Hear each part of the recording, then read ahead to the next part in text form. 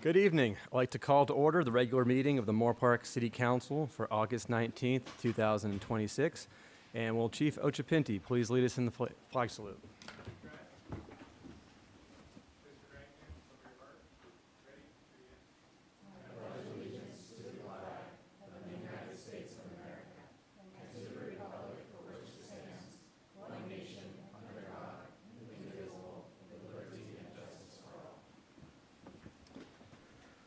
Will the clerk please take roll?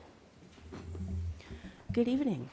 Councilmember Barrett. Present. Councilmember Castro. Present. Councilmember Delgado. Present. Councilmember Means. Present. Mayor Integrin. Present. Next is item 4, proclamations and commendations. Item 4A is introduction of new Moorpark Downtown Deputy Krista Rubino with Ventura County Sheriff's Office. Will Krista please join me at the front?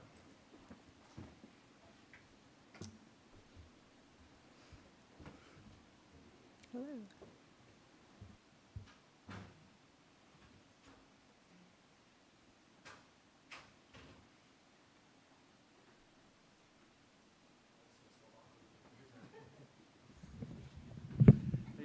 I'm good. How are you?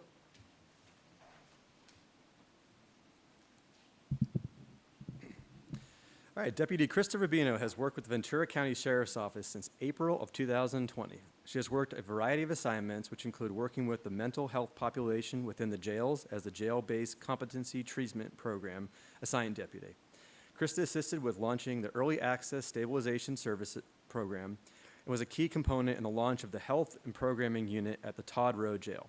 Krista is also a member of the Tactical Response Team, whose primary role is to respond to natural disasters and critical incidents with the County of Ventura. Krista transitioned to patrol in the city of Moorpark in the summer of 2024 and has since then earned her role as the newest downtown liaison deputy. Krista has worked with the community members, business owners, and stakeholders in all capacities of her career and the goal of creating a lasting impression of community safety and involvement. Welcome. Good to say a few words. Mind if I pull it down just a little bit? Hi, guys. Thank you so much. You know what? The city of Moorpark has been very good to me. I really appreciate the community and the family dynamic that this community has. It's been very welcoming, and I'm very appreciative to be able to work for you guys and with you guys. So thank you.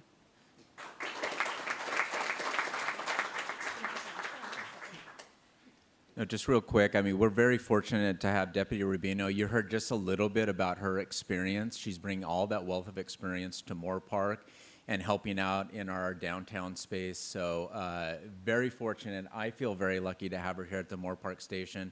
She's already doing amazing work in the downtown area as well as the rest of the community. So again, great to have you here, Deputy Rubino.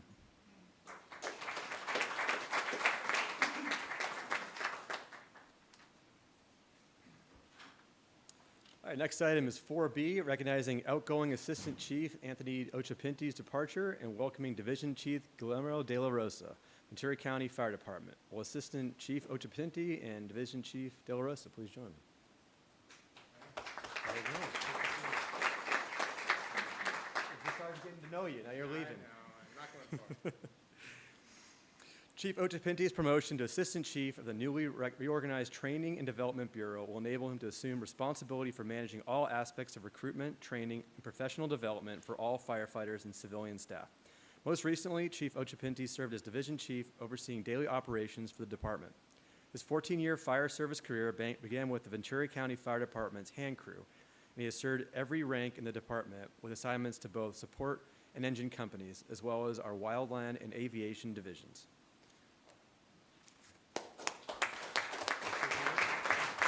Thank you, Mayor. I must say, over the course of the past year, it has been nothing short of just an incredible sense of fulfillment, and having the opportunity to work at the pleasure of the council and serve the citizens of Moorpark alongside the incredible city staff here has had a huge impression on me.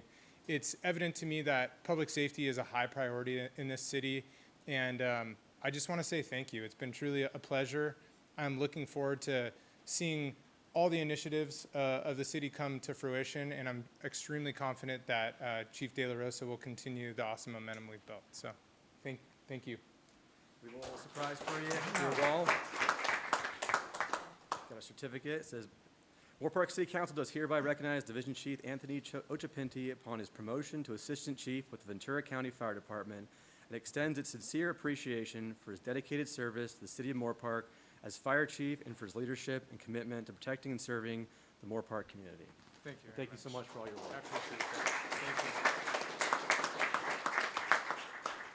All right, now I'd like to introduce Chief De La Rosa. Division Chief, Guillermo, sorry. I gotta have some water right now. It's a lot of reading here. Division Chief Guillermo De La Rosa has served with the Ventura County Fire Department for more than 20 years, working in a variety of assignments and disciplines throughout Ventura County. Most recently, he served as Battalion Chief overseeing the Fire Communications Center before being promoted to Division Chief. He has built his career over the past 23 years on providing strong leadership and a desire to serve others. Chief De La Rosa will be assigned as a Moorpark Fire Chief while serving as the B-Shift Division Chief for the Ventura County Fire Department. Guillermo will have operational oversight of all 5 battalions across the county while on duty. His role as the Moorpark Fire Chief, he will continue to build upon the strong relationships the fire district has with the City of Moorpark and its residents. Key initiatives will include emergency response and readiness, fire prevention efforts, wildfire risk reduction, and liaising with a variety of partner agencies throughout the city. He holds a bachelor's degree in fire service administration and now serves as the fire department's representative to the City Council. He looks forward to working with the City Council, City staff, and the City of Moorpark. Chief De La Rosa and his wife have 3 children and are proud to call Ventura County home.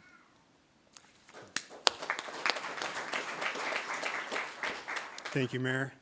I've always thought of the City of Moorpark as a wonderful community, excellent city. I've always enjoyed working here as a firefighter engineer, captain, and a battalion chief, and I'm very much looking forward to continuing the progress that has been laid out, the foundation that's been laid, and serving the community and working together with city staff. So thank you guys all very much.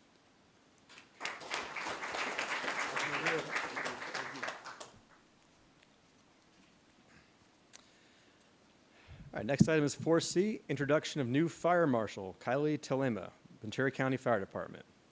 Kylie, please join me.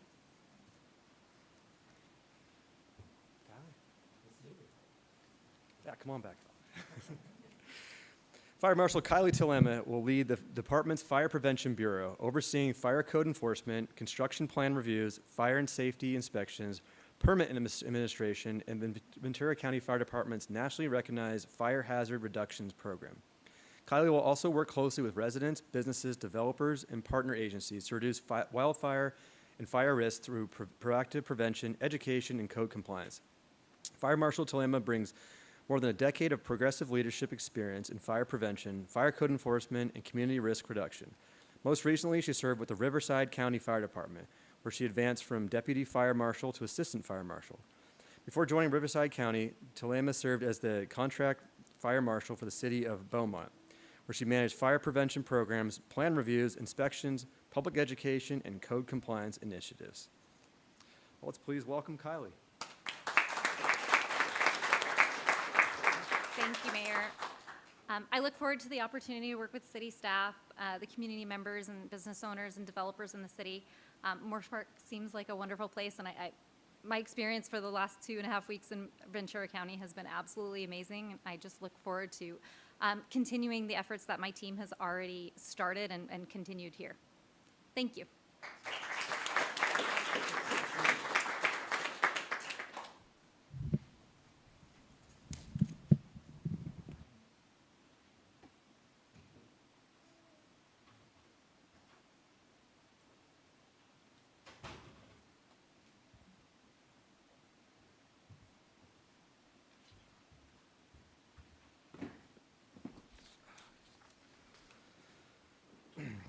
Next item is 5, public comment. Are there any speakers? Good evening. Yes, Mr. Mayor, we do have a number of speakers this evening. As this item is public comment, all speakers have 3 minutes in which to address the council. And I'll call the first speaker and tell you who's on deck next. So our first speaker will be Jessica Asani, I believe is the last name, who will be followed by Emma.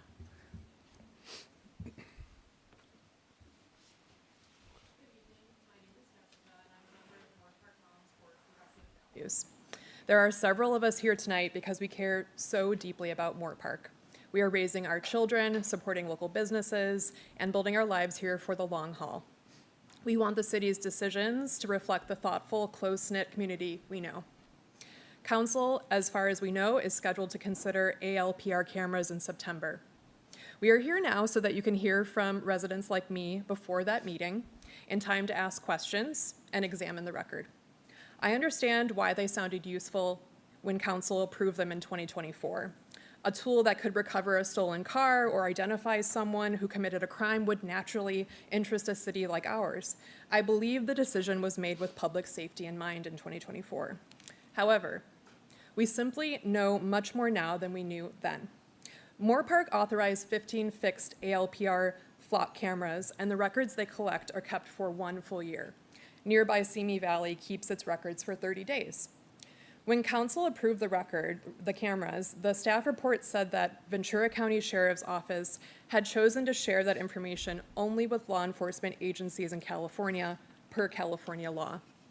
Then we learned that out-of-state agencies made more than 364,000 queries against Ventura County's flock network during a period in 2025, without Ventura County Sheriff's Office approving it or even knowing that it was happening. It also included 299 searches showing up in this data breach with the search term immigration. This broke California law. VCSO believed National Lookup, the option had already been turned off, but it hadn't. A few months later, U.S. Immigration and Customs Enforcement, otherwise known as ICE, happened to conduct a large-scale enforcement operation in Ventura County. That data breach changed the facts in front of you and should change the conversation moving forward. Other California communities just like ours have revisited the same decision. Mountain View unanimously ended its 30-camera contract. Los Altos Hills began removing 31 cameras. Santa Cruz voted 6-1 to end its contract. And right here in Ventura County, Oxnard suspended all 19 fixed cameras after learning of the data breach that ultimately broke our state's law. We hope you'll use the time before September to study these concerns that we bring to you today and ask for the answers residents like me deserve. When this comes before you in September, please vote to remove Moorpark's fixed flock cameras before the contract ends in 2027. Thank you for your time this evening. Thank you. And our next speaker is Emma, who will be followed by Chloe Shelton.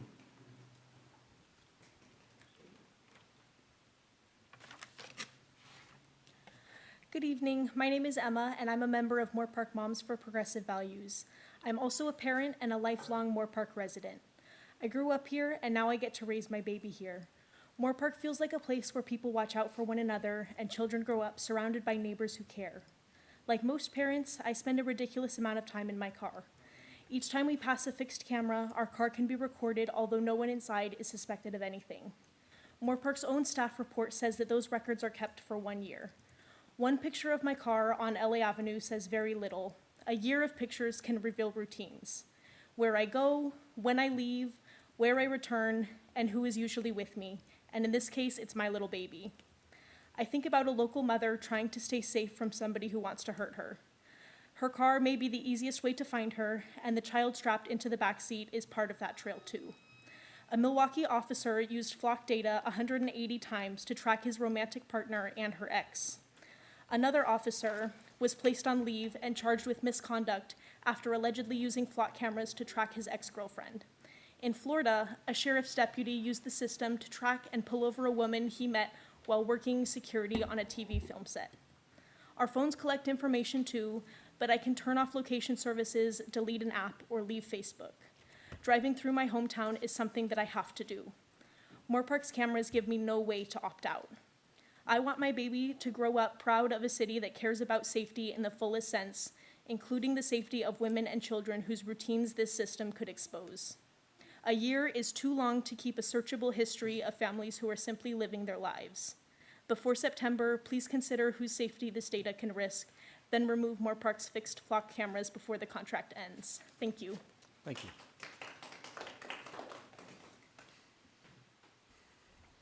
And our next speaker is Chloe Shelton, who will be followed by Carissa Shaw.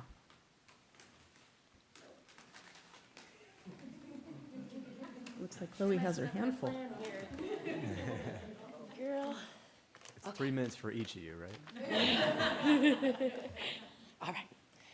Good evening. My name is Chloe, and I'm a member of the Moorpark Moms for Progressive Values. I grew up in Moorpark, and now I am raising my baby here. I love living in a city where people expect their word to mean something. When Moorpark tells residents a protection is in place, we should be able to rely on it. A company trusted with information about all of us should be able to account for where it goes. That is why one part of this conversation keeps bothering me. When council approved these cameras, the staff report said the Ventura County Sheriff's Office had chosen to share flock data only with law enforcement agencies in California. VCSO has also said that it turned off Flock's national lookup feature in June 2023. Yet during a period in 2025, out-of-state agencies made more than 364,000 queries against Ventura County's flock network. VCSO says it neither approved nor knew about that access.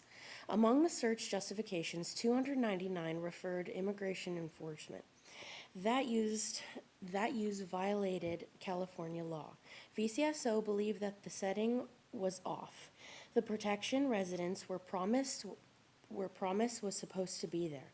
Flock later said its old technical logs could not fully explain what happened. VCSO has since started daily audits, and Flock said it added safeguards. Yet those measures ask us to trust the same system and vendor that failed to provide the promised restriction for the first time. If a company protecting sensitive information allowed hundreds of thousands of unauthorized searches through a restriction both sides believes was working, I would reconsider that relationship, regardless of why I originally hired it. Oxnard reached that point after the same exposure. Its police department still recognized that ALPRs can still be useful, and it suspended all 19 fixed Flocks cameras because public trust mattered more.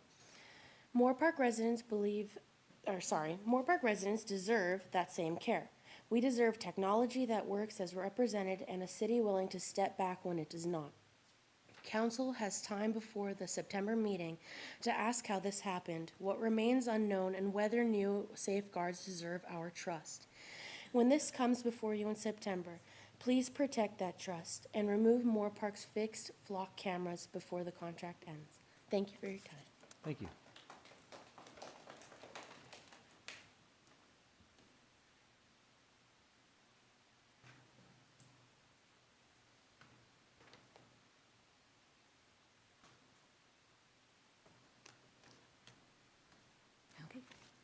Good evening. Thank you for being here. My name is Carissa. I'm a member of Moorpark Moms for Progressive Values. I have lived in Moorpark for over 5 years. My husband works for Moorpark Unified, so we are deeply involved and love the city of Moorpark. We all want to protect the city, so when I keep hearing that these cameras make Moorpark safer, I went looking for the numbers. In 2018, years before Moorpark installed the fixed flock network, the city's violent crime rate was 71% lower than California's and 59% lower than Ventura County's. Moorpark ranked third safest in California among cities with at least 25,000 residents. That record was built before these cameras arrived, through community investment, effective local policing, engaged residents, and neighbors looking out for one another. Those are strengths I recognize in Moorpark. They make me feel safer than a private company collecting a year of our movements ever could. Moorpark Police also had license plate readers before Flock. The city's 2024 staff report says police had ALPR cameras mounted on 3 patrol cars for about 10 years. The report described ALPR technology helping detectives investigate a baby formula theft. The useful camera hit came from Simi Valley rather than Moorpark's new fixed network. I reached out to Ms. DeGalgo, and I've been talking to middle schoolers all day, so I also, and pronouncing new names, and Mayor Enegren with my concerns about expanding the flock cameras, and appreciated their response, their quick response, and encouraging replies. So I did appreciate that a lot. Before the September meeting, please ask, how many Moorpark cases have these 15 fixed cameras helped solve? How much crime have they actually prevented? What measurable benefit do they provide beyond the tools Moorpark already had? Those answers matter because Moorpark keeps a year of location information about ordinary people driving to school, work, church, and medical appointments, and home. Safety decisions should be supported by evidence. Before asking residents to accept that level of monitoring, the city should be able to show a clear and necessary benefit from this specific fixed network. I am proud that Moorpark was a safe city long before Flock arrived. I believe the strength of this community is worth trusting, and the privacy of the people who make it strong is worth protecting. Thank you so much for your time. Thank you.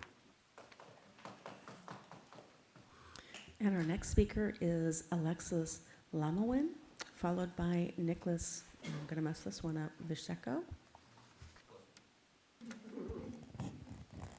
Hello. Hi, everybody. My name is Alexis. I grew up in Moorpark. I've been here pretty much my whole life. I learned how to read out in Mountain Meadows, went to prom at the Reagan Library, like a lot of us did. And at home lately, I've been hanging out with my mom, and we are part of Moorpark Moms for Progressive Values because I was raised by one. And at home, we've been discussing that Moorpark should not expand or continue using fixed automatic license plate reader technology. We should not accept this surveillance as our new normal. I'm here to explain why the scope of data collected matters, how real instances of misuse show the risk, and how this affects our community safety and personal privacy. For instance, in one Texas county, flock data from 6,809 networks from over 83,000 cameras were used to locate a woman who was believed to have taken an abortion pill. The police department used fixed ALPR technology to target a person seeking a health procedure. The log search said, had an abortion, search for female. This story shows that a privately owned tool can find anyone for any reason. And if vast data collection is the goal, then what exactly is the intended use? Once the data exists, then people will find new ways to use it. Flock camera access enables obsessive behavior and targeted tracking, especially of women. The Washington Post reported that at least 50 law enforcement officers have used license plate readers for unauthorized purposes, including stalking women without their knowledge or consent. Once you build a large database of where people's cars have been and when, who they go with, someone must ensure that every person with access to that information uses it properly for as long as the database exists. Can Moorpark ensure anyone with access to our data will use it for the good of the people? Moorpark shouldn't have to wait for something that happens before deciding that this is too much information for us to be dealing with.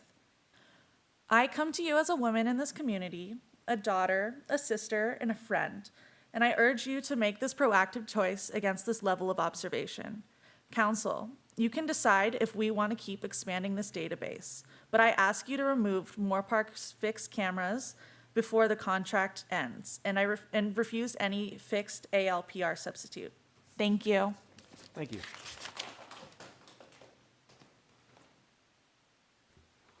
And I'm not going to mess up Nicholas's last name again. I'm not going to try. Following Nicholas will be Michelle Schroeder. Good evening. My name is Nicholas Vieco, and I'm a friend of the Moorpark Moms for Progressive Values. And I'm here to speak on why I think it would be in our best interest to remove the flock cameras. I respect the people who serve this city, and good leadership means revisiting decisions when new information comes to light. Regarding these cameras, the actions of other California cities have set an example, and Moorpark would be in good company saying we have learned more from them and we can choose a different path. Mountain View had 30 fixed flock cameras. Its own police department audited the system and found outside access that was not supposed to occur. The police chief had to shut down all 30 cameras. He acknowledged that they had helped solve some crimes, but he still had to turn them off because he no longer was able to trust them. 3 weeks later, the city council voted to end the contract, removing them.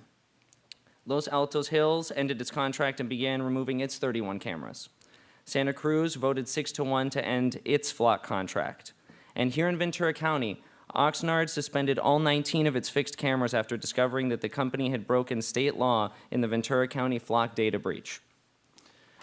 Those leaders weighed the benefits against newly visible risks and decided the balance had changed. That's the choice we're asking you to prepare for ahead of September. Changing course can show judgment, humility, and care for the people that you represent. And we love this city. We want to tell our neighbors that when residents raised a serious concern over these cameras, the City Council listened and acted before anyone else here was harmed. And there's clear precedent, including from a neighboring city working within the same county. Moorpark does not have to conduct an experiment with its residents' privacy to learn a lesson other communities have already learned. I grew up here, I graduated Moorpark High, and I benefited greatly from the safety of this city. But that safety is based on a mutual trust between the citizens of this community and the leadership and law enforcement that we rely on.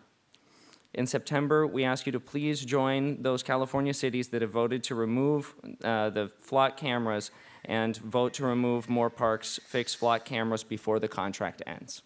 Thank you very much. Thank you. And following Michelle Schroeder will be Janet Nickleby. Good evening. My name is Michelle Schroeder. I'm a member of Moorpark Moms for Progressive Values, and I think most importantly, I've lived in Moorpark for over 25 years. Both of my children were born and raised here, and we've truly appreciated the smaller, safer, close-knit community of Moorpark. It's why we chose here to raise our family, and it's why we're still here. My kids are now in college, and they still come home and still enjoy it, so very exciting. We've spoken tonight because Moorpark is where we raise our children. It's where we shop. It's where we volunteer. It's where we built our lives. Coming here is how we show up for a city that we truly love. Our request before September is practical. These cameras came to Moorpark through a temporary state grant. Moorpark was allocated 15 cameras. The 2024 staff report says that they cost about $3,300 per camera per year, and the grant covers installation, leasing, and removal. The grant explains how the program began, but it does not erase the privacy cost, potential error rate, or the council's responsibility to decide whether the program still serves Moorpark. The agreement ends in May 31st, 2027, and it does not automatically renew.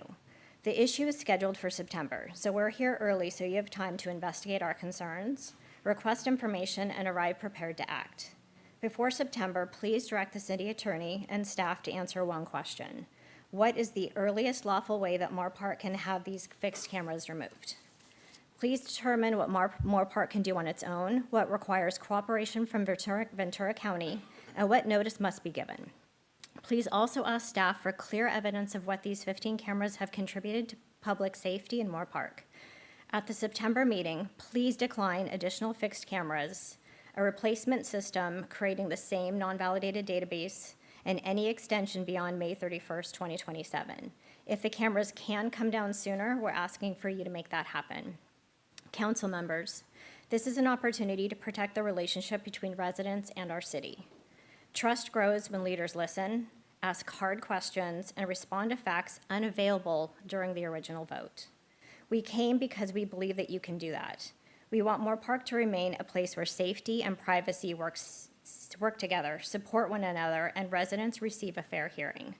Please use the time before September to get the answers Moorpark deserves. Then remove the fixed flock cameras at the earliest lawful opportunity before the contract ends. Thank you. Thank you. And Janet Nickleby will be followed by Nazil Kanji. Hi, I think all of you guys know me. For those that don't, my name is Janet Nickleby. I've lived in Moorpark for 25 years. I raised my children here, and I always have loved the safety of the city of Moorpark. We've worked together on a lot of issues. You know that I trust you, I respect all the work that you do, and I hope you trust me when I come forward and bring my comments.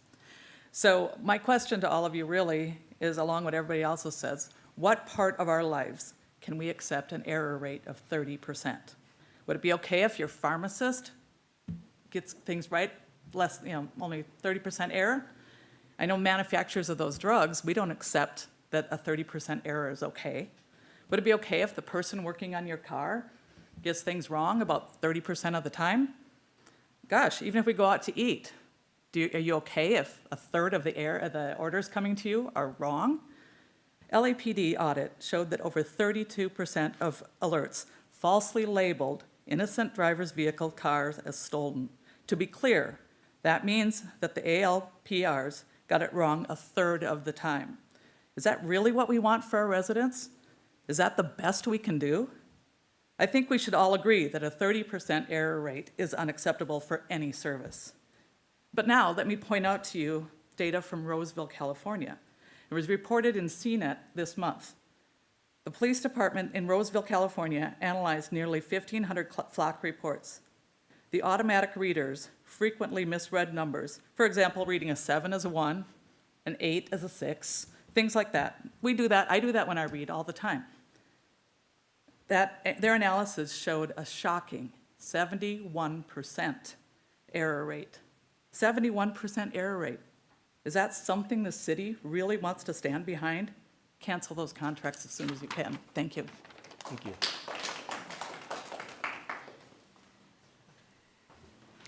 And Nazil will be followed by Daniel.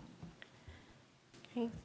Good evening. My name is Naslin Kanji, and I'm proud to serve as president of Seroptimus International, Simi Valley, and Moorpark. And I'm not going to be talking about the cameras. For those of you who are not familiar with Seroptimus, we're part of a global organization dedicated to improving the lives of women and girls through education, empowerment, and opportunity. Our club proudly served Simi Valley community for many years. And this year, we officially expanded our name to include Moorpark. We already have members who live and work in Moorpark, and we have served the community in Moorpark for many years as well. And both communities have benefited from our programs. Adding Moorpark to our name reflects our commitment to growing these relationships and making even a greater impact in this community. Locally, we provide scholarships and educational grants for women and girls. We support young women through our Dream It, Be It program, provide resources for women facing difficult circumstances, raise awareness for human trafficking, and partner with other organizations to address the needs in the community. One of our signature programs is your Live Your Dream Award, which provides financial grants and scholarships to women who are basically head of household and still continuing their education. Those applications are currently open right now, and they are open through November 15th. There's information on our website about those applications, and I will make sure everybody gets a copy of our website information. We believe that when you give a woman and girl an opportunity to succeed, it reaches far beyond her, that one person. It strengthens the family, her children, and ultimately the community. And one of the ways we're able to fund these programs is through our annual fundraiser. It's called Little Black Dress. This year, I would personally like to invite you, all of you, to join us for Little Black Dress. It's called Villa Notte. It's on September 17th at Walnut Grove in Moorpark. I know there's a State of Healthcare Summit at the same time. We just picked the right date. But if you're able, we would love to have you join us. The funds we raise through Little Black Dress support all the programs, the scholarships, and opportunities we provide to girls and women right here in our community. As we grow our presence in both Simi Valley and Moorpark. 3 minutes are up. You guys wrap it up. Okay. Thank you. Anyway, I want to thank you for giving me this opportunity to talk to you. Thank you. Thank you.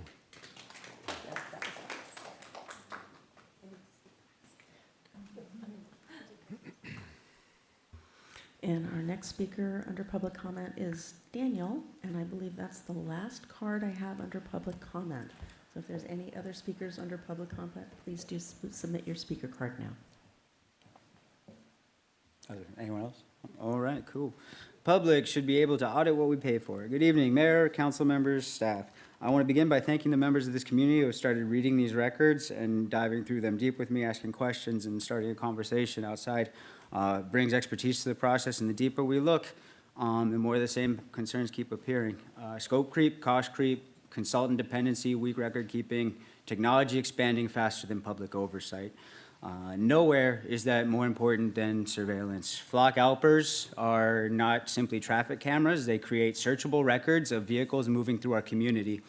VCSO policy permits Alper use for official law enforcement purposes without requiring reasonable suspicion or probable cause before a search.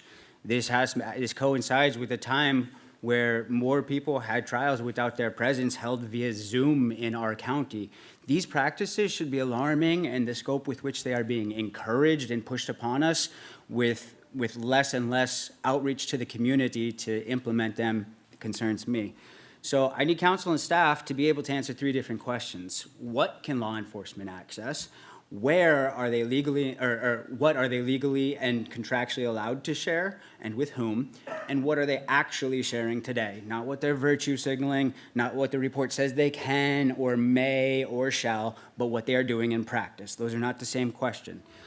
Who can search the data originating from our Moorpark Alpers? What agencies are currently on that sharing list? What interagency agreements authorize that access?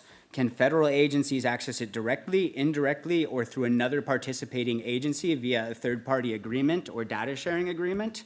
Can you audit the logs proving the system is operating inside those boundaries? Because we've already seen evidence why wording alone is not enough. VCSO said national lookup was disabled, yet an audit later found that, well, we all heard that fact already tonight. There's a difference between what a system is supposed to do and what it actually does. Now we're focusing on the fire report has mislabeled numbers in there that equate to propaganda for the implementation of the flock replacement from the sky. They cost 10 times as much as the drones that we currently have, which we're being told they were being outsourced because they were made illegal. However, if you look at the exact drones that we're told we had to get rid of under those causes, they don't appear to be any of those models at all. So we're spending 10 times as much on replacement drones provided by the DOJ that VCSO says they're not sharing data with. UNSAT. I got a bunch more, but I have to address it as we go, depending on which records got pulled, because I can only ask that they get pulled. I can't say, hey, can we talk about this stuff that has factual discrepancies? I love you all, council. I appreciate you hearing me out. Thank you. Thank you.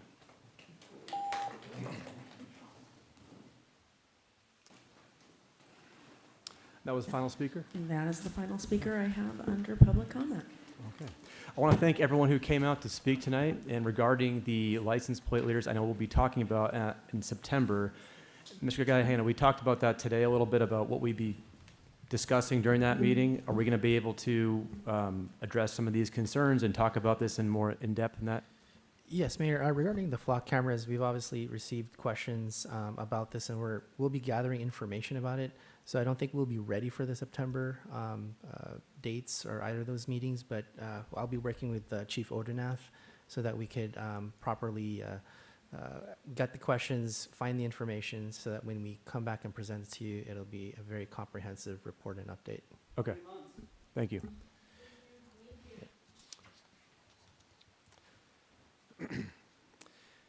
Okay, next item is 6, reordering of and additions to the agenda. Does anyone need to pull anything from consent? Yes, I would like to pull 8J and 8N. 8J and 8N. I'll write that down. Was that M or N as in Nancy? N as in Nancy. Thank you. J, 8N. Said J and N. Okay. And I'd like to pull 8C, and I know 8E we need to pull for Mr. Castro, or Dr. Castro. Thank you. And I'd also like to pull 8K. We just pull all of it. No.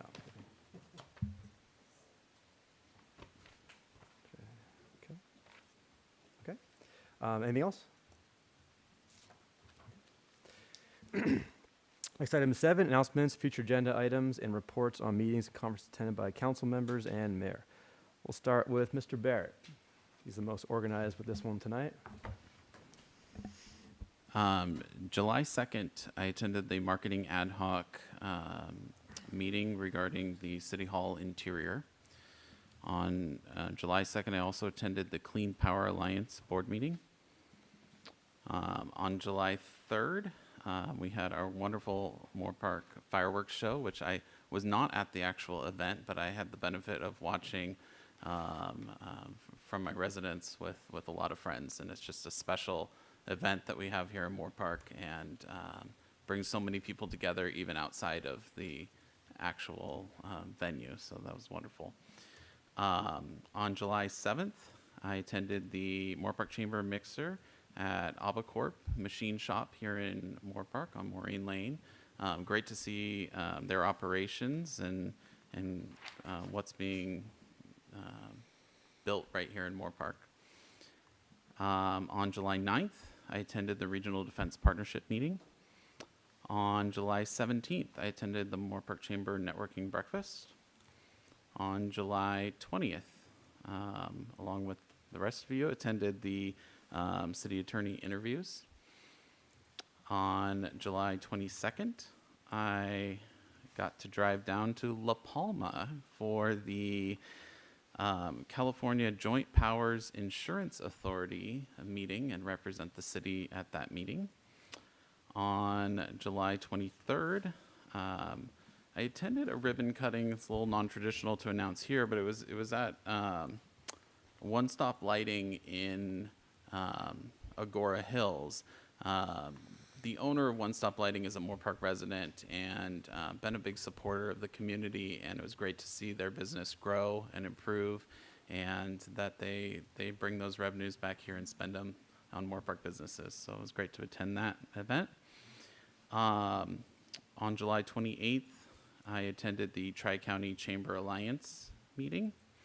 On July 29th, I attended the Moon Valley Nurseries ribbon cutting just outside the city limits on Tierra Rajada. Great to see that operation grow and improve from the nursery that was there before, and they're doing great things, so definitely check them out. On July 29th, I attended the advisory board meeting for the teaching zoo at Moorpark College. On July 29th, I also attended the joint meeting with the library board for goal setting. On July 30th, I attended the marketing ad hoc meeting regarding the city's website. August 3rd through 9th, I got the pleasure of attending the Ventura County Fair. We had a presentation of the poster here in this room about a month ago, a couple months ago maybe, and it was great to be there and spend time. And my kids had raised goats for the fair, and so it was we were there all week. On August 11th, I attended the first ever Moorpark nonprofit roundtable. This is a new meeting that the Chamber of Commerce is putting on that will happen on a regular basis to help coordinate schedules, so we don't have the issue with the Sir Optimus Littleback dress happening on the same day as the healthcare forum. So things like that we can hopefully coordinate and prevent and work together stronger as a community of nonprofits. On August 12th, I attended the Moorpark Chamber board meeting. That's all I got. Thank you. Can we just encourage Councilman Barrett to get involved in the community once in a while? He's just taking these summers off, and do better, Councilman Barrett, do better. All right, I cannot beat that. On July 2nd, I also attended the marketing ad hoc meeting with Councilmember Barrett for interior of City Hall. On July 3rd, along with my fellow council members here, attended the Moorpark fireworks festivities at Tierra Rajada Park. On July 17th, I attended the Chamber of Commerce networking breakfast. On the 29th, I attended the Moon Valley ribbon cutting and also the special joint council and library board meeting. On the 30th, I attended the marketing ad hoc committee along with Councilmember Barrett. On August 3rd, I attended the Sheriff's National Night Out. That is such a wonderful community event, and I'm extremely glad to see it growing every year. On August 4th, I attended the Chambers Networking Mixer at Los Robles Imaging Center, and we are so lucky to have such a great place in our community for imaging. They're extremely, what do I want to say, welcoming and quick, and it's great to get all my imaging done there. Unfortunately, I've had to do it a bunch with some broken feet in the last couple of years. So I know them well. On August 8th, I attended the ribbon cutting for Legree Restoration, which is the first business to open at High Street Depot. And if you're looking for a workout, I can tell you firsthand that I did take a class there and I could barely walk for about 2 days. So it is extremely intense workout. It's a really great workout. I highly recommend it. On the 12th, I attended the Chamber of Commerce board meeting. On the 13th, I attended the Moorpark Young Professionals at California Bun. Also great to see that group continuing to grow. We meet the second Thursday of every month at different Moorpark restaurants. And on the 17th, I attended the ribbon cutting at Second Chance Thrift, which is a wonderful store whose proceeds are all going towards funding a teen center here in Moorpark.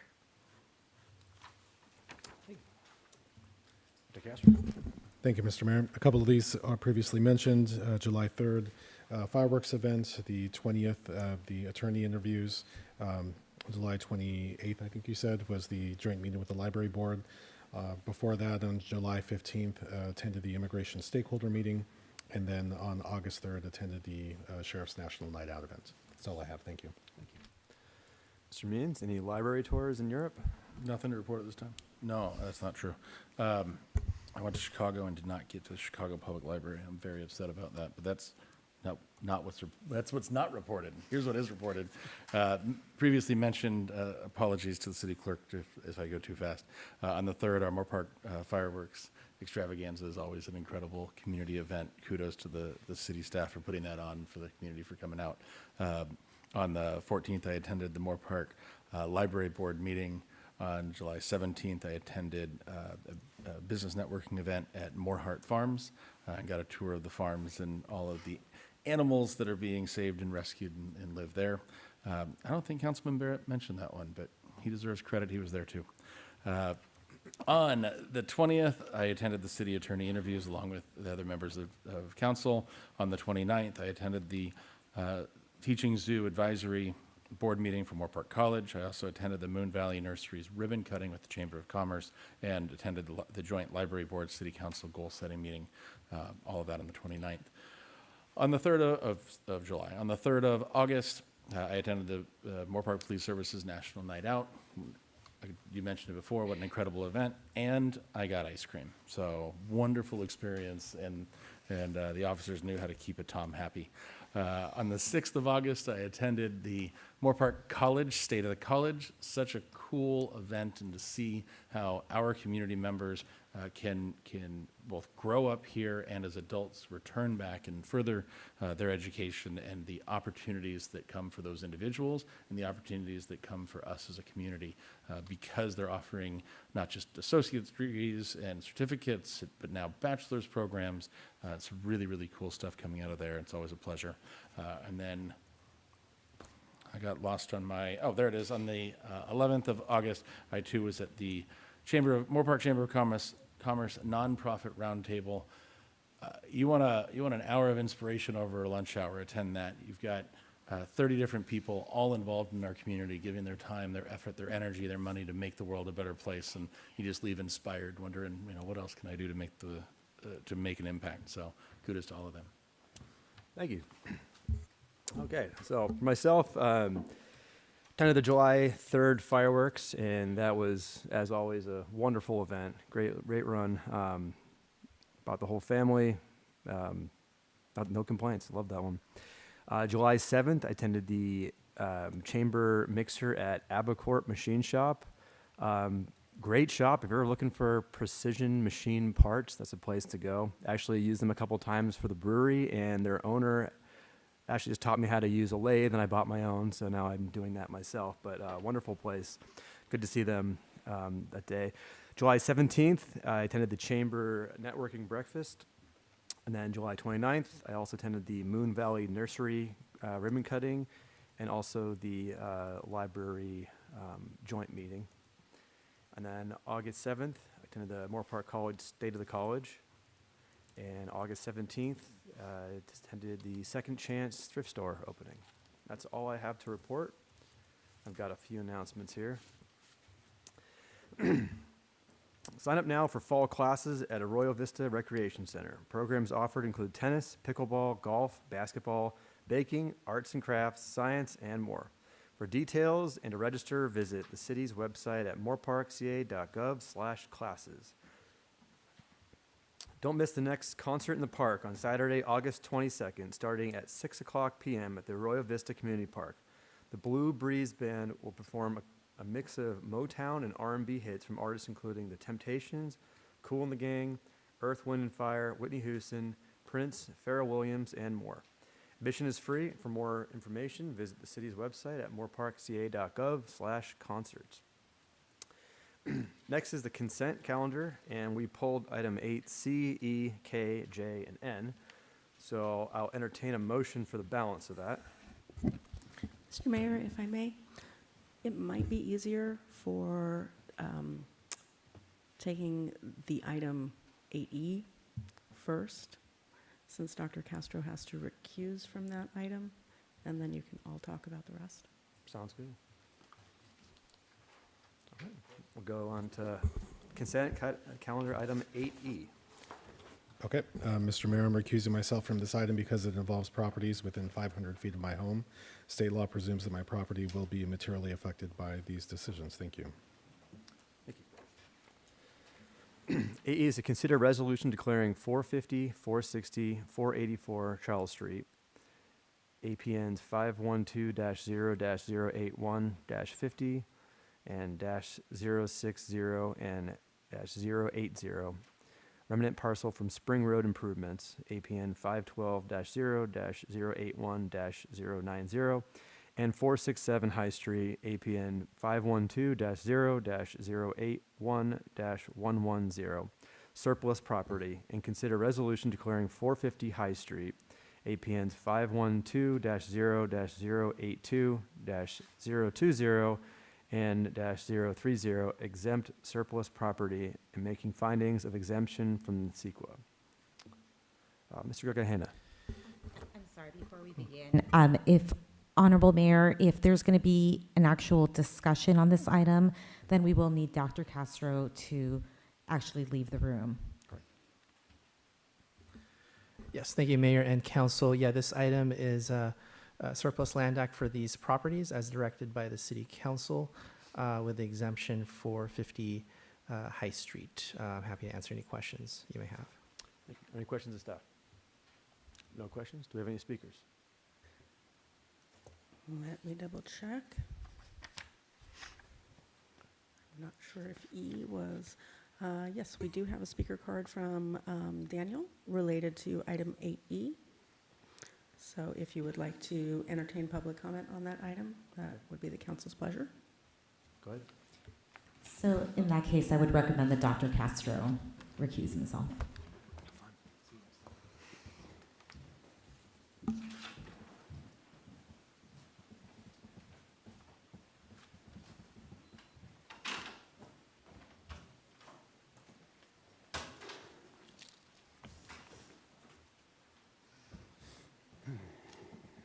Hello. Okay. I'm reading through notes. I made fact sheets for these.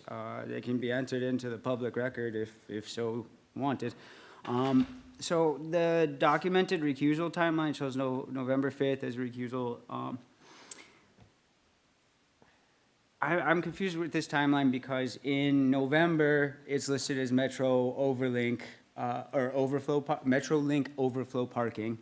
And now there's no further municipal use. With the development of the city, the original stated purpose for these in city records was affordable housing.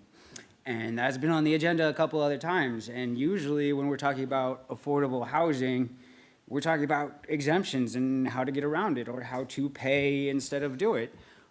So I was shocked to see that even these small parcels being pushed off for surplus over being developed for affordable housing. And just, I did some research on what surplus means and designating them this way and why we have to designate them this way and what it means and what can happen because of that. And that means they can be sold for less than market value to whoever bids on them once it opens up. And I was also wondering why we would sell something for less than market value instead of build affordable housing on it, especially when there's so many new apartments going up right down the street in the development zone. I am also very concerned because the parcels in question, one of them or two of them happen to be beneficiaries of exemptions, and that could be because they fit the description of what those exemptions should be, but it's less than 2% of the threshold for qualifying for that exemption with which they hit it, which is 0.49 acres, and I'm sure people are aware that the threshold is 0.5 acres. Two of them are getting processed under exemptions. I am also very interested with the ownership history of these properties and if it goes back to more than just being neighbors, because they're held by ominous registered agents of LLCs, and there's not a lot of traceability on the ownership of these properties. But as the city, I'm sure you guys have longstanding histories of that with the tax assessors and stuff like that, that we could figure out if there are any other conflicts of interest aside from the one that we know of. So I appreciate this. This is all just good record keeping, established timeline. I appreciate any research and clarification that we can get on this as constituents, because if developing High Street and the library and the area over there is the future of Moorpark, we should all have a fair share in it. Thank you. Thank you. And that is the only speaker card I have for this item. Okay, moving to discussion. Mr. Gargahena, could you maybe put some clarifications on that? I know it's a routine thing of disposing of city-owned properties. Yeah, absolutely. In regards to 450 High Street, unpaved parking lot on the south side of that street, that was previously designated as overflow parking at one point. We obviously have renovated the North Metrolink parking lot. And then regarding affordable housing, because of the exemption required under state law, we are not required to sell that for affordable housing. That's why it's considered exempt under the Surplus Land Act. And then we are required to also sell properties at market value. Thank you. Any discussion? No? Okay. I'll go ahead and I'll move approval. Second. We have motion and a second. We need a roll call vote. Mayor Integrin. Aye. Councilmember Means. Aye. Councilmember Barrett. Aye. Councilmember Delgado. Aye. And the record will reflect that Councilmember Castro is recused from this item. Okay, thank you.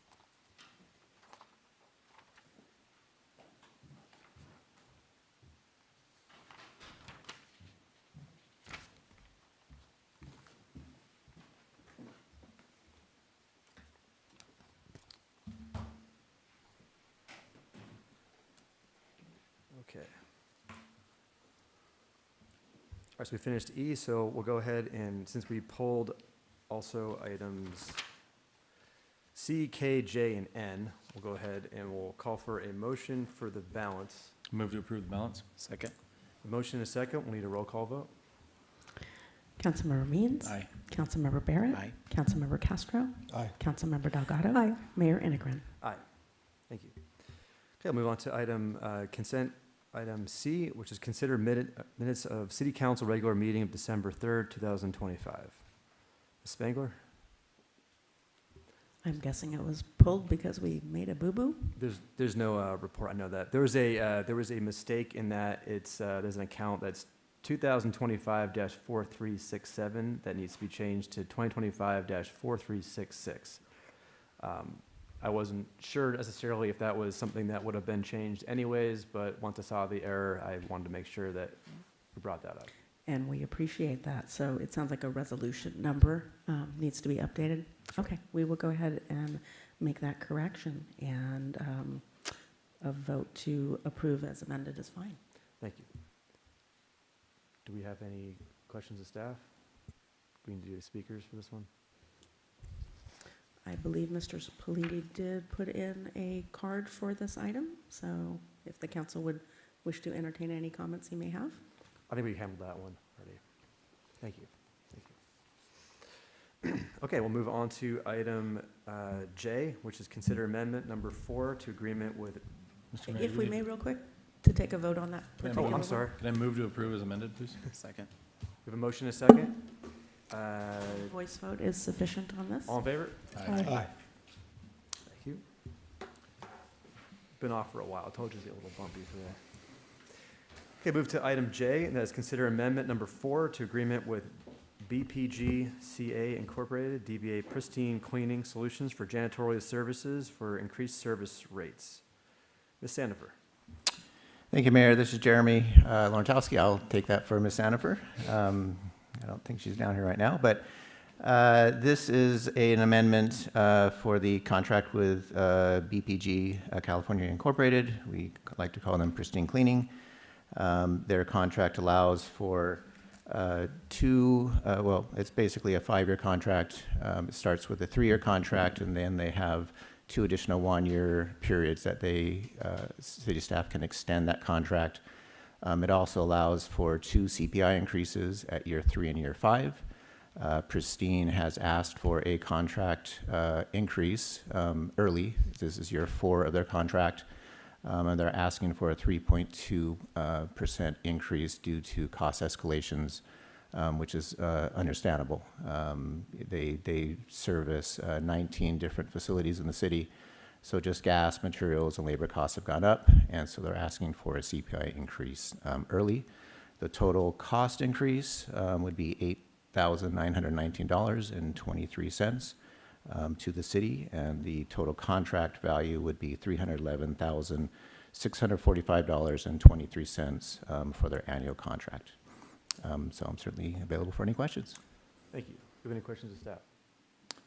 I just want to clarify that so they're going to be doing the increase in year 4, but they are still planning on under this agreement to have also an increase in year 5.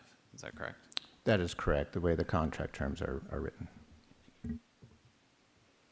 And is there any, do you foresee that if we say no to this, that they would cancel their contract? Because you say they are unable to afford actually continuing? You know, it's hard to say. You know, there's several options the city council can take. If we denied the increase, we would go back to Pristine and let them know that the city council denied their request. And that at that point, they would have to decide whether or not to essentially figure out how to adjust without a cost escalation. They could potentially come back and say they just can't do it, in which case we would go out to bid.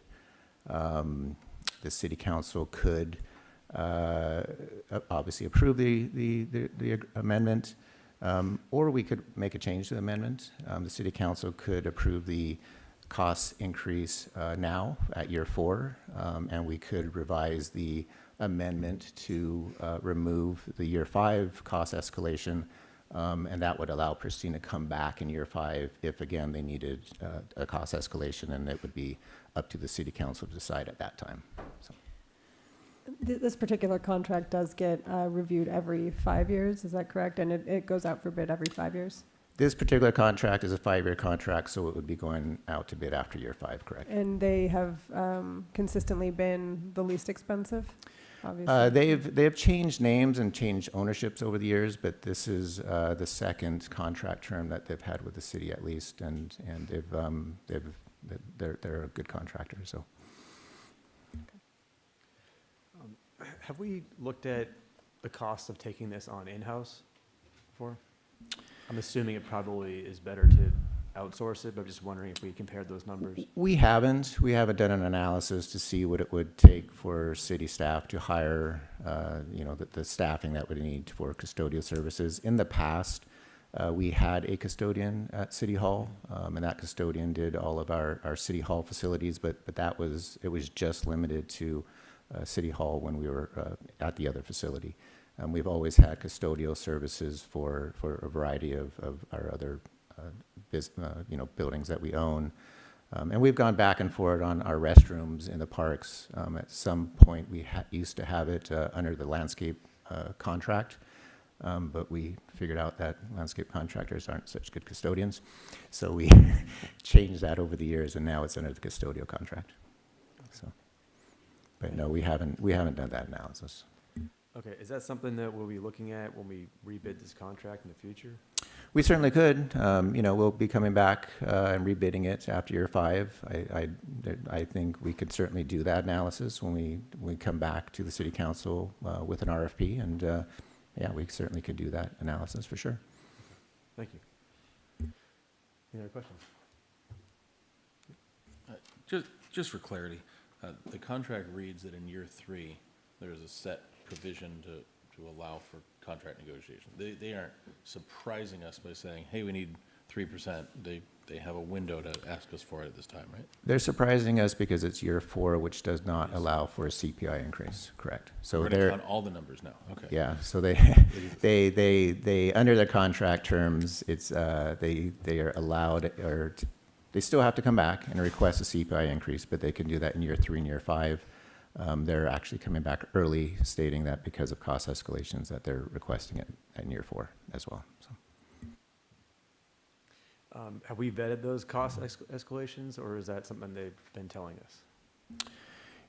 We've seen it across the board. I don't think we have the same provisions in our landscape contract. I don't think we've since ever had a landscape contractor that has been able to hold onto those provisions as well. It might be something that we want to consider in the future about changing our contract terms.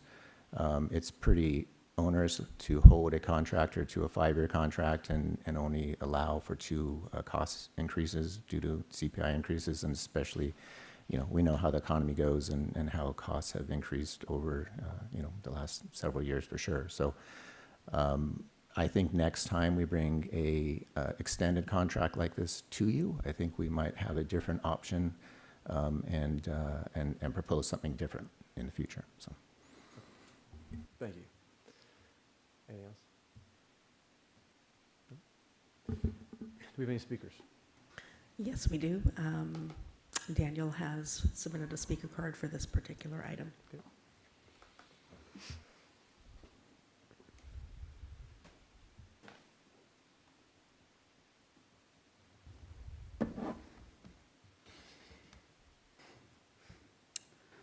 Hello. Okay, so I have a detailed contract timeline that I was able to build up from the available public records. I'm not sure what's not available, but in June 2020, Service Master won the RFP, and then in December of 2021, January 22, Service Master was sold to BPGCA LLC DBA WJW City, and they called it a completely new entity and waived the bidding process.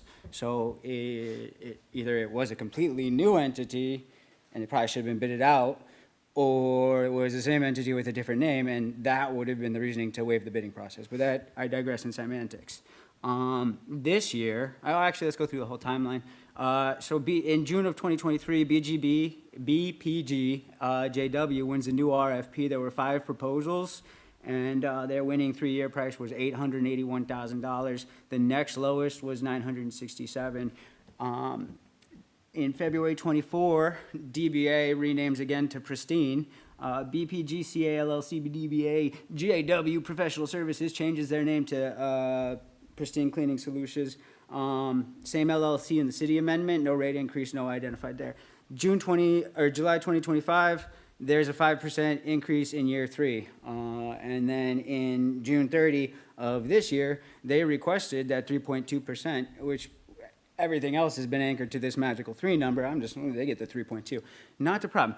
2 days after the price request, the city executed the extension through June 30th before you guys got to review the new rates or the package. So the horse was before the cart. You guys didn't even get to vote or represent the idea that us as constituencies could have talked to you about it, and then you could have voted informed. So this was pushed.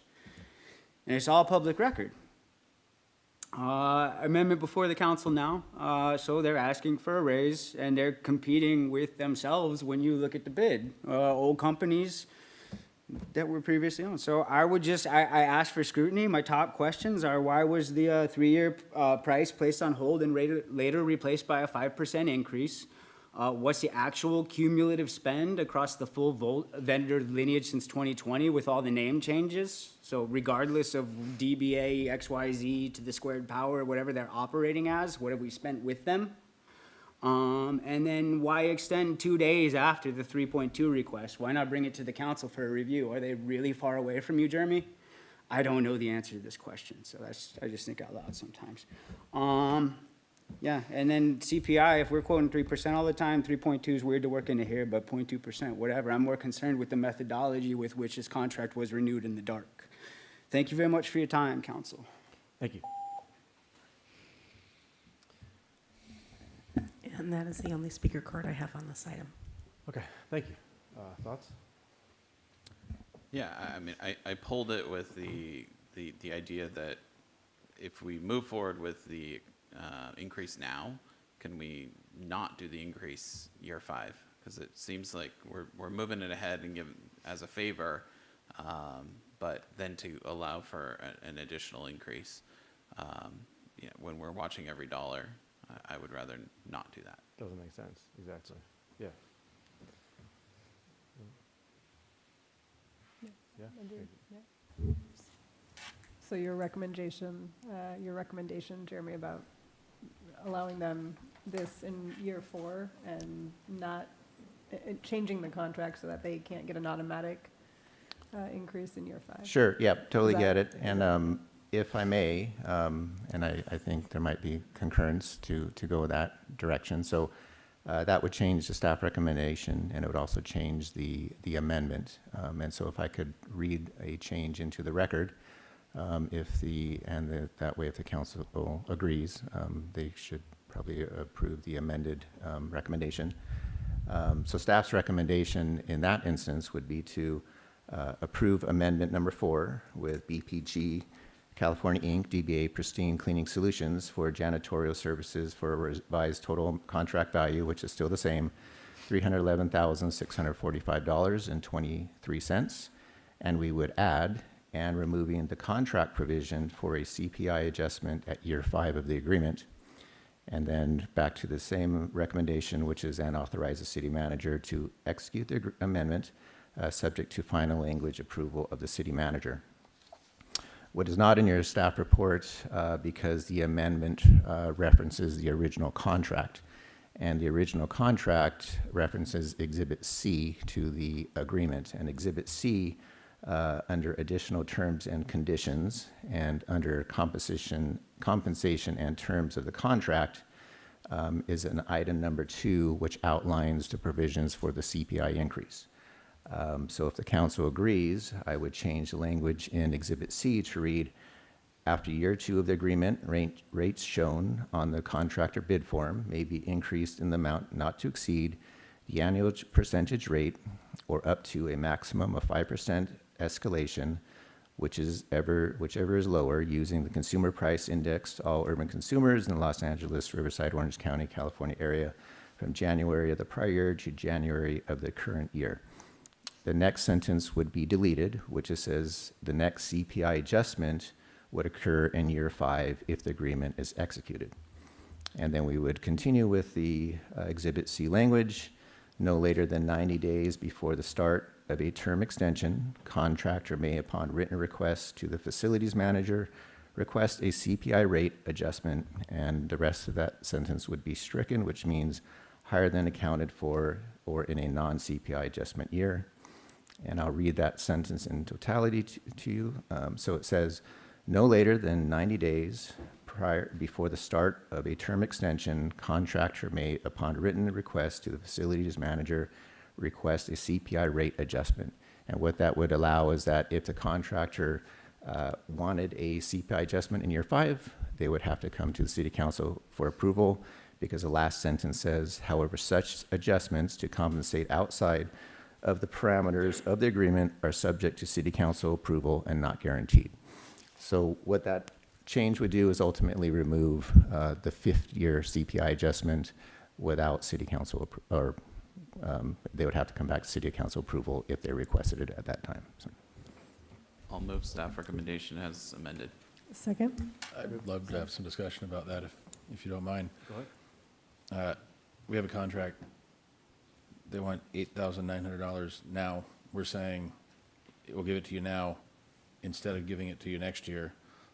Why are we going to eat the $9,000 in a contract? Would they have come back in and said, hey, see, cost of gasoline went down. Here's a $9,000 refund. Like, that's not the way that a contract and a vendor works. I'm inclined to leave the contract as is, decline the opportunity. Or if it's determined that the partnership is important, we don't know that they're going to agree to give up year 5 CPI increase. This isn't we're deciding to give them $8,900 so that we don't have to do it in the future. They could say, no, we don't accept that. We need to come back to you next year. So I certainly respect staff recommendation. If this is important to continue the contract, I like the idea that we would be giving something and not carrying on, but I'm not sure why it's necessary. There's one last year, there's one next year. I guess the risk would be if we don't give them $8,900 now, they will quit work on us, which would be a little surprising. So I'm not sure we need to make the move. Right, yeah. Mr. Lontowski, I was just wanting to clarify. So in the 5th year, assuming that in the 4th year they're not supposed to have an increase, in the 5th year that increase could be up to 5%, correct? Maximum 5%. Maximum, correct. right. So it's also the same thing to say that next year they could still be within the original terms of the contract if they asked for a 1.8% adjustment, and over 2 years we would still be at 5%, correct? Okay. So I mean, there's lots of ways to get there, but I'm, again, in support of this idea now. It doesn't necessarily mean that next year they couldn't come back asking for an increase, but if their increase didn't exceed 1.8% over a 2-year period, we're in a similar place. I'm sure there's some decimal places in there somewhere where it's not exactly the same, but they would still honor the original framework of the contract over 2 years. Okay, so you're in agreement with the amended. Okay. You're good with that? Okay. Yeah, you say something? No. Say it. No, originally, I wasn't for giving them the increase now. I figured they agreed to this contract, so why change it? But I also understand that things are increasing at a more rapid pace than maybe they thought 5 years ago that they would. And so I understand that. Would they just stop? Probably not. But I don't know, I'm torn. Well, if we went and just said we're not going to approve an increase, that brings us to another discussion then, and we can have that discussion after, right? Yeah, you could. I mean, Yeah, you could. We're not going to, if we're not going to approve it, I mean, they're not going to quit work on us. If that's the case, then. Yeah, you could certainly reject the staff recommendation, either one, amended or the original, and at that point, like I mentioned, we would just go back to the contractor and let them know that their CPI increase has not been approved, and then it would be left up to them how they're going to move forward. So, I mean, I'm more inclined to stay with our regular contract. I mean, our costs have gone up too. I mean, everyone's costs have gone up. We understand that. So the way I see it is we do a 3.2 increase in year 4 and no increase in year 5 versus otherwise we'd be doing a 5% increase in year 5. And so you pay a little more in year 5, and this way we pay a little more in year 4 and a little more in year 5. But overall, it is a little bit higher, but it's not, it's incremental. I may have misunderstood. Mr. Laskowski, next year, in year 5, they would have the ability to come back and ask for it. It does not mean that we have to give them up to 5%, right? It's another negotiation. And just to clarify, even in year 5, it is the consumer price index that comes in January. So it's not an automatic 5%. It's just if the CPI adjustment is greater than 5%, they're only going to get 5%. So, but correct. So. I go back to, we have a contract, we have an agreement. There was an increase last year. There's a potential for increase next year. I am sympathetic to small business owners, or business owners in general working on thin margins and increasing pricing, we're not going to go back to our taxpayers and tell them, hey, costs went up, you got to give us more money to cover it.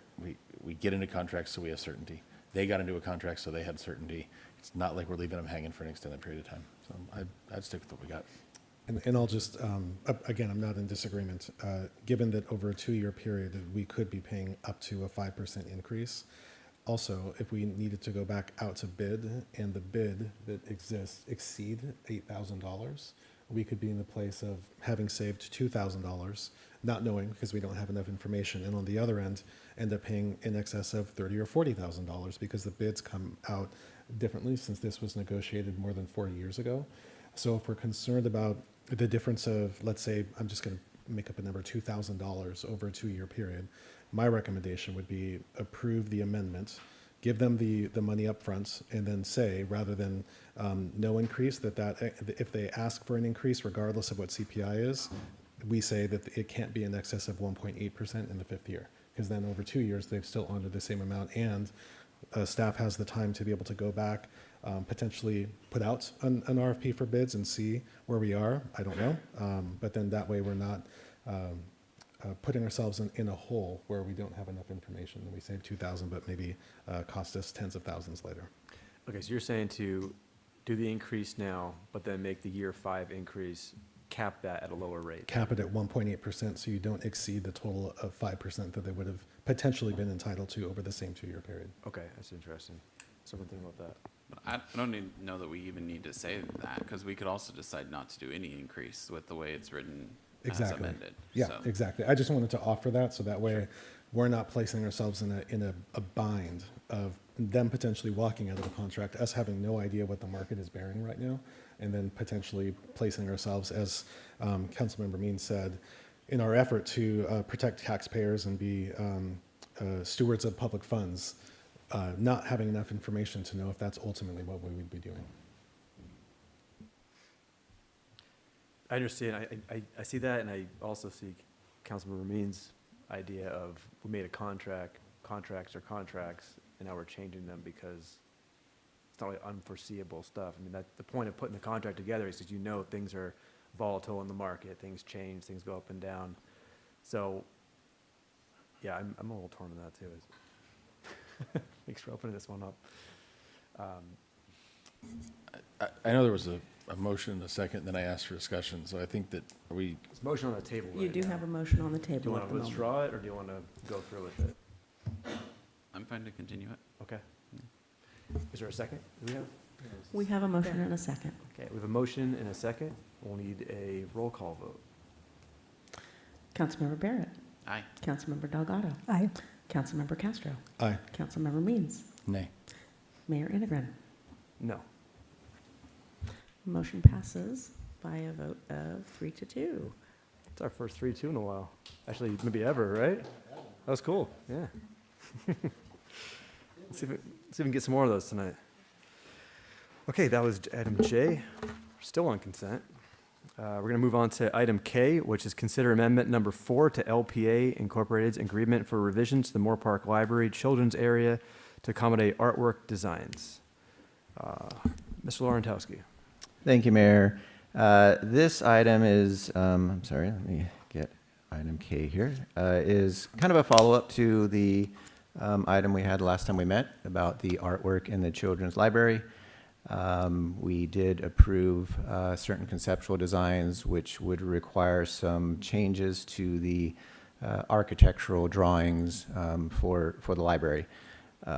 The request is for our library architect to create a construction change directive, which would include changes to the construction plans, electrical plans, potentially HVAC, as well as the fire suppression system that would allow for additional lighting for some of these new facilities, electrical outlets, communication lines for future signage and things like that.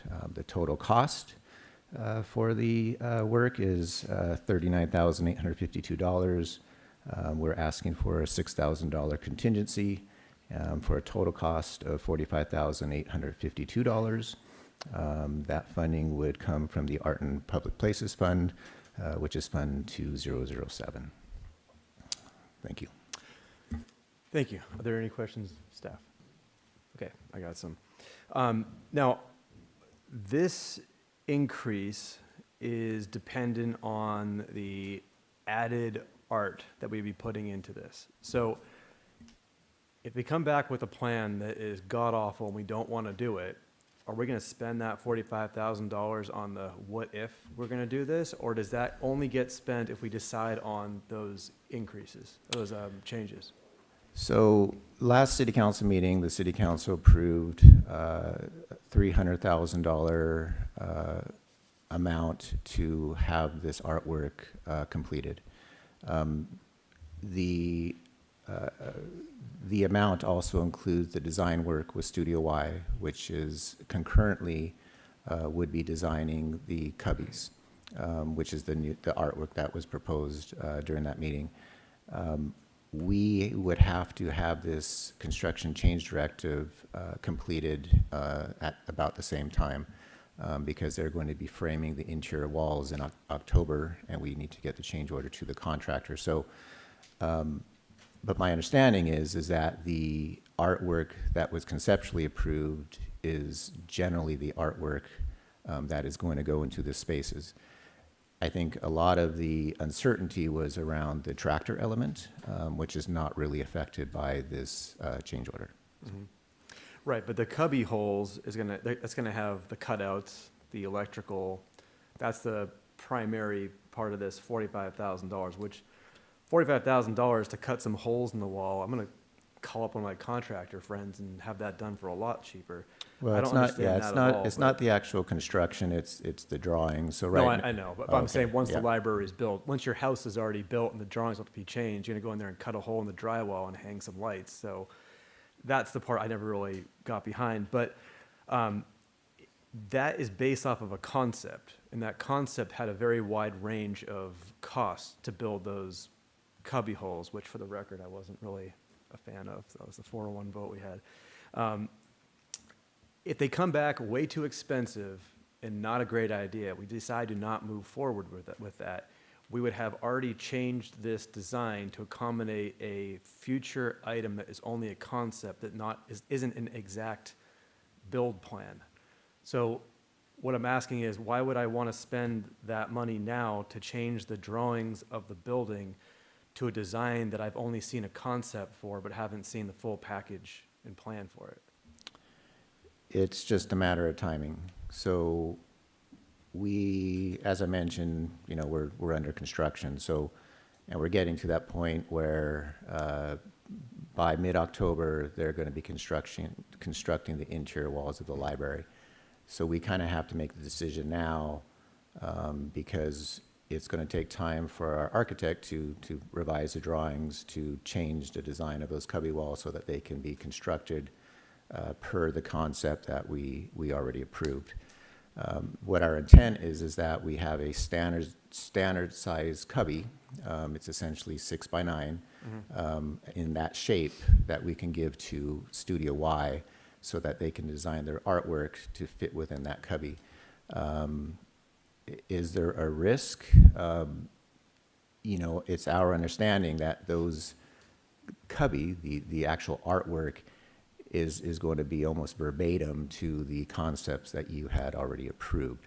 Well, we think. We don't know yet. We don't know yet. There obviously is going to have to be some changes just because of constructability of those things. But yeah, I think the risk is low, but there is potentially a risk if the idea of having these custom cubbies is scrapped in the future. But Right. Either way, there is a standardized shape, and I think with the support of the ad hoc committee, I think we could get the design to something that's acceptable based on something that we've already gotten approved. Okay, yeah, all right, so we can get the discussion part of that later. I'll give my opinion. Now, let's talk about, we built this city hall right here. If we're gonna build this city hall day one and we had design changes, ECOs to go through to actually change designs and all that, versus we built the whole thing and now I want to cut a hole in the wall back here. Do we bring in an architect and a design company and go back to the designs and do that all out? Or is that a building permit and just a... Yeah, there's a variety of ways we could do that. I mean, something that small, because now it's already been constructed, it's something that we could probably just work with a contractor on. Okay, so if the library is already built up with the original scope of art, and we decided to go back and put those cubby holes in the drywall that's already there, that would be a lot less money than doing the change orders now and going through this, but the timeline would be affected, obviously. Is that right? Potentially, because now if you're hiring a contractor to do the work, you're not paying upfront design fees, but you are paying for the demolition of that wall and the reconstruction of that wall. I don't know the cost difference, but yeah, but there would be, you wouldn't have potentially design changes. I think that could just be something done by a contractor. So. Okay, and of that 45,852, do you know the breakdown that is the design time and paperwork time versus the actual materials and? Yeah, so this isn't materials. This is just paper, right? This is just AutoCAD and drafting, and it's about 177 hours of design time in total. There's many trades that would be involved. So. Wow. Okay. Thank you. Any more questions? Do we have any speakers? This one is item K, correct? Mm-hmm. I do have a speaker card from Mr. Politi for item K. If you sat in the front, you'd have to walk a lot less. It will give Kim less time to pretend she has to find it. All right. Excellent. So this concerns me, and I'm gonna run it. Keep my time going. I have a coworker and a Moorpark resident who's lived here twice as long as me that told me I had to ask some questions for him. And I can fit this in. Okay, questions directly from my coworker, 46-year Moorpark veteran and and resident. He couldn't make it because his kids and that's whatever. Why is it necessary for an art display large enough to require a structural redesign of the children's section of the planned library to be added? Why does it cost $46,000 to commission a redesign of a room of a building that hasn't even begun construction? That's a good question. With the ballooning cost of the library project, is it really prudent to spend $46,000 on a redesign of a commendable art project? Is it possible for an itemized breakdown of all expenditures regarding this redesign to be provided to the public? So I guess that has to do with what the mayor asked you about the hours that went into it, kind of specifying some granularity on what those hours were. Other than 177 sounds pretty good for some AutoCAD work. Because I'd have it, I mean, let's see how fast we could do it right now. I might be able to do it before the end of this speech. However, let's see. Okay, so I want to talk a little bit about consultant creep and what it is. Latent changing requirements, hit architect redesign, building systems move, the contractor changed the orders, then there's rework and installation, and all these three-letter paper forms that have to be filled out so that you can meet your requirements. But it feels to me like there's a pattern of these late and changing requirements being cooked in that I am demonstrating weekly, and then other people are chiming in as well. And I mean, the pattern's there. I'm thinking it's timelined now and it's been presented. I have 6 main questions. What is the current all-in projected cost of this library? Not there is $4.2 million in the art fund. What's the projected all-in cost? Will art-driven AMG change orders come back to the council? I'm wondering if that's going to happen or if they're going to be strung along ad hoc and piecemealed and approved. How are you preventing piecemeal authorization? How was LPA's $39,852 fee judged reasonable? what was it competed against? I think there are local artists that would probably do this pro bono for the exposure, and we live in an art-heavy neighborhood. I mean, you have LA, Hollywood, Santa Barbara. This is Southern California. We have galleries out the wazoo down in Ventura, some sculptures right there where Lewis hits the 118. I think there's 2 people that do bronze working statues or whatever. There are a lot of local options and probably more successful ones living up in the hills up here. What fund is 2007 paying for exactly? And who pays for the added or extra scope? Those are my main questions, and I have a quick, I'm not gonna be able to rope it in there. And definition of consultant's creep is when a temporary outside expertise becomes a permanent layer of the government. Consultant captures when the city becomes so dependent on that layer. The consultants Thank help you. define the need, shape the solution, manage the project, and justify the next round of spending. Thank you for the extra seconds. Okay, final speaker. That is the only speaker I have on this item. Okay, so this one here, there's so much about this that as an engineer, I'm so uncomfortable about. 177 hours, was that the actual number we just said for the boxes in the wall? Yeah, well, like I Or mentioned, to yeah, design the so spaceship, which one? That's a lot of hours in CAD. I do CAD all the time. I don't understand that at all. If I called Jim Collier, he wouldn't be telling me that he's gonna spend 177 hours to cut some cubby holes on a wall. You know, I know that for a fact. So I have a problem with this one because we're trying to not only scope creep the art design, which is already way too expensive for kids' art.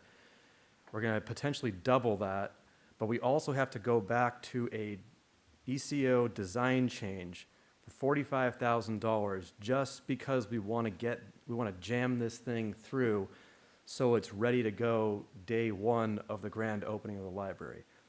I personally don't care if the art is in day one because this library is going to be for the next 40-something years. So I want to get it done right. And if that means building that thing, walking inside and looking at the walls and getting a feel for it and then doing it then, I'd be much more inclined to do that, especially if we can loop in some local artists. I had a problem with the studio-wide design costs in general, and I can't in good faith approve this one, but that is my 2 cents. I'd like to hear yours. I just want to clarify, kids' art, to me, is more of artwork for kids that's just on a wall for them to view. This is tangible, tactile things that they sit on, play with. So it's not, and this has nothing to do with the $45,000, but just the additional costs, you know, the larger costs. So I just want to make sure that we're clear on what is actually being given and not just calling it kids' art. Oh yeah, it's $300,000. It I better be. understand, yeah. I mean, you can drive $300,000 pretty fast. Yeah, so you know, just want to clarify that Yeah. it's not just, you know, a No, I painting on a understand wall it's not that a just kid will kids' look art at. like Yes. that, but what I'm saying is that like I feel like the studio-wide stuff is not an efficient design. We're spending way more money than we need to on stuff like that. I've done a little bit of research. One of my friends has a restaurant that he built up with similar types of stuff with a company that is kind of local that is orders of magnitude different in cost. And I don't think we've had the, if we want that type of a art look, I don't see us, we don't have that history of going out there and vetting different places and seeing what those costs are. Because I don't think that's worth that money in the first place. So that's why. Then on top of that, we add scope creep, which is doubling the cost altogether. And then we're going back to a brand new building we're designing and having someone charge us 177 hours to figure out how to cut 3 holes in drywall. Like, we're not having to re-brick this or, you know, pour cement differently. This is a wall. So I know that, you know, people make a lot of money doing this stuff in this way, and then cities have a lot of money to waste on things sometimes, but I don't see that as worth it at all, in my opinion. But I will have no problem being the lone vote on this one again. But any other comments? I guess I just want a touch more clarity, if you would, Mr. Lorentowski. If we were to vote against this tonight, what impact would it have? What does it stall out? How would we otherwise move forward? Yeah, we can't, move forward with our current contractor. They've got a contract and they've got design plans that they got to build the library to. The only way to change the design of the library while we're under construction is to have a CCD produced so that they could provide a change order for the construction changes. So if we do not want to do this work now, I would suggest we do what the mayor suggested and not do the artwork now, and do the artwork after the library is constructed. And then at that time, we could have the cubby wall essentially redesigned for some future artwork. Would there be an anticipated savings in the cost to redesign that artwork by waiting until after the library was built? Well, I mean, it's, as I mentioned, you know, there's a lot more to the CCD. There's electrical changes, there's lighting changes. Those are more complicated than drywall and framing changes. It's hard to say. Also, the other, you know, the other component of the cubby wall is now the cubby wall. What's originally designed was a finished carpentry type cubby system where it's fine woods and it's more of a, think of it as a I keep saying finished carpentry, but more of a you know, like a entertainment center, right? It's not just drywall. So having it built now is completely different than the cubby kind of system that we would be installing under the CCD. So essentially you'd be getting what was originally designed, and then we would have to evaluate it after the library was opened and then decide what to do at that time. So. But we couldn't say at this time if it was going to be more or less expensive to make a change, because I wouldn't know, because you would, right now, you know, we would still, the CCD would still have to go to the contractor, and they're still going to give us a change order, a construction change order for the actual construction of the changes to the electrical and this cubby wall. But there's not a, you know, since it hasn't been constructed, there's no demolition that would be required. If the library was completely built and we had a contractor go in, there's a demolition component that wouldn't have to be paid for now. It would have to be obviously paid for later, and then now you've got a fully constructed library too, so I'm not sure the complexities of that, just with dust and having people there in traffic, how that would impact future costs, I'm not really sure. So there's a little bit of give and take either way. So I appreciate that. Thank you. And just for the record, this wouldn't, a yes or no on this one, wouldn't delay the original artwork plan, which was the tree and the beam covering, right? No. That's a separate situation. No, the only thing that we would want to consider is that for the original tree, what we hadn't considered was lighting for the tree. So there would probably be a small change order that we would want to consider for just adjusting the lighting and things like that. So again, that could get to the contractor. And then we had also talked about having an electrical outlet up by the tree. I don't think we'd need necessarily a CCD just for that, but that's something that we would want to consider as well, just in the case in the future, if there was ever a need for electrical around the canopy of the tree, we were always considering that was something that we would want to put in.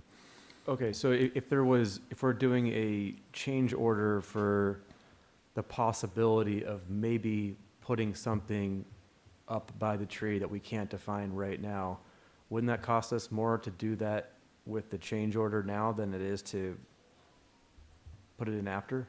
If we No, found because the something we walls actually haven't wanna been use? built, so putting in an electrical outlet now is considerably less, you know. Oh, yeah, I understand that, yes. Yep, It's yep. considerably less. However, if it's 100 hours of CAD work, I don't then think it's it'd be. not less. So I don't I think it'd be can't quantify that because it seems way off. Yeah, and electrical on a plan is very diagrammatic. It's really showing the outlet location. You know, a lot of that is left up to the contractor to actually do the wiring and things like that. So it's a pretty simple change.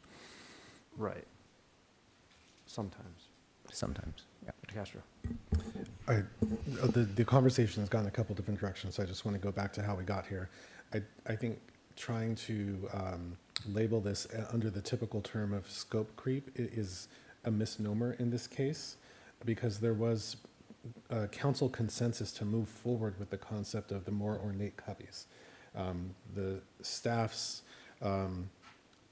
staff is following the consensus of the council in that we said we had a less expensive original design. Since we're giving our opinions, I would have been fine with that, but since there was consensus to do something more beautiful, more ornate, more engaging, I was in favor of that. And then that brought us to this point, which is then not scope creep, but in response to a design change. So this is in direct relationship to a design change. That this is the cost for that design change. 177 hours seems like a lot of hours, but it's outside of my expertise, so I can't really opine there. And then in terms of the implications if we were to delay, even though we already had consensus on this item. So I think that there's a potential issue there. If we weren't to approve this, then we go back to something that we also had consensus on broadly, although it was a broader issue at the time, which is that on a different conversation but related, we felt strongly that we did not want there to be less than a grand opening, not just an opening, not to have a portion of a wall that was covered by a plastic sheet waiting for some ultimate decision that we may make. My support of this is in support of two things. One, the original consensus that we had to not have a non-grand opening. And then the second one is that in support of the next consensus that we had, that we wanted to create a more ornate cubby section. I don't see how we don't approve this to accomplish those two things. Yeah, I understand exactly what you're saying. I think where I was just saying is that if the point, because the last meeting we had it was a consensus to move forward with the concept and have Studio Y go out and give us the plan for that and how we would do it. They have a range of costs to put that together. We don't know what that is. They might come back to us with a very, very expensive thing that we don't like. And let's just assume that could happen. We are going to spend $46,000 on we think this is going to be good right there, which now if this one said that we're agreeing to spend $45,000, $852 to accomplish the artwork if we agree that that's what we want to do, that would make sense to me because I would vote for that and say, yeah, we're not spending any money until we all agree that that art is good and that comes back to us, and I could vote no on that if I wanted to, and then it all goes forward and we spend that money directly on something that is going to get used. I just have a problem because we're struggling, we're just swinging at this thing because we have a timeline and we're trying to do two independent things that we hope are going to converge together. And that's the part where I think if we're going to build something, we should be methodical with that. We should have a plan, we should follow it, fix things after, or we should, actually that's what we should do. So that is it. That's the only reason I brought that one up, but I'm ready for someone to call. I have a couple of thoughts. If I could just respond real quickly, Mr. Mayor, I don't have any disagreement with you except for one area, which is what I see here are the design elements that are required for the structure to be put in place. Yeah. What I hear you saying, and this is where I also believe there was consensus, and this is where we gave the ad hoc committee the authorization to continue to look at the art elements. This is the building the structure. Where we have yet to have consensus, I believe, is on what that art specifically looks like, because the last time we had general concepts, we gave feedback to the ad hoc committee. I believe the ad hoc committee is still looking at like the really decorative elements of the art, but this lends itself to whatever art is there, this is where the structure will exist, and that's what that space will look like. So I'm in agreement with you on the art elements of that. Okay, and if Yeah. that's how you took that, I understand the logic behind that one. I looked at it as we might even say that we don't even like this idea, let's go back to the main one. And that's why I said that. But that makes sense in your mind and makes sense in my mind too, but yeah. Okay. If I can weigh in on just a couple of items. I don't think it needed to be announced in the meetings that were attended, but on Sunday, I went to Kidstream in Camarillo, and it turns out that they have an actual John Deere green tractor present for the kids for their enrichment that organization found to be appropriate. May or may not be relevant to this conversation, but it seemed topical, so I'm getting my plug in. I also went to the Barnes & Noble in Thousand Oaks to look at their children's section. They have a tree. They have a barn framing with beams coming out from the wall. They have a dedicated reading area. And built with materials that are not $300,000 worth of materials. We could do it. We can get things done at a lower price. It is not a wow. If the library, we have the money going into this library, it's the showpiece of Moorpark. One of the things that the library does really well now is their children programming. We're looking at it continuing to enhance what's going well.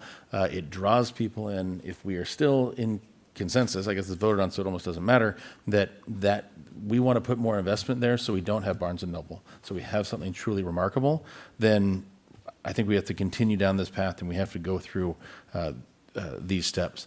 I am in complete agreement that 177 hours, which works out to be full-time for 1 month, 40 hours a week, it seems like a lot of money. I have no idea how to determine if that is or is not. I'm hearing people that are experts tell me that it's pricey.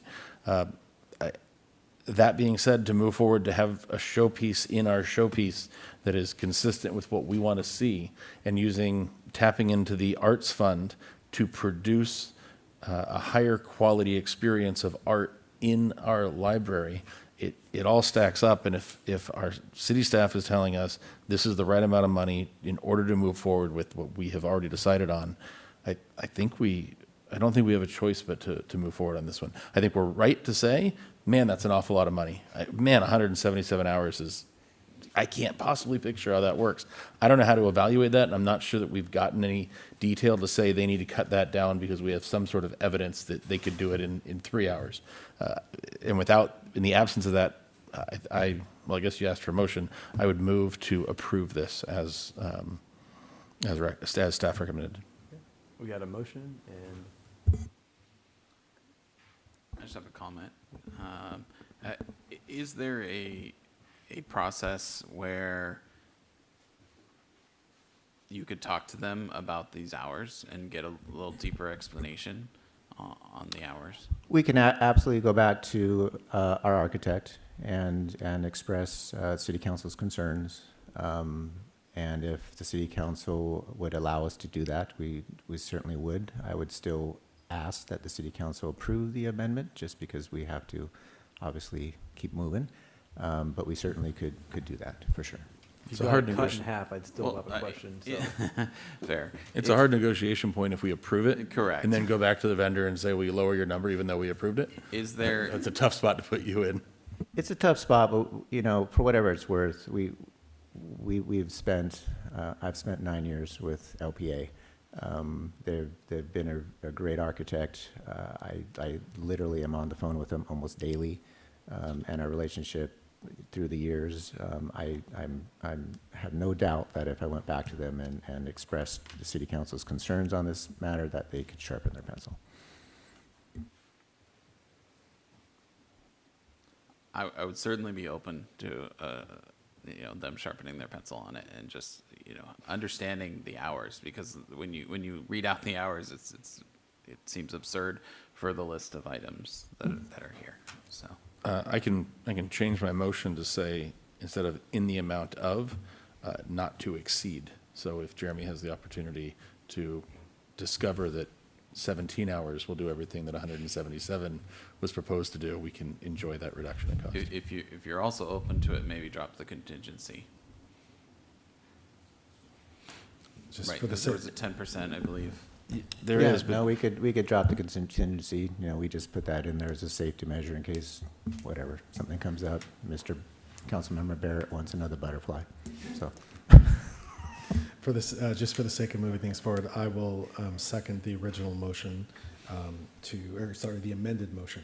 I'm going to amend it further. So give you, so not to exceed the 39,852, because that removes the contingency. Okay, I'll second that. Okay, so we have a motion and a second. We'll need a roll call vote. Councilmember Means. Aye. Councilmember Castro. Aye. Councilmember Barrett. Aye. Councilmember Delgado. Aye. Mayor Integrin. Nay. Motion passes 4-1. And can I just clarify for the record that would also include staff having the authority to revise the agreement consistent with the direction that was just provided in the negotiations? So that's just for the record. Revise the agreement in order to create a not-to-exceed number? Yes. That is. Yes, I just wanted to make sure that that was clear in the record, that we may need to make other conforming changes. So I just wanted to make sure. Thank you for helping me with my clarity. That's exactly what I meant. Okay, we'll move on to item N, which is consider agreement with Black O'Dowd and Associates, DBA BOA Architecture for design of renovations at Arroyo Vista Recreation Center. Mr. Laurentowski. Thank you again, Mayor and members of the City Council. So this item is regarding the capital improvement project to do some deferred maintenance at Arroyo Vista Rec Center, as well as primarily a kitchen remodel and a staff break room. Staff issued an RFP for this, for the architectural drawings for this project. BOA Architecture was not only the that demonstrated the most competence, but they were also the lower cost. BOA's contract is for $49,600, which includes a contingency of 10% for $4,960. The total design services are $54,560. Staff is not requesting a budget amendment as the CIP has been fully funded. And that includes my report. Thank you. Are there any questions of staff? No question. I did pull it. So Yeah, ask the question. my only question is regarding the commercial kitchen section. In this, can we allow for the commercial kitchen to that doesn't exist but kind of was built to exist, that we make sure that we maintain that in a way that we could eventually have a commercial kitchen at that facility? Yes, that is a fabulous idea. The kitchen, as designed, included plumbing for a future kitchen, for fire suppression systems and venting systems. We will make sure that that plumbing has been moved or extended and can be used at a future date. We do not expect to build a commercial kitchen at this time, but we will absolutely include future plumbing and facilities so that we could do that. Good, thank you. Other questions? Do you have any speakers? I do not have a speaker card on item 8N. All right. Okay. Move approval. Okay. Second. Motion is second. All in favor? Aye. Aye. Aye. Any opposed? Okay. All right. Got through consent. Remember when we moved consent to the beginning so we get through it real quick? And We then, did, I know. yeah. Yeah. I think our next speaker has left. Uh-oh. Hopefully it comes back. Next, public hearings. There are none. Move on to item 10, presentation, action, discussion. Item 10A is to consider a Consulate of Mexico presentation by Ambassador Ricardo Santana. All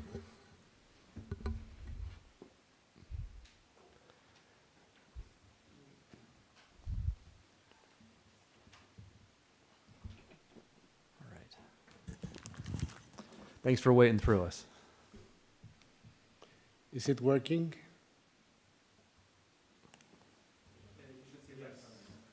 All right, I'm here.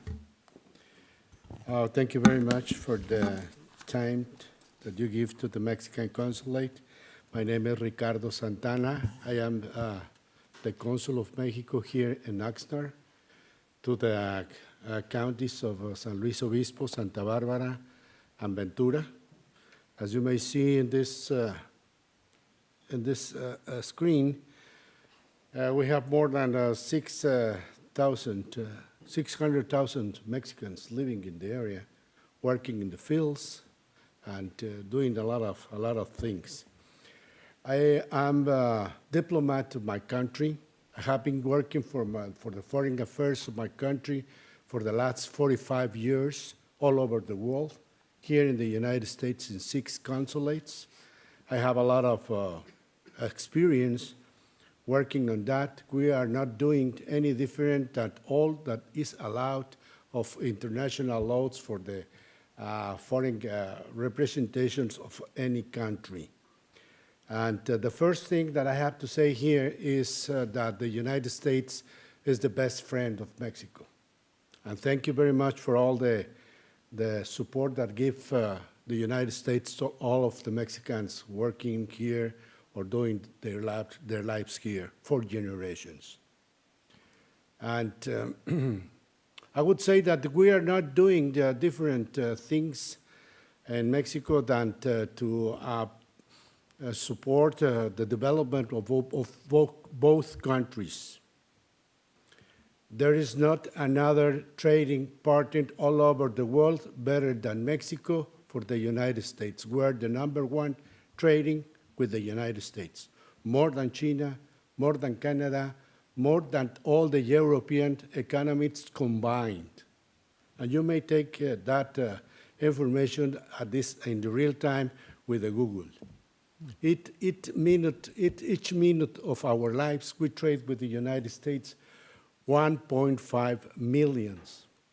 There is no other borderline with that intensity than our border, in crossings, in vehicles, trains, cargo, planes, and everything. We're doing a lot of things well. In the United States, Mexico is the first trading partner of 17 states in the Union, first with California. And we're working together. Of course, we have a lot of challenge. We have all the tables open to discuss with the basis of collaboration, cooperation, with the respect and with the dignity of the sovereignty of both countries. And here you have numbers about the people that is living in this area, and you may see that here in Ventura, the 42% of the total populations are from Mexico. 89 in Oxnard, 90.6 in Santa Paula, Simi Valley, 80.9. We don't have figures of Moorpark. Maybe we may request to the experts of the United States Census that give us that information. It's good to have that, because we are offering all the services as a consulate to our community. What we do to them here.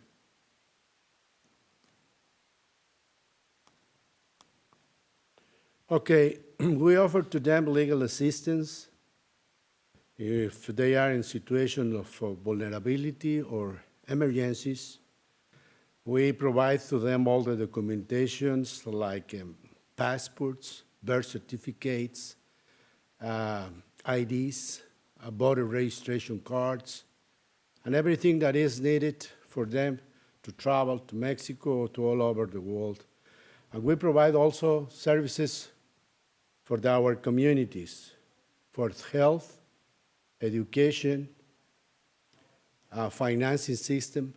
If you go to Walmart, you see that the people of the farm workers, they pay cash because they are not in the American financial system. If you are not here in the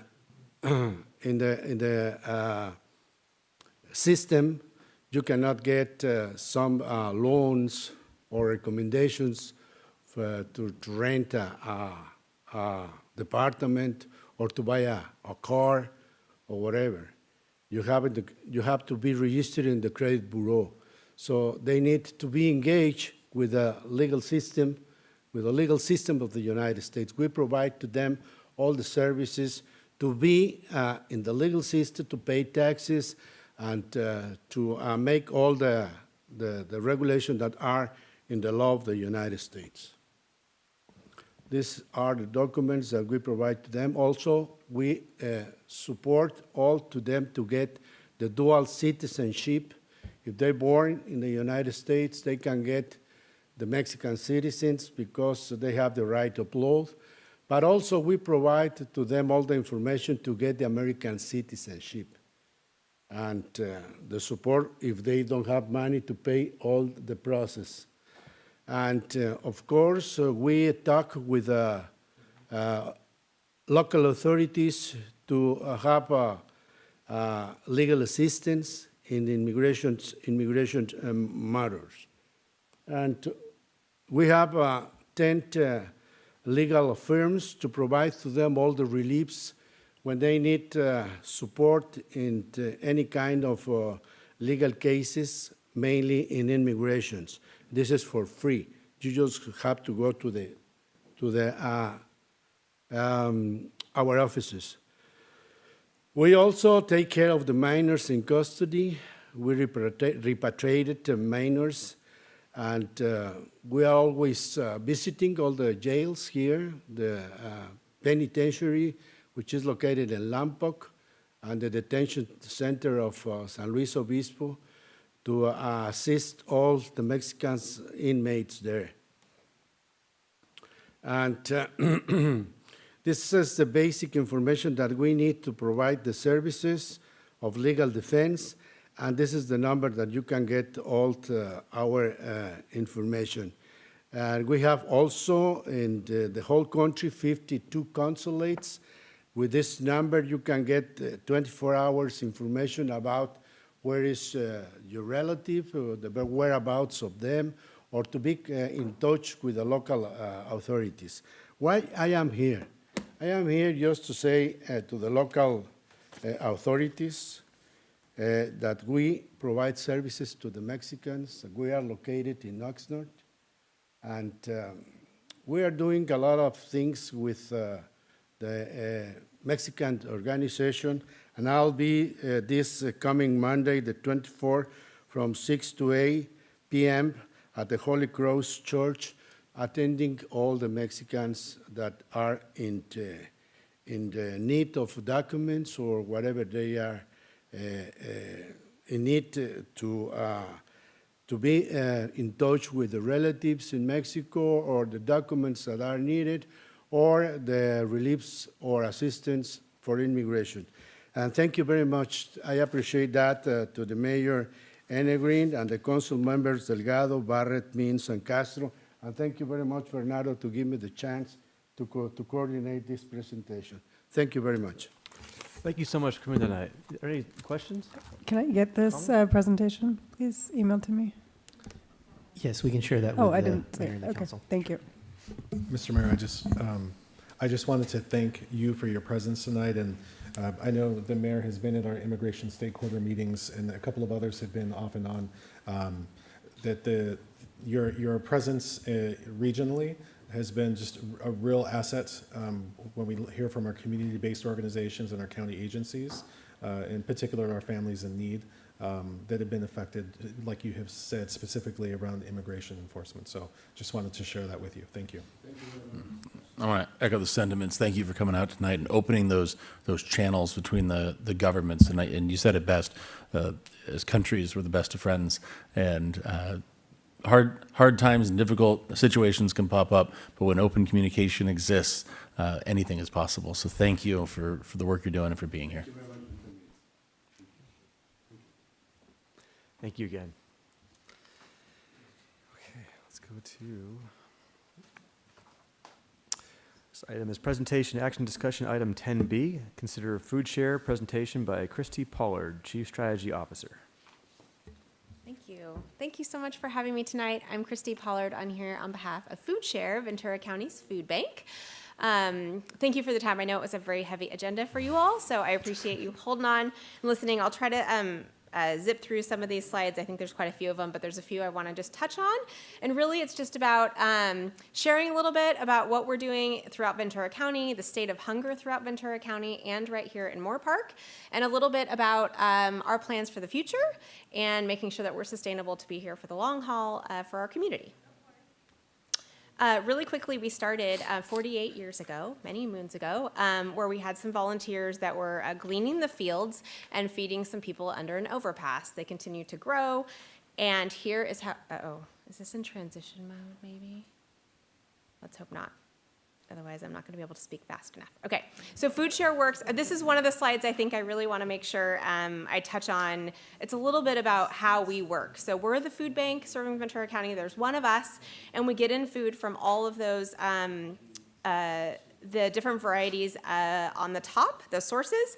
So actually moving from the right to the left, USDA government food, it's a part of the Farm Bill, and we are the contracted USDA entity here in Ventura County. So we get food and some funds from the federal government to give to low-income people, including seniors.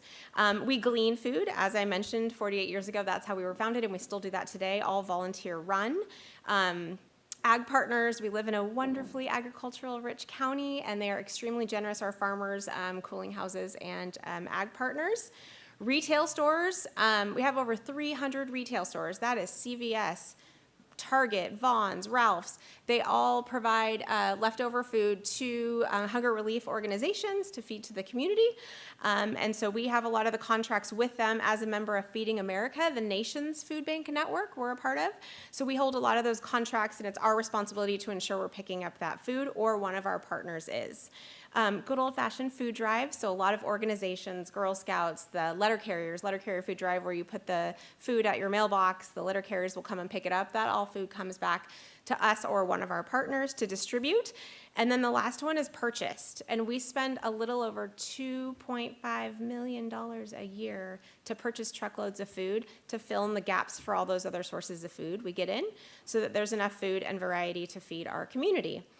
We do not do that alone. As you can see here, a lot of the sources are our partners. It all comes in through the food bank in the middle and then goes out through agency partners. Those partners have the trusted relationships in the community. We couldn't do that alone. If we had the food, there's no way we could reach every corner of our county and make sure we're feeding all the people that need help. So we rely on a lot of partners, and our job is to make sure we have food to provide to these partners, and we do that free of charge, and there's no delivery fee either. Some come and shop at our warehouses in Oxnard. We have 3 of them. Many of them pick up directly, and then that food is distributed out to who they're serving. So you'll see here, a lot of them are food pantries. There's 190 of them throughout the county, and you have some right here in Moorpark. So that food is coming here to distribute to the local community for people who are food insecure. Okay. So the state of hunger in Ventura County. I'll say, I've been with the organization for 22 years. This is not my primary role, so you'll have to excuse my nerves here tonight. Go back. But all I've seen is the need grow. As costs have continued to grow, as the cost to live here in Ventura County is extremely high. We've heard tonight, even custodial services, everything, gas at the pumps, groceries at the grocery store. I don't have to tell you that. And it really takes a toll on families who live paycheck to paycheck. It only takes one small thing, as we know, to put someone in need. And our job is to make sure that we can provide a little extra assistance to help them get by. So you can see it spiked during COVID to 271,000 people throughout Ventura County that we touched with food assistance. We thought that number would drop down, and it has not. So it stayed very, very high. We have 2 warehouses located in Oxnard, and we had to lease a 3rd facility also in Oxnard to make sure we were meeting that demand. The county has said we can no longer expand our current facilities. We've taken up as many parking spots as we can. And so, as I'll talk about in a minute, we're going to be expanding. So this is the snapshot. Again, some stats. I won't go over all of them, but really down at the bottom, 21 million pounds of food. And we just finished our last fiscal year, and it was 23.1 million pounds of food. It's a record for a non-COVID year, which equates to about 17.5 million meals.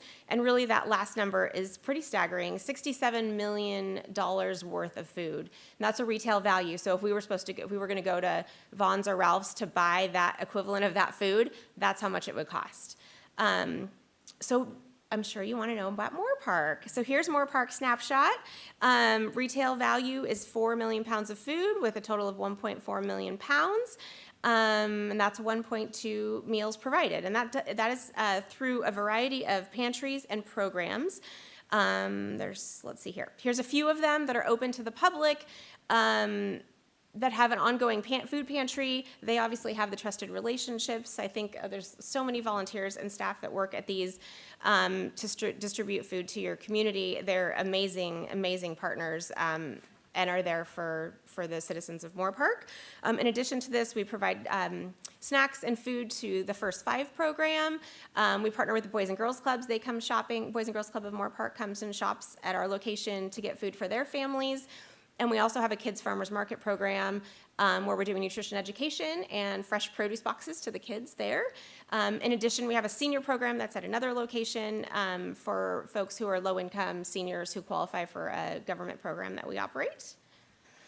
We have a Find Food Now map on our website, foodshare.com. So for those listening, if anyone's in need of food assistance, they can find a location in their area by just putting in their address, and they can find one that's either open now or one that might be open in the future.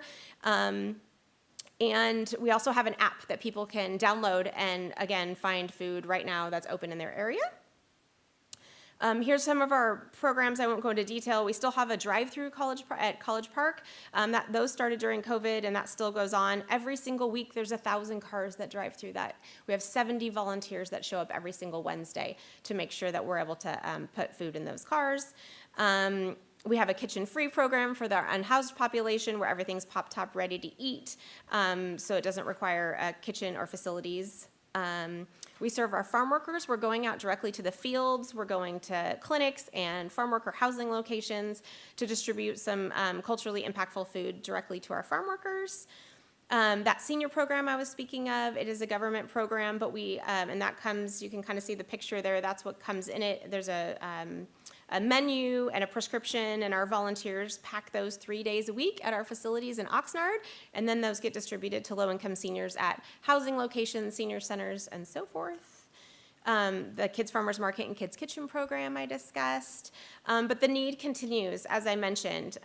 So our big news, which is why I wanted to share with you today about what we're continuing to do, is we are building a new food bank, and we're going to combine all three of our facilities into one. So we're consolidating our operations. It'll be extremely efficient. Currently, we have a forklift that drives across a city street. Not ideal, and that's exciting. That is in Oxnard. We did an analysis on where that would be, and based on our service to the entire county, having a central location makes sense. And this is the rendering of what that looks like. We're in the permit process right now with the city of Oxnard, hoping to receive permits at the end of this year, so just in a few months here, if not first of next year. So I understand all those change orders and design plans and decisions. Decision fatigue is real. Our capital campaign for this project is $50 million. And actually, this is outdated. Just this morning, we have a verbal commitment for an additional $1 million, which is really exciting. So we're at $46 million of our $50 million goal. We've been working on this for 2 years. The federal government, state of California, and the county have provided some funds for this. And really, this is us just asking our community for support. It's foundations, it's corporations, and it's individuals. And we want the community to be a part of that, so we have a paver program available so people can help contribute to the project and leave their legacy as well. And that is the end of my presentation. I hope I did it in 5 to 7 minutes. Oh, you're good. Okay. Does anyone have any questions? Any questions? Yeah, it was a question that I asked via email, but I wanted to clarify. Is it 5,000 individual people, or is it? Correct. Okay. Not households. Not is that what you're households. referring to? Yes, Yeah. exactly. Okay. Yeah. Thank you. Yeah. One question I had was, so the cost to build a new facility was, I think, 50 million or so? Correct. Right?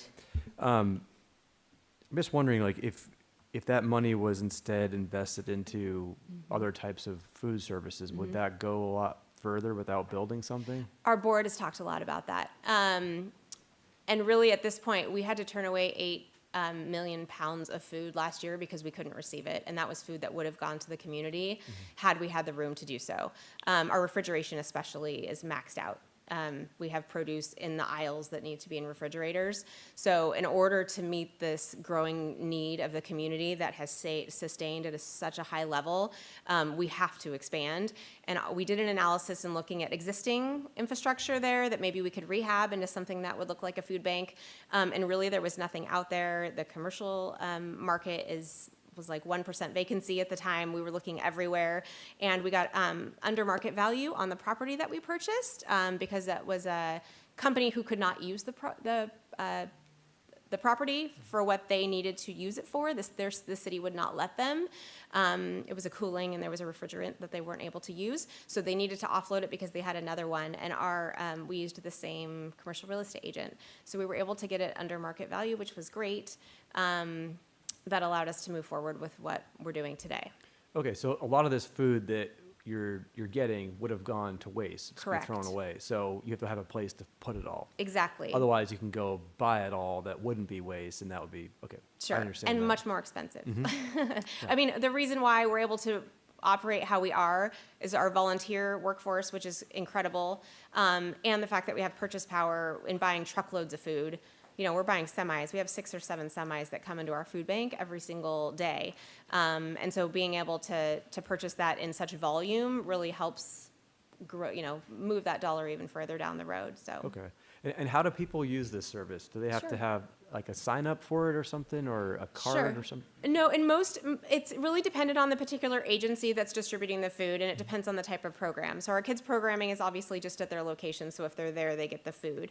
Many of our pantries, it's a self-certification, so it just says, I am low income or I'm in need of food, and that's really all that they ask for. Our senior programming, they have to fall under a certain threshold, but that's also self-certified. Okay. Yeah, so most of the time, if you're standing in line and you say you need food, most pantries will provide a food assistance. Okay. Is there any fraud that happens in there? With Very that? little. Very little. I mean, they say it's like 1% across the board. So, I mean, if we were to go through and try to check, at one point there was a program, a government program that was offered, and we were supposed to be checking Social Security statements or bank statements in order for them to get a box of food once a month. And we had 3,000 seniors. It took forever. I mean, we had 2 staff members working on that program. The federal government ended up taking that requirement away because the fraud was so minimal, it just wasn't worth the effort. We say we're not the food police. If someone's willing to stand in line, usually there's lines at these locations. They probably need food. So, okay. Yeah. Good, thank you. Any other questions? Go ahead. Not questions, just comments. First, I wanted to say congratulations on the, I think, combined 9.5 million that you've gained over the last 2 months. You had the 8.5 million and then the one. We did. Yeah, so Yeah. that's amazing. Thank you. And then thank you for talking about the importance of scalability for local nonprofits who are trying to gather food from just donations at stores. The quality and the amount of waste that is a part of that, and I'm not saying that we shouldn't use those methodologies, but Sure. just the fact that it's high quality, it's reliable, and just like you said, it's a volume that people can count on, allows for the local nonprofits to, in a dependable way, know how much they can feed, and that it's not something that also is generating more waste in the system. So I just wanted to say that the process is, all of those things equate to sustainability around food. So I just wanted to say thank you. And I don't know where the stat is, but I do know just offhand that, as you said, post-COVID, you're basically one in four families in the county are relying upon this service. So when you think about that, 25% of our population is reliant upon you being a hub for all the other nonprofits in the area. The way that the organization has not just shouldered the responsibility, but stepped up with the level of warmth that you've talked about. Like if people have an alternative to spending hours in line for food, they're probably going to do it. So more than likely, you are serving a population that otherwise wouldn't have a lot of options. So I just wanted to express my appreciation to you and the organization. Thank you so much. Yeah, and I think Councilmember Delgado also mentioned that she sent some questions after seeing the presentation before council tonight. And yeah, that question kind of did come up. And so thank you for pointing that out. I appreciate that. Yeah, 1 in 4, it's pretty staggering. I would also say 75% of the people that we serve only come to the food bank 1 or 4 times throughout the year. So often these aren't people who are relying on us every single month or every single week. It's situational. It's a circumstance that has led them to a food pantry, and they just need some temporary help to get back on their feet. And hopefully, there's pantries that are willing to be there for them, and we thank them for their service. I just wanted to say thank you as well for coming out and sharing with the community. I've had the honor of touring your facility and seen the need for what you guys are building. It's exciting, and I look forward to touring the new facility soon. Great. And yeah, I was supposed to mention that too, failing at my job. Please come for a tour if you have not been to the food bank. I know we're in Oxnard, but I think you'll get an understanding kind of like what we're trying to accomplish. And it all comes right back here to your city. So thank you for the time tonight. Thank you.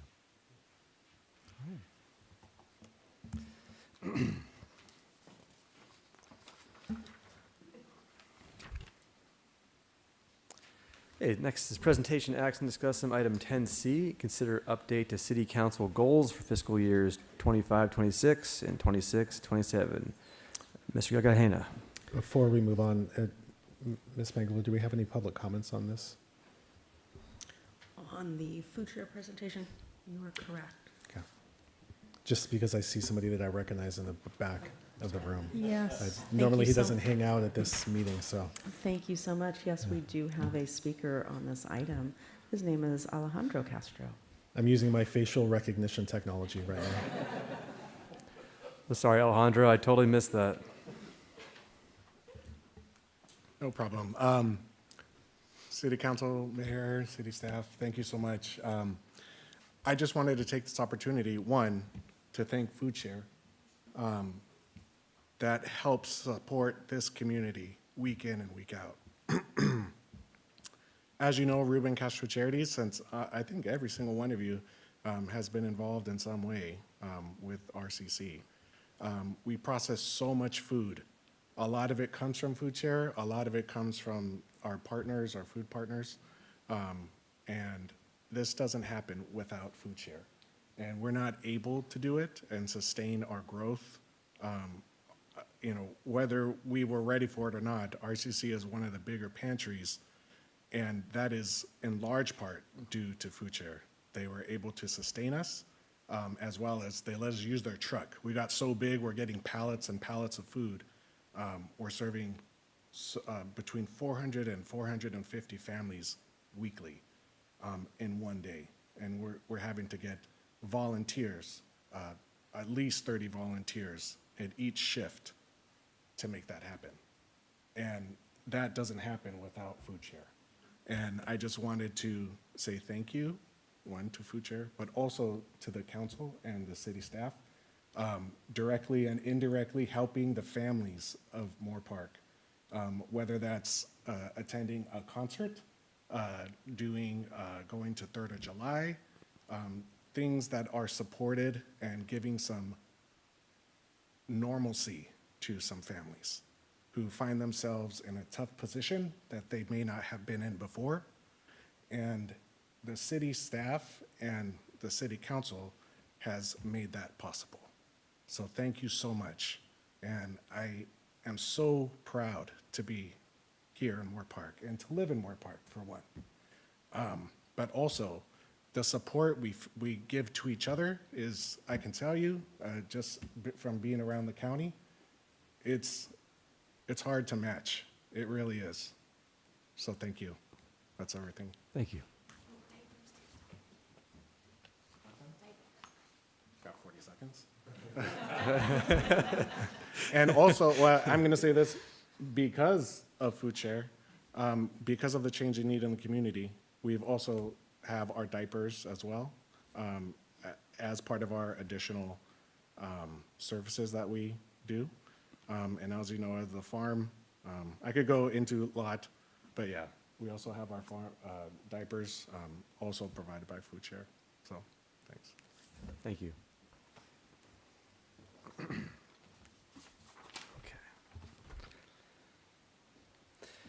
All right, next is presentation, action, discussion. Item 10C is consider update to city council goals for fiscal years 25-26 and 26-27. Mr. Gagahena. Thank you, Mayor. Good evening, Council. So in front of you this evening are the goals and objectives update. They provide a strategic pathway for the community and organization to understand the overall direction of the city. Each goal and objective is connected to the work of the organization and the city's mission statement and are tied to specific tasks. Last year, the City Council adopted the goals for this 2-year cycle. The 3 goals are Moorpark quality of life, strategic economic development, and excellent city governance. There were a total of 26 objectives that were identified for all the 3 goals. Overall, we achieved a 68% completion rate so far, 50% completed for goal 1, 63% for goal 2, 90% for goal 3. For goal 1, Moorpark quality of life, the evaluation implementation of a public safety model for goal 1.1 is in progress. I'm actually preparing a report for the City Council that evaluates the use of technology, equipment, and security options.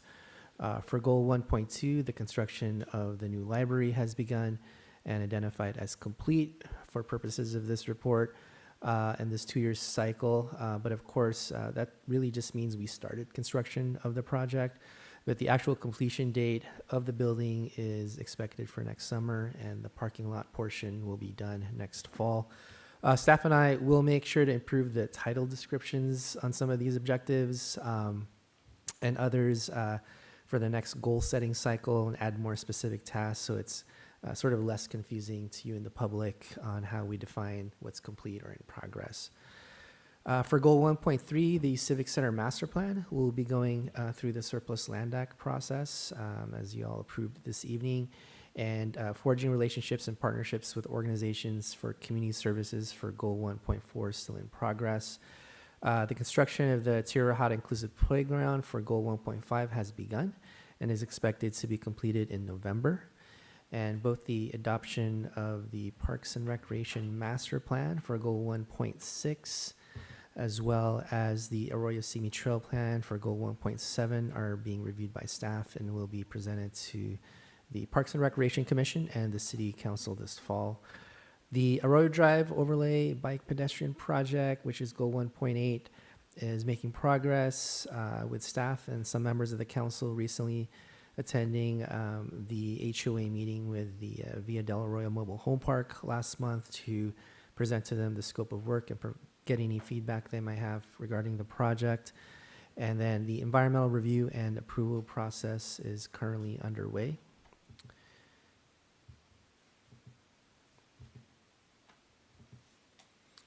For goal 2, strategic economic development, the plan to attract a high-end hotel with conference space for goal 2.1 is in progress.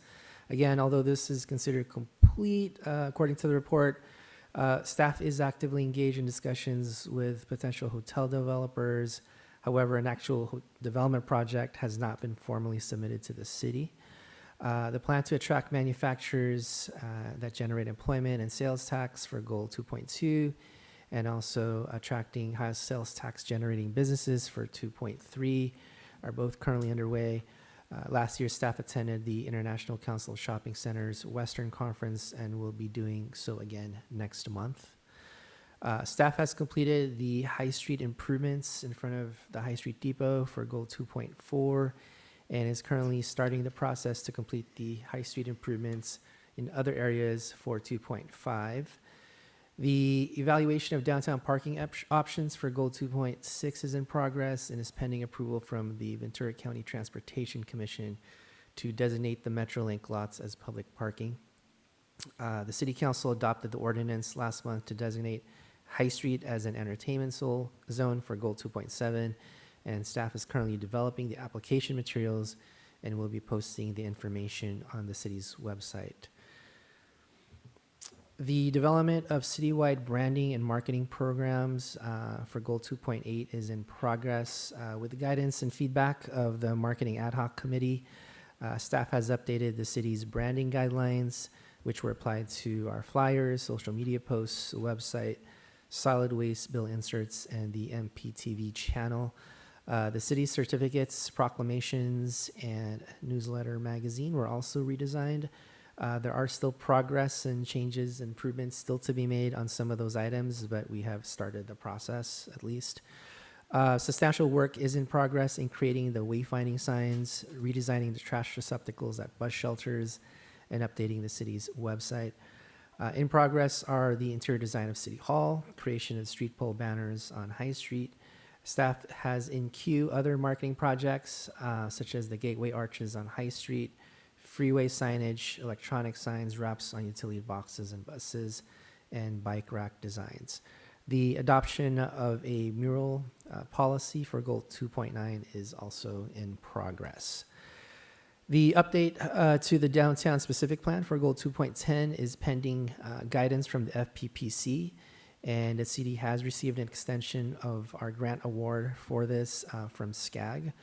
The Arroyo Vista Recreation Center feasibility study for Goal 2.11 is in progress, and Goal 2.12 was completed, which is the High Street Arts Center conditions assessment. For Goal 3, excellent city governance, the city has completed identifying options for long-term financial sustainability under Goal 3.1. We held a financial strategies workshop last summer, received direction from council about exploring financing tools and considering a parks maintenance improvement revenue enhancement measure, which is Goal 3.2. And consideration of that parks measure will be brought back again to the council next year.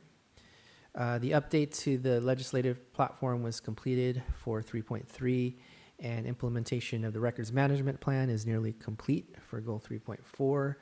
The disposition of remaining city properties under the Surplus Land Act is in process for Goal 3.5. And then the first phase of the pavement management plan for Goal 3.6 has been completed with some striping work to be done in the next week or so, if not already done already this week. And then we are going to the second phase, which is going out to bid for the next steps there. With that, that concludes my update, and I am available for any questions you may have. Thank you. Are there any questions? I'll go ahead. I got a couple here.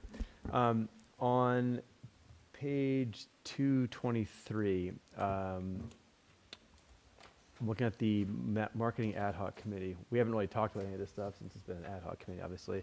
But I'm wondering, did we envision all of this stuff being done when we put the ad hoc committee together first, or are we adding a lot of things to it? And if we are we going to have anything coming up, or are we just kind of doing a lot of stuff at once? Yeah, no, great question, Mayor. The marketing ad hoc, they're established for a specific purpose for a, specific time period as well.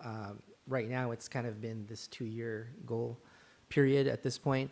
There will be items going before you, such as the wayfinding signage that will require city council approval, as well as the allocation of budget, because a handful of these larger items have not been funded yet. And so that will be items that will be coming before you upon the recommendation of the marketing ad hoc. Okay, is there a priority list on this, though? Yeah, I mean, a lot of the projects that I provided an update on that we're already working on were sort of identified as the higher priority projects by the marketing ad hoc last summer. So things like the wayfinding signage was in the works already, and then minor updates that we needed to make for certificates, proclamations were already sort of mostly completed, and then things like the website were also one of those things that the ad hoc also recommended to have staff work on. Okay. Yeah. All right. I'm anxious to see all this stuff. And then I had one more question was regarding economic development.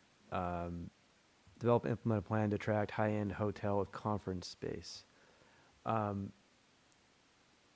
Right now it says is interested developer. What wasn't that before we had that goal plan on there?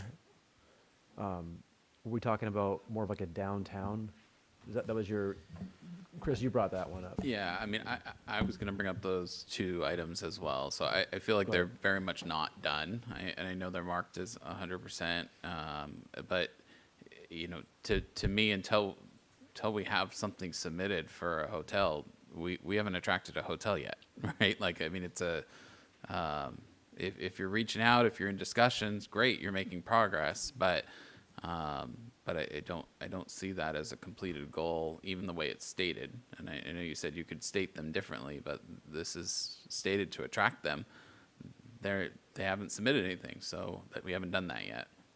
And then the other one that you touched on, the where did it go? The attract the high tax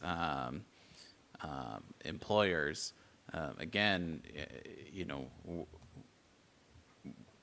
Show me some numbers of what we've done and where that has happened, and that they're moving here, because I haven't seen that. No, thank you, Councilmember Briart.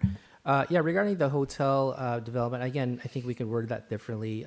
We've obviously been engaged in discussions about potential hotel developers coming in, and have done some outreach to hotel companies out there. And yes, we can definitely make changes to this to provide a more accurate update on this item. But yeah, I mean, the thing is, within a 2-year period, obviously, we're doing what we can right now to address that goal and objective. Obviously, some projects take some time to come together and also receive proposals and things of that nature. So it may not be completely accomplished within the 2-year period, but we'll be sure to more accurately describe what we're doing and the update and progress we're making within those 2 years. Sure, and I don't mean to speak for the whole council, but you know, I don't expect all these goals to be 100% completed by the end of the 2-year period. You know, progress made, certainly, right? They're priorities. We certainly can't control, you know, all the businesses that are going to move to Moorpark or a hotel coming to Moorpark, but you know, until we reach that goal, we haven't achieved it, right? So the 100% is just very misleading, and I kind of thought we actually said that last time this was presented to us, and you know, I would amend that now. Okay. Yeah, right. There's some goals on here that we would expect to be done because you can actually do them. We could actually pick bike racks and trash cans, things like that. The hotel one, or even bigger businesses, you know, until we get them to move actually in, it's not really done. But really, the goal is pretty much like an ongoing. What am I trying to say? What's the word? Like a recruitment of that type. So what kind of things are we doing to step into that? Like going to trade shows is one way to meet different prospective vendors. Other things are reaching out to companies that could possibly do that, and maybe we get rejected for some reason. And that's something that we would be able to say that, you know, we've checked into this and it didn't really work out. So I think just kind of wording that differently would be something we want to do, because what we don't want to have on here is, you know, we wrote an email to a couple companies and they said that maybe they'd be looking into it in the future. That wouldn't be like a complete, that would be part of the goal of getting there. So. And Mayor, to your point, I mean, yeah, we tried to word the objective originally to develop and implement the plan. So it wasn't like, you know, if the objective was stated like we would attract a hotel development, and then that was that. I think we tried to think about that also because of the long-term, you know, process this would take. So we did try to describe the objective as a develop and implement the plan, and at least we have worked with our economic development division to actually put that plan and implement it. And so that's kind of why, you know, we sort of marked it as a completed, but I completely understand, you know, how it could be confused. And then regarding the hotel attraction or preference of the council for the High Street locations, again, because it has to go through that Surplus Land Act process, we haven't been actively, we've had conversations and people have approached us, but obviously we have fully marketed that until the SLA process is completed. Yeah. Any other questions, comments? Oh, And sorry, just one last thing for Councilmember Barrett's question regarding attracting manufacturers and high employment sales tax. As you know, our economic development manager, John Bandeck, provides you an annual economic development update. And so that would be a time we can get into more details about data and the numbers that you may be looking for. I think, sorry, interrupting. I see it very similar to how Mayor Enegren sees the marketing ad hoc, right? Like economic development, I know there's a committee that meets and that discusses, but I would love to hear that more often than once a year. So, personally. So we're all on the same page. Mr. Garhaniak, can you remind us how the wording of each of these gets determined? Because, and maybe we can use the goal setting conversation that we just had last month with the library as an example. We came up with a lot of ideas. There was a lot of discussions, some direction, and then I expect we are going to get something that looks similar to this, where wording has been chosen. So how is that wording taken away and decided upon? Yeah, no, thank you, Councilmember Means. So typically during the City Council's goal-setting process, we review and you identify your overall goals, and then there's typically objectives and different things that that you all identify that sort of is categorized or fall into those goals. And then what the city staff does, we then take those ideas and the objectives you guys sort of suggest, and then we sort of write and put them down into a work plan, which is what you're seeing in the council goals report. And then at that point, we bring that back to you to then approve the objectives, the different tasks involved, answer any questions you may have regarding each one of these items. And that's how it sort of originally is established. But of course, we can make changes and updates throughout the year just to be more accurate. And, it's a living, breathing document per se, so that if there's something that needs to be changed on here, we can do so as well. Questions? Do we have any speakers? No, Mr. Mayor, no speakers on this item. Okay, thank you. Anything to discuss on top of what already discussed? I'll jump in. First of all, I'm under the full understanding and awareness that our city staff works hard and gets a lot of stuff done. And we as a council have a lot of things that we want to see that we ask city staff to do. So I think that being aware that there's, we might have 10 pounds of ideas in a 5-pound bucket to put them in, right? There's some other words I'll save for after the meeting. When I look at these goals, where I think this is some disconnect for me, is we get out of these planning sessions and I think implement an economic development plan to get high tax-paying industries.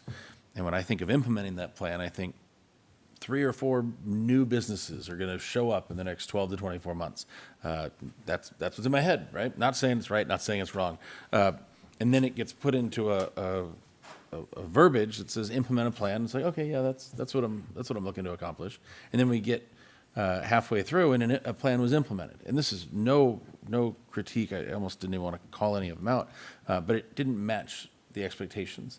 And it's nice because we can pat ourselves on the back and be like, oh, look at that. As a council, we got this, 100% of this complete. But I don't know that we're moving forward on some of those initiatives. The hotel was called out earlier, right? In a way that works. I looked at the construct Tierra Hada inclusive playground, and the task said start in task 3 and 4, start construction, complete construction. Very specific. Do we have a playground? Are there kids playing on it? Cool, we're complete.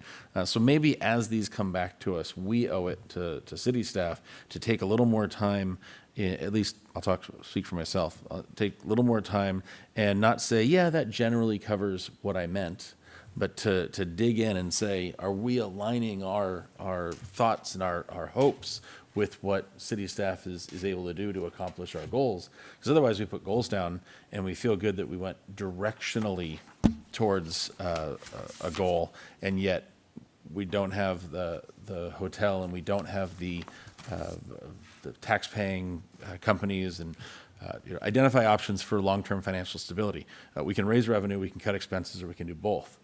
Check, 100%, right? But what we want to do is get in there and actually implement that plan based on what we're choosing. So I think that we owe it to city staff to be a little more specific and hopefully open that dialogue up, because if we give 100 priorities, then there is no priority. That's my takeaway. Makes sense.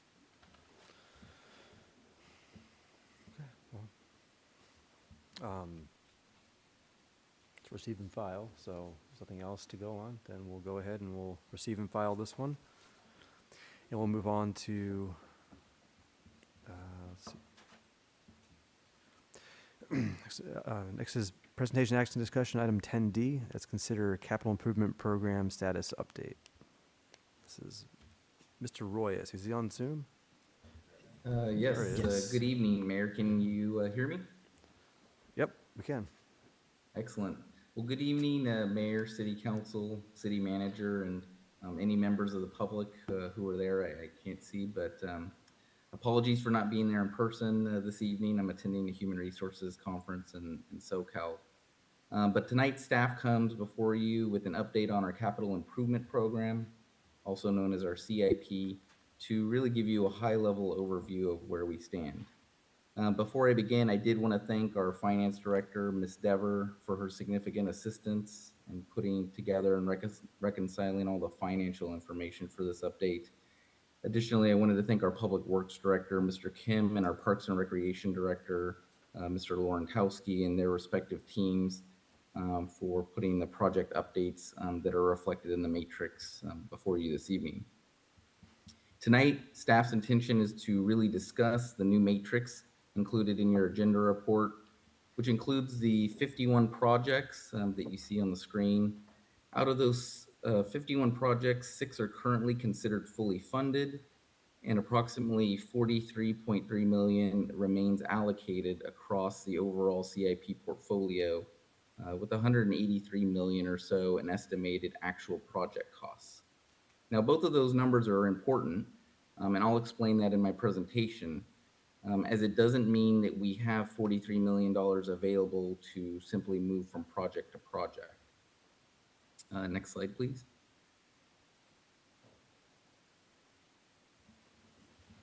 So the easiest way to think about tonight's update is we're really trying to answer 3 basic questions.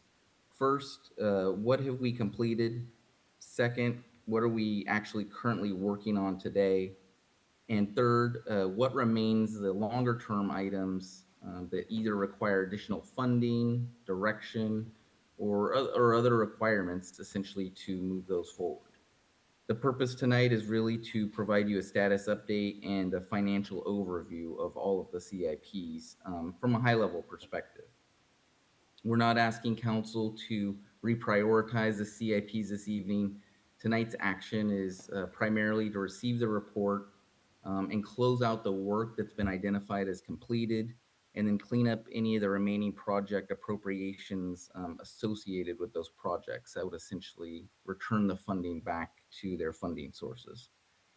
The larger discussion about which projects, as we have so many, whether they should move up or move down or receive additional funding or resources, is really going to be better suited for the upcoming strategic planning and budgeting process towards the beginning of the end of this year and the beginning of the new year.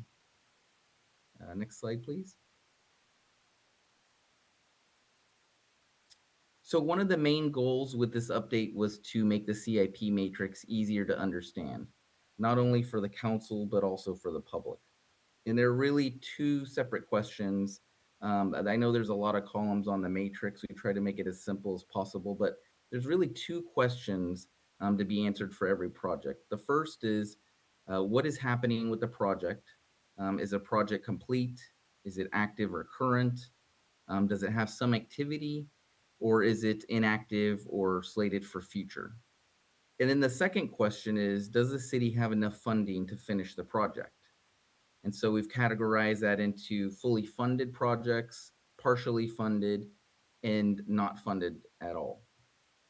And that distinction is really important because a project can absolutely be active because staff is working on design, permitting, right away, bidding, or some other type of phase in the project, while it's still only being partially funded for the overall project. So I think in particular, in this particular slide, the key takeaway is that having a project on the CIP list, even if we've deemed it active, doesn't necessarily mean that the city currently has all the funding necessary to construct and complete the entire project. And as I showed you earlier, we'll look at that number again. We have over 150 some million dollars in projected costs associated with these CIPs. Next slide, please. So from a 30,000 foot level, we're looking at the 51 projects, and they really break down into 4 status groups. So we have 7 completed projects, 20 active or current projects, 4 projects where there's some activity, and then 20 projects that are considered inactive or future. And then from a funding standpoint, only 6 projects are currently fully funded. You'll see here in the slide that the vast majority are partially funded, meaning there's enough funding to move a phase or maybe another step forward in the project, but not necessarily enough to deliver the entire project through completion. And I think that's probably the clearest way to look at the CIPs today, is that while there's a substantial amount of work occurring throughout the organization on these projects, the level of activity that staff will be able to work on these and the level of funding are not necessarily always the same. Next slide, please. So as I mentioned earlier, that number is actually 183 million. My apologies, but this slide illustrates this currently has 183 million dollars in estimated or actual project costs across the entire CIP portfolio, compared with the 43.3 million in currently allocated funding. And then the important takeaway here is that we simply don't have enough funding. I think Councilmember Means just alluded to this in the last presentation from the city manager. We just simply don't have enough funding today to complete every project identified in the CIP. So that essentially means that prioritization is really going to be key moving forward. As council directs resources towards higher priority projects, other projects will necessarily need to be either deferred or kind of phased in over time. Now, there's a caveat with that doesn't mean that these projects will never move forward. Additional resources could become available through grants, future revenues, use of reserves where appropriate, or other financing options. But based on where the funding stands right now, council at some point is going to need to consider additional choices about which projects move forward first. Next slide, please.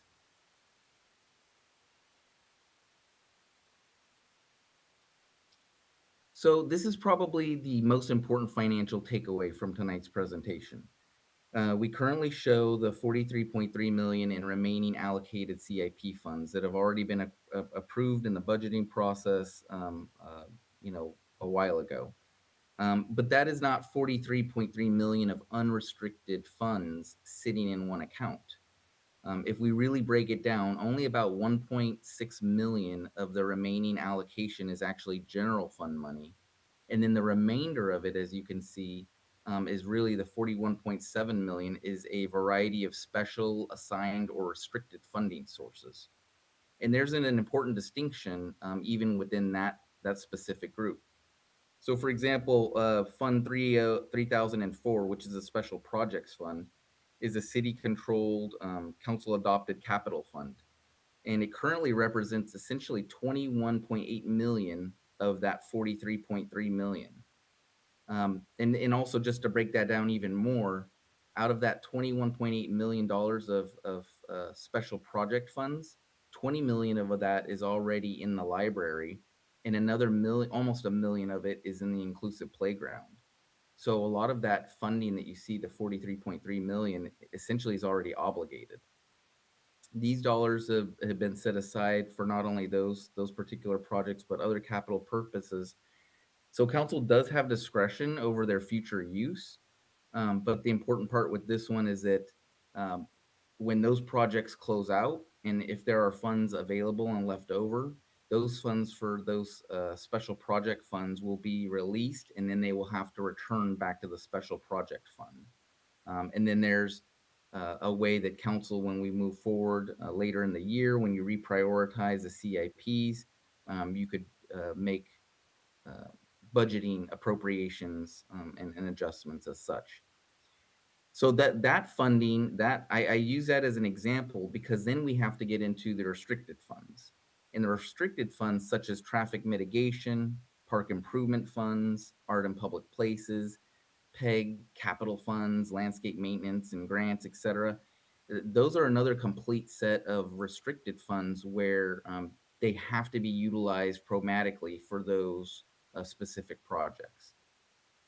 So for instance, another example is if we look at like a street funded project with traffic mitigation dollars, those dollars don't suddenly become available for a park or for a building. If any funds are left over from that particular project, they would have to go back to that fund for eligible transportation purposes, for example. So that's really why the 43.3 million should not be viewed as a pool of money available to fund any project we choose. And as I mentioned, honestly, 21 million out of that 43.3 million are already obligated to the library and inclusive playground. And then there's some other projects, but I'm not going to get into the details right now on that one. I wanted to give you a high level overview. Next slide, please. So this brings us really to the completed projects. Again, we've identified 7 projects as complete. You can see those there on the screen. That leaves around those projects 979,000 in remaining allocations associated with those projects. So one of the actions before you tonight is to, direct staff to essentially close out those items. That doesn't mean that we have the funds or that we're going to be spending the 979,000 because we're not reallocating the funds tonight. We're essentially closing those projects out, and then those funds will be returned back to their specific fund. So for instance, if it was in the general fund, it'll go back to general fund. If it was special fund money, it'll go back to the special fund, etc. One note on this slide, you'll notice that the slide for the item for police services for CHP, the tenant improvement project, represents about $61,000 of the total, and that will be closed out separately. Mr. Laurentowski and team will return back to you at another item to close that specific project out and return those funds. Next slide, please.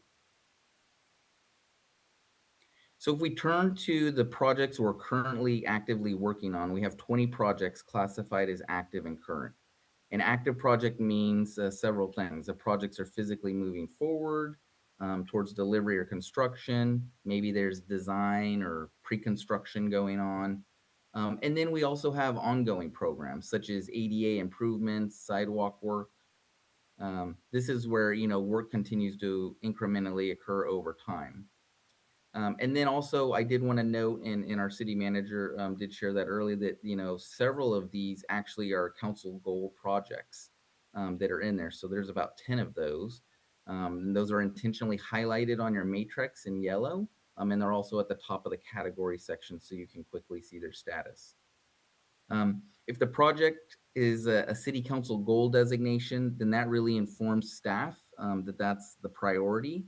And then the funding status that's been assigned to those particular projects really tells us how far we can take that priority.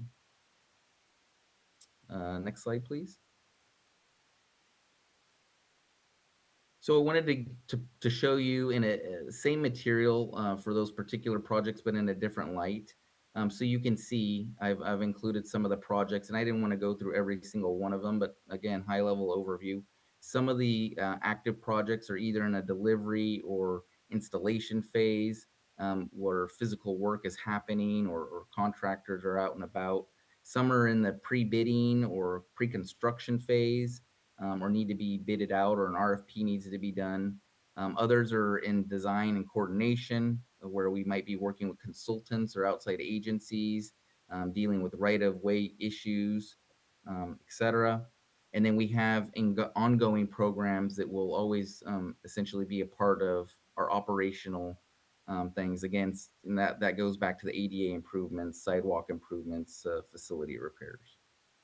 So in this particular slide, I think the important takeaway is that just to share is that, there's obviously meaningful activity happening on these particular projects. It's just they're all at different stages throughout the pipeline, and this matrix moving forward will help keep us on track so that we can not only inform the council, but inform the public of our incremental progress over time. And then at the same time, we also really want to be transparent that active does not mean that these items are fully funded. So that's an important designation. So where funding or other prerequisites allow, staff will continue to move the projects forward through reasonable phases. And when additional resources or a policy choice is required, then those will be brought back to council. Next slide, please. So this category is also for us to clearly identify. We wanted to share with you the 4 projects that we have identified with some activity. And again, these are projects where staff is doing meaningful work, right-of-way work or coordinating with Caltrans is a good example, maybe working with the developer, identifying funding sources or other improvements, but we haven't really reached a point where we could consider this project fully active. So for example, we have activity associated with the LA widening, Moorpark Avenue widening, Gabbert Road railroad crossing, and the traffic signal cabinet upgrades. Now this is much different than the 20, it's at the bottom of the slide, but the 20 inactive or future projects. Those remain CIPs because they represent long-term identified needs from either previous council priorities or they've been on the CIP list for a while. They could be waiting for funding. There could be right-of-way issues or land acquisition issues, development activity, additional council direction that would be required before any type of substantial work begins. But I think it's important from a transparency perspective to share and make sure that inactive does not necessarily mean that we've forgotten about the CIP or that we're not working on it. The same with some activity, doesn't mean that we haven't fully committed to project delivery. We're still working on some of those items. Next slide, please. And final slide, I should say. So bringing this back to really the recommendations tonight, where staff is asking council to do 2 things. First, receive and file the capital improvement program status report update. And secondly, direct staff to close out those completed projects identified in the report so that we can release those funds back to their balances and those original funding sources. And then from there, as I mentioned, we'll continue to use this matrix as a tool to keep not only you informed, but the public on what's moving, what items have been funded, and then what additional decisions you might need to make to help us move some of the projects forward. Again, tonight is not intended to be like a reprioritization of the projects. That broader conversation will again happen. The city manager and I have discussed this, and I know I believe we've shared this before, probably the latter part of the year or at the beginning of next year as we move into the budgeting process as well. So the bottom line really tonight for the council is that the city has made significant amount of progress and there's a considerable amount of capital work underway. Just in the projects that are fully funded right now, we've got 6 fully funded projects.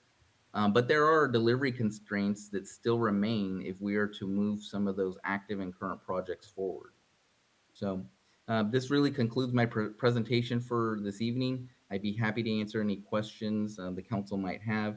And additionally, our department heads, the subject matter experts who could also provide specific details within their respective areas. Great, thank you. Are there any questions of staff? Yes, on the 80-acre trail and trailhead improvement, that's on the recommended for as completed, but it's only the conceptual and feasibility that has been done. Is it possible to leave that open but take away the allocated funds if it's not a priority project at the moment? Yeah, I could just probably clarify in it. I think the wording on that project was poorly done. I think it should have just been feasibility study for a trail connection at the 80-acre project, which was completed. And what the city council determined from the feasibility study is that we would not be moving forward with that trail connection. And it was ultimately a trail connection from Moorpark all the way into Conejo Park's open space. So.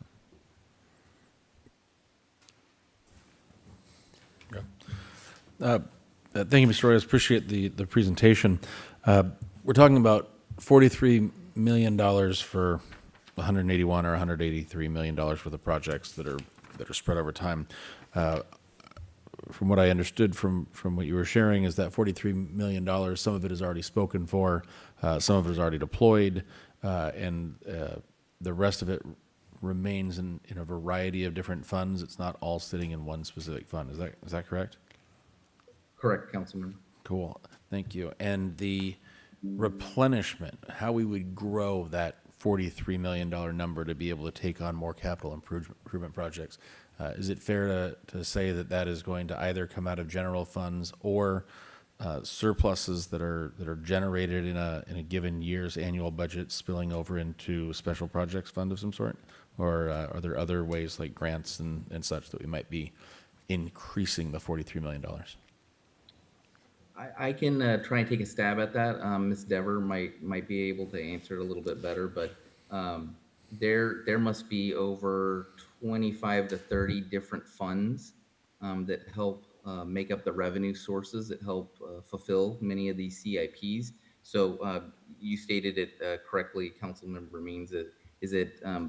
The revenue sources for those different funds come from a variety of different areas, and that could be transportation funds, special taxes, LMDs, state funds, et cetera. So I wouldn't be the best one to be able to predict how those funds get replenished, but Ms. Dever, if you had any additional input.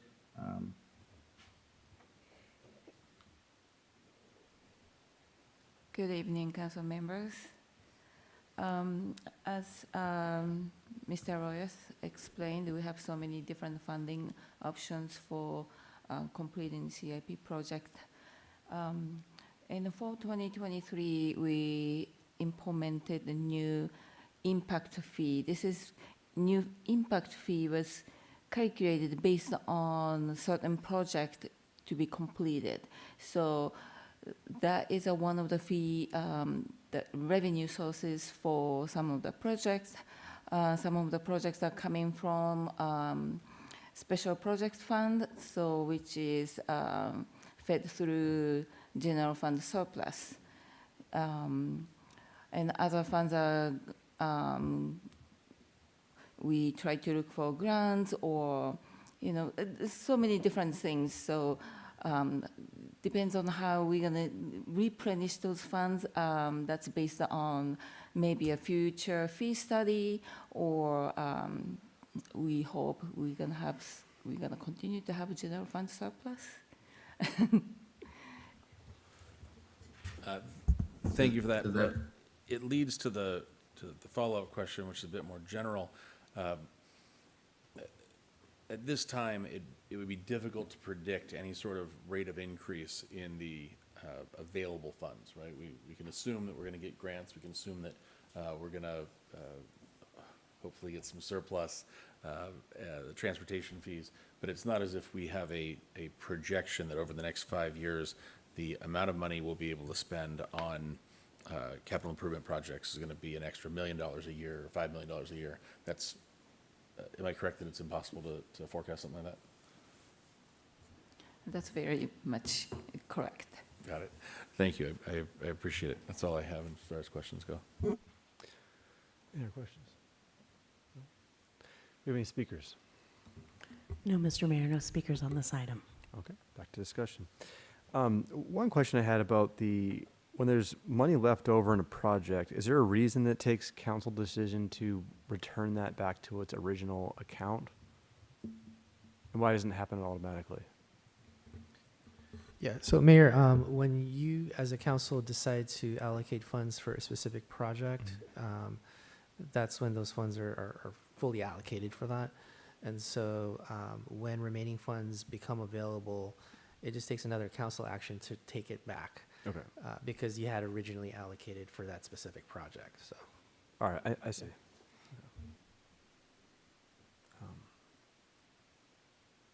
All right, what are the thoughts? Someone falling asleep right now? I do have one other. I do have one other question. How often do we update the estimated costs on all of the capital improvement projects? And what is the process of doing that? Is that an annual review, half of every 5-year review? Is it cost of living increases, or how do we determine if a project was $5 million 3 years ago, if it's $6 million today, or does it stay on as $5 million? I can take a stab at that.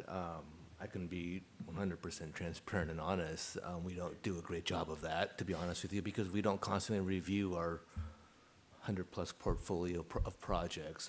What we try to do is provide the best analysis on the current projects that we're working on actively.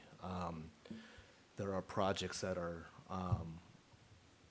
there are important CIPs, like let's just take the LA Avenue widening project, for example. That project was initially funded by the LA Avenue Area of Contribution, which is a developer impact fee.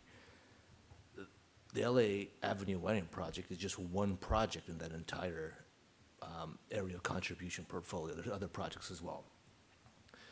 So developer impact fees are based on when that estimate was first created for that impact fee, right? If we don't update that regularly or have development coming in, projects aren't feeding into that fund so that the city can actually construct those improvements, right? The LA Avenue widening project is a perfect example where we've got funding that was based on probably in 2005 estimates. We haven't had a huge development come in since 2005. Now we're constructing the Hitch Ranch project now. So until that comes in, that funding number kind of stays the same. On top of that, you have other projects that we are ready to construct, i.e. the Princeton Avenue that comes from the same LA AOC fund. You build that 15 years later, and that construction cost is much higher than when it was first planned in 2005, right? So there's a lot of variables that go on there. We do our best to forecast, plan, and execute projects, but those have a life of their own as well. So we don't actively forecast every single project. We can certainly take a stab at that the next time we come around. But these projects don't have construction-ready drawings. So we're really going out there and saying, hey, what do you think that bridge over Walnut Canyon is going to cost? Right? We could talk about a bridge over the 101 that was constructed in 2015 that cost $21 million. Right, so it's difficult to forecast that accurately. Most construction managers aren't very good at that. And so, but we can certainly, if we want to get more granular in that effort, we can certainly take more time. But again, we're basing those numbers on a bunch of assumptions and risks today without even construction-ready drawings. I hope that colors a little bit of why that's difficult and challenging for us. Yeah. Can I interject a follow-up question to that? Please, go ahead. Would it be possible, next time we look at this, rather than having you project out those dates, because again, we're guessing, right?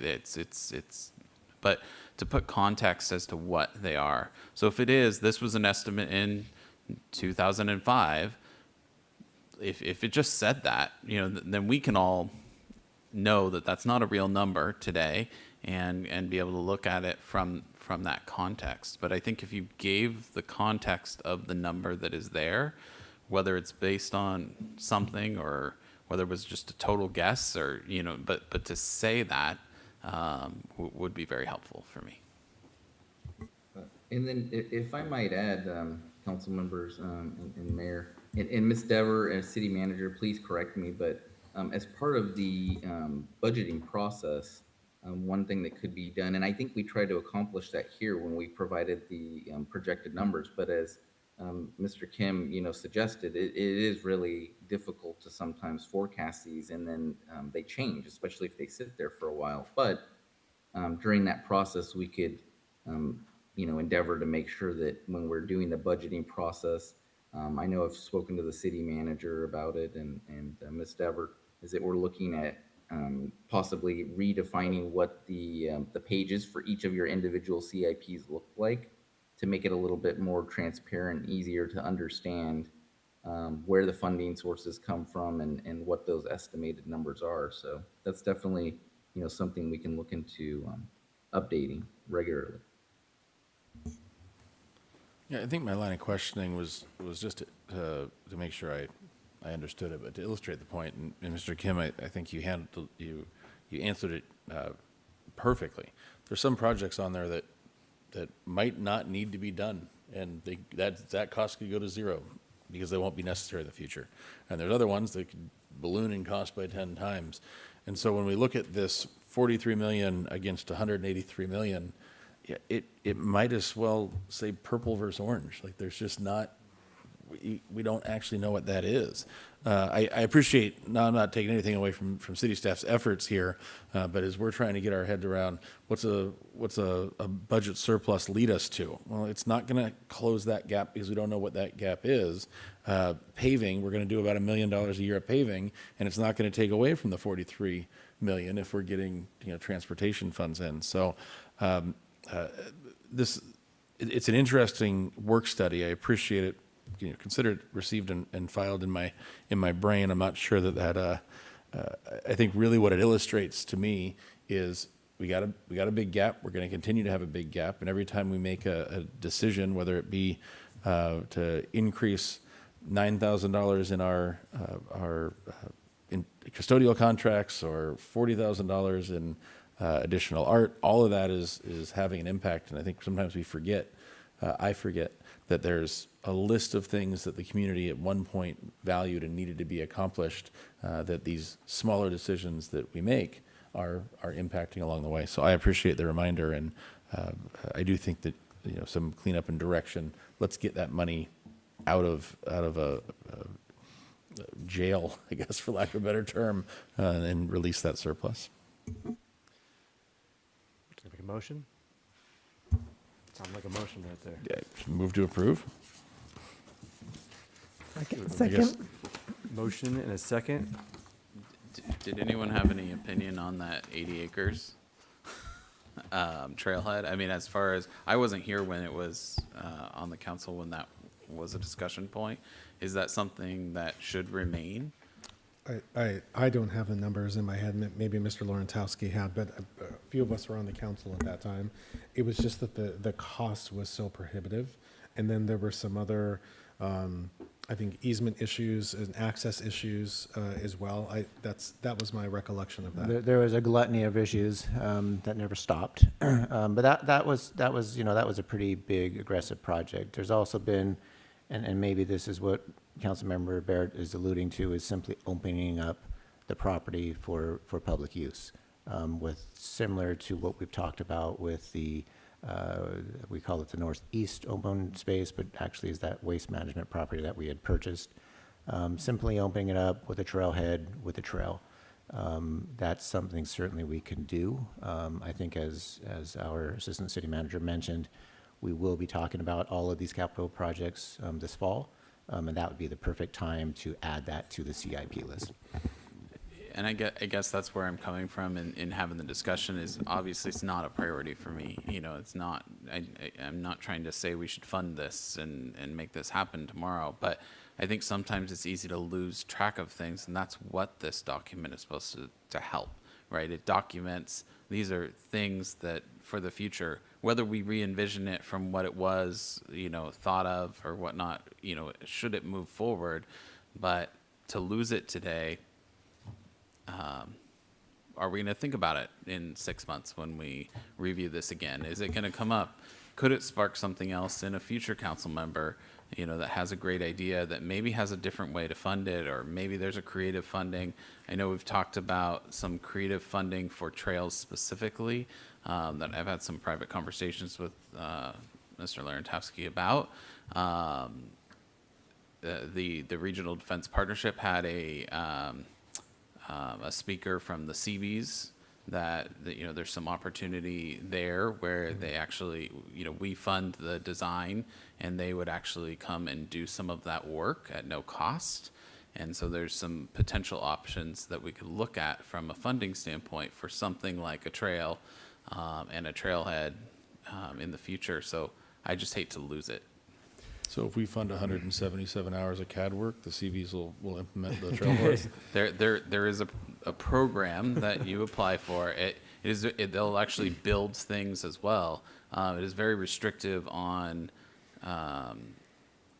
there can't be a timeline, right? Like it would not work for like the library or a project like that. But if there's a project that's out there that we don't have a set timeline, there's potential to look at some of those things. So I'm just throwing it out there as a, to not lose the concept. I don't think we should have funds allocated towards it. I agree with moving those, but. Your example's a good one, because with trail connectivity between cities and regions, once you lose it, once you build something across it, you don't get it back. And Santa Rosa Valley and into Wildwood Park and Conejo and out to Simi and into Somas, how incredible if we can get all of that connected. If I remember right, the number was something like $5 million to get from Tierra Bajada to Santa Rosa Road, and there was some optimism in that $5 million, if I remember right. We had to get some private property owners to agree that were very clear about not being interested in agreeing no matter what. And yet, to your point, I'd hate to lose that idea that someday that could work, but I'd hate to fund it. So I don't know if there's a better way to look at it or not, but Trails is a really good example of not funded, but if we forget that path is there, we could lose it forever. Yeah, I wouldn't want to get rid of it either. I mean, I'm not sure exactly what that would look like in the future, but it could be something different that's in the same kind of realm as that. And then, would that be part of our trail master plan, that section, or is that separate from that? Council, if I might just interject, I'm hearing what you're sharing, and I think it's a valid point, and I could definitely we could jot that down. I think in speaking with Mr. Laurentowski about this item, though, as I understand it, Councilmember Barrett, when this gets brought back, and if there's a future conversation or consideration about this during your strategic goals setting session, or as we move into the budgeting process, this particular CIP as it is right now won't address what you and Mr. Laurentowski have, it sounds like, discussed.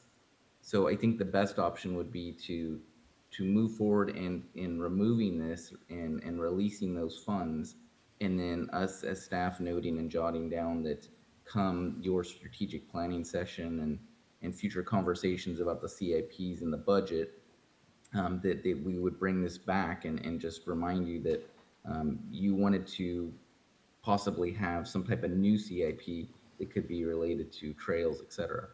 And Mr. Laurentowski, feel free to jump in if I kind of missed the mark on that. No, I think that's accurate, and I have a feeling when we talk about our CIPs this fall, there's probably going to be more trails. So it's a perfect opportunity to add it. What's interesting about this document is it's serving two purposes. One is tracking the CIPs that we're working on, and then there's also the purpose of purgatory, where we just park stuff because somebody had a good idea, and we said, yeah, well, that's a good idea. Let's park it over there and not fund it and not have to deal with it. An example of that I've seen in my time here was, the Gabbert Road improvement. In order to move some of the people that were going to be impacted by the Hitch Ranch development along and make sure we were satisfying those needs, we talked about the Gabbert Road railroad improvement. And at the time it was $750,000, and we were going to get $250 here, there, and I could be off on the exact numbers.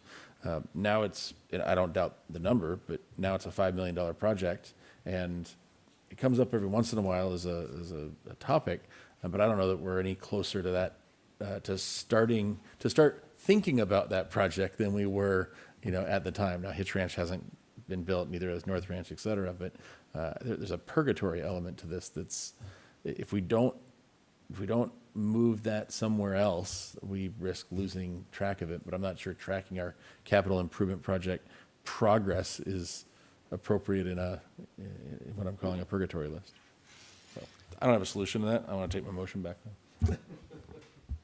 Well, should this be, maybe layered differently, where, we have parks and landscaping, we have the things that are active, and then we put in a parking list that are ideas we don't want to lose track of, but we're also not going to work on so much. I mean, I do that with my stuff. I have a color-coded section of things I move around, but I understand your point. Like, you don't want to lose that.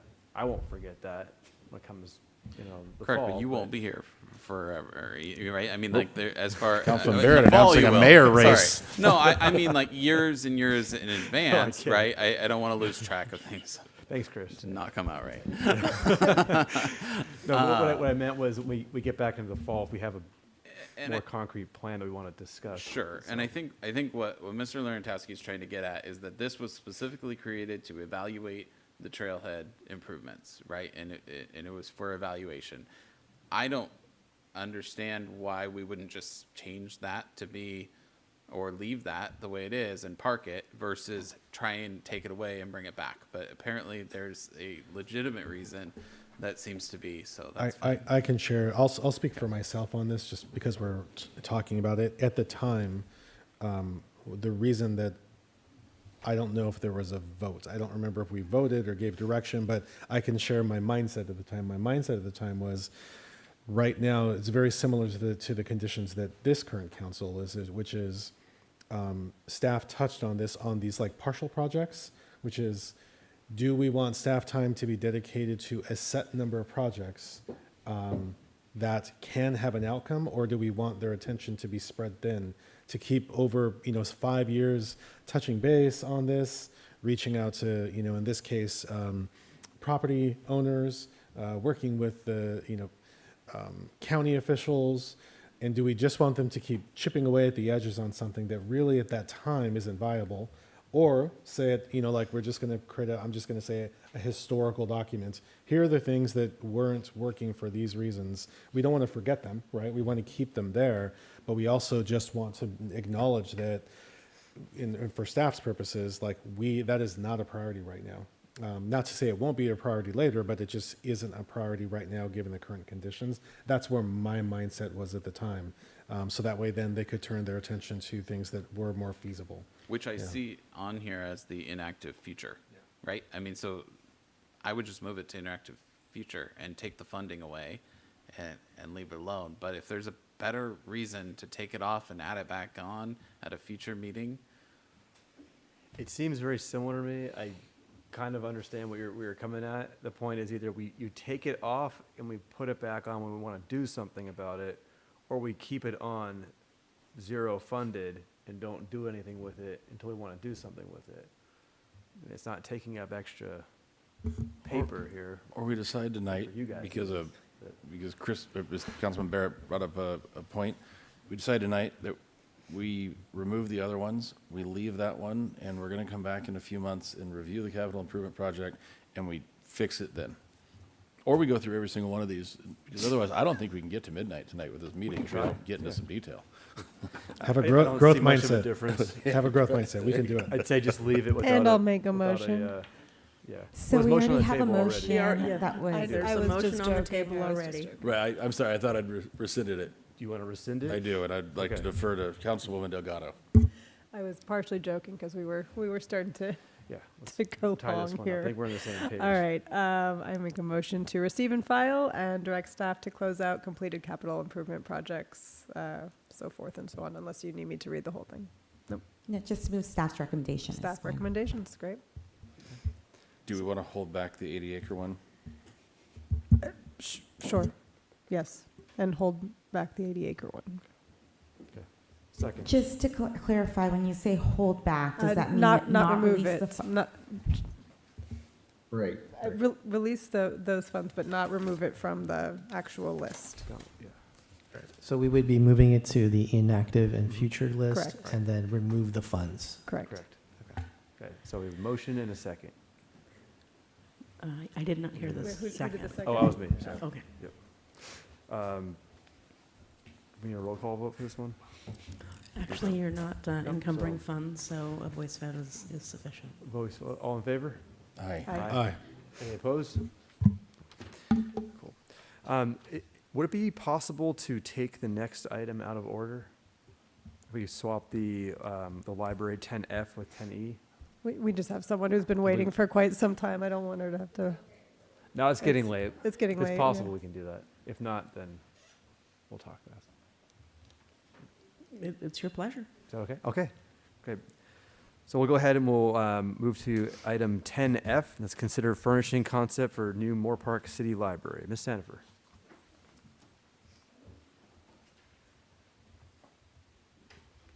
Hold music while people rejigger.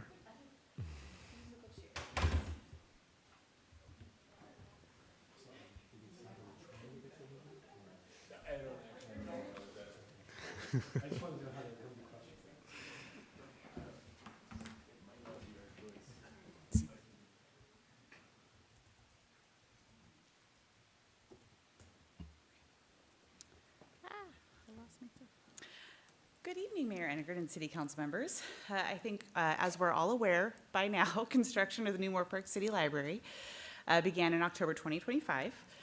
The good news is construction is currently on schedule to transition the library to the new building by June of 2027. And then after that, the phase 2 work consisting of the northern parking lot, construction of the access driveway at the north side, and demolition of the old library, retaining wall construction and stuff like that, will be completed in October 2027. In order to keep the project schedule on target, furnishings need to be purchased by the end of 2026 so they can be received and installed prior to the move-in date. Certain furnishings and fixtures like library bookshelves and audiovisual equipment are part of the construction contract. However, other furnishings such as lounge and task chairs, conference room, multipurpose room furnishings are part of a separate procurement process. The city's architectural firm is preparing a furnishings package that can be used to guide procurement. So to assist in the process, LPA has prepared a conceptual furniture presentation to share with the City Council to get your feedback prior to finalizing the package and beginning the procurement process. So to that end, we have Ms. Chris Lentz. She's Managing Director for the Public Sector Interior Design Group for LPA. She's here to walk you through the concept. Chris has an extensive career in interior design, particularly with libraries in the Southern California area. So with that, I will turn it over to Ms. Lentz. Thank you. Hopefully you can hear. Next slide. Let's see. We do it. As we begin this process, we look at the lens of selecting furniture for the library in 3 ways, also including the budget and the schedule. Function, is it I'm not going to read all these, but you can read them. Is it ergonomic for multi-generational, meaning children and seniors? Design, is it timeless? Are there smooth transitions, in the materials?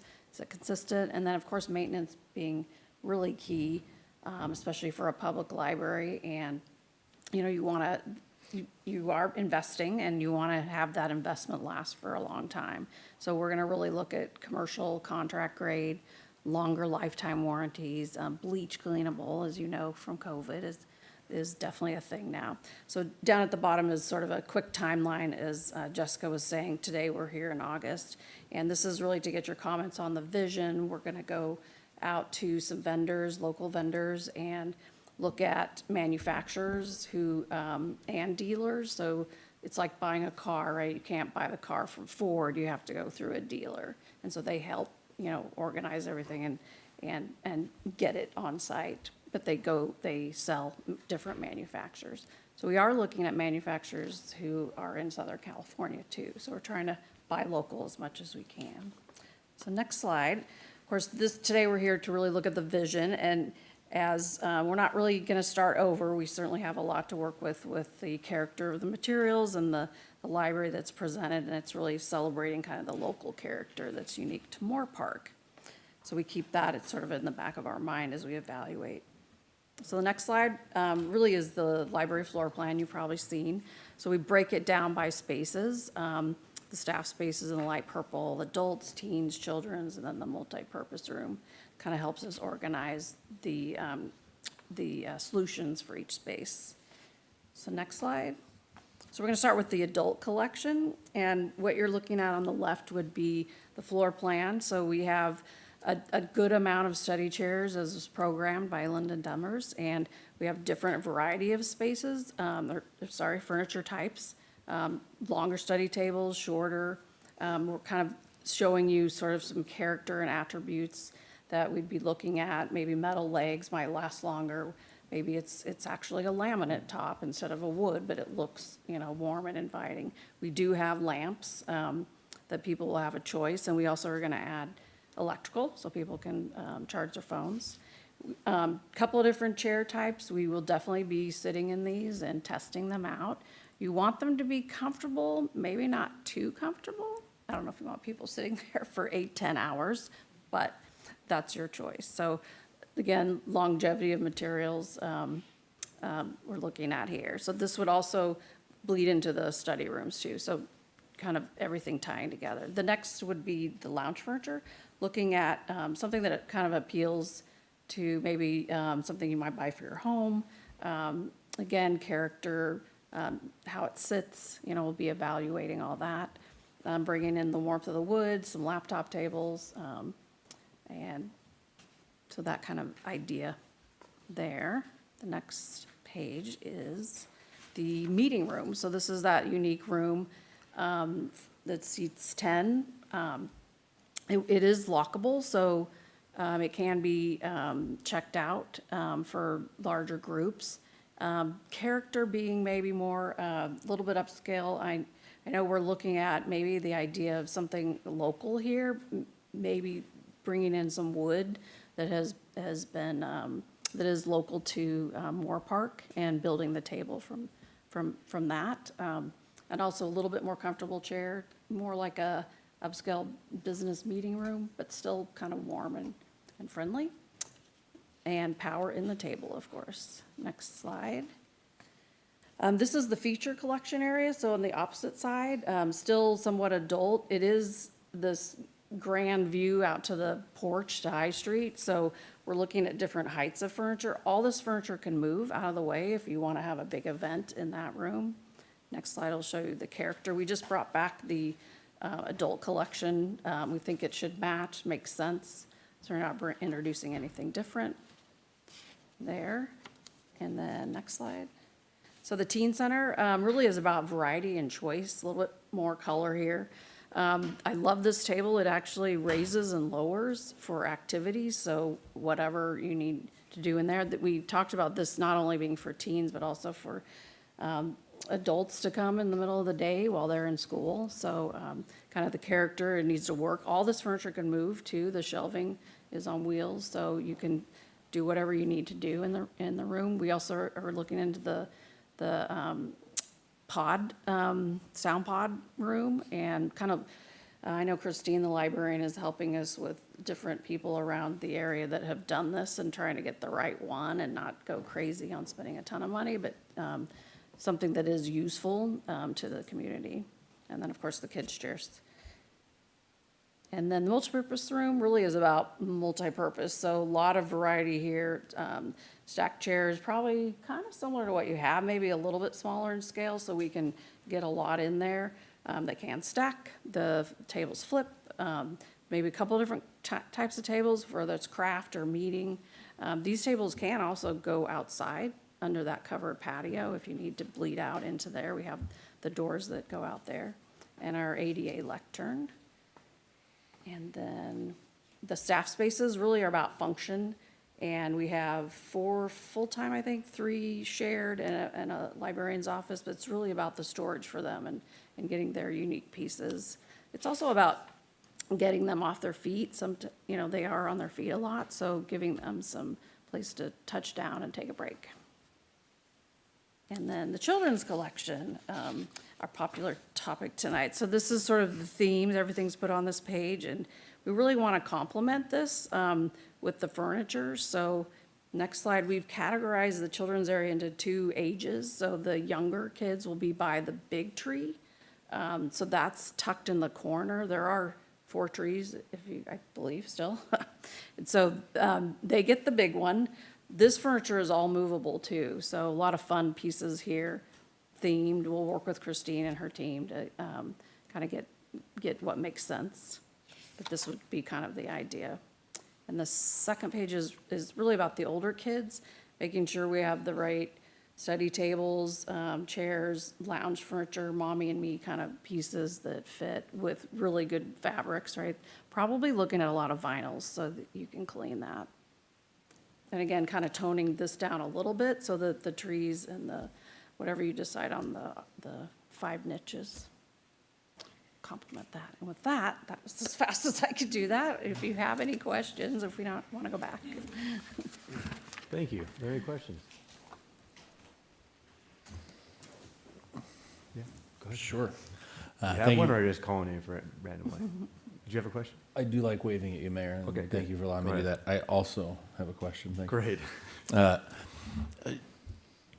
When I look at these designs, it all makes sense. I'm not a library expert by any stretch of the imagination.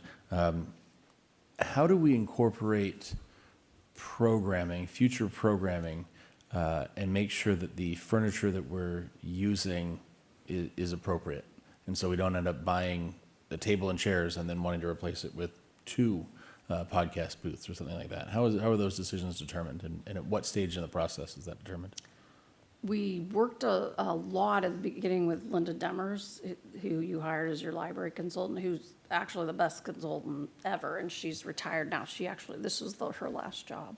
And Christine, and then their group to brainstorm kind of, everything that's possible. And so we bring that back, forward now and sort of evaluate. So we'll use that as sort of a criteria. Can this chair be used somewhere else? I mean, that's actually why I like matching stuff, so you could maybe move some of that furniture into another room and it still looks okay. So I don't know if that helps answer your question. So that design was done prior to some of the changes and developments that we've been talking about on the council over the past few months? Yes. Yeah. Thank you, I appreciate that. Questions? No questions? Okay. Any speakers? No, Mr. Mayor, no speakers on this item. Okay, thank you for the discussion. Yeah, I think it looks nice. I'm not an expert interior decorator, but I would sit on those chairs, so. You mentioned making them not too comfortable. I mean, what's the point behind that? I just didn't understand that. Wouldn't you want to be sitting in comfortable chairs? You do, and you want to make sure other people who come have a place to sit too. Okay, so you're not just it's sleeping sort there? of a, Okay, yeah, I it's a see, fine I line, see. right? Yeah. Yeah. I mean, that's sort of what's talked about after having done so many. That's sort of the things you pick up and you learn. People are like, oh, that was too nice. Everybody was sitting in it for too long, so. Okay, we made our chairs here kind of like that too. Yeah, it's So you perfect. wouldn't stay too long, but some people do. No, I'm Same only kidding. theory, right? Yeah, for the budget, we have 1.2 million for this one, already allocated for this project. Is that good for this? Are we expecting to spend all of that on this? We have a goal, our internal goal, to come in less. Okay, that'd be But good. it's, yeah. We always do. I mean, I don't think in all my years I've exceeded that, honestly. We try to manage that, and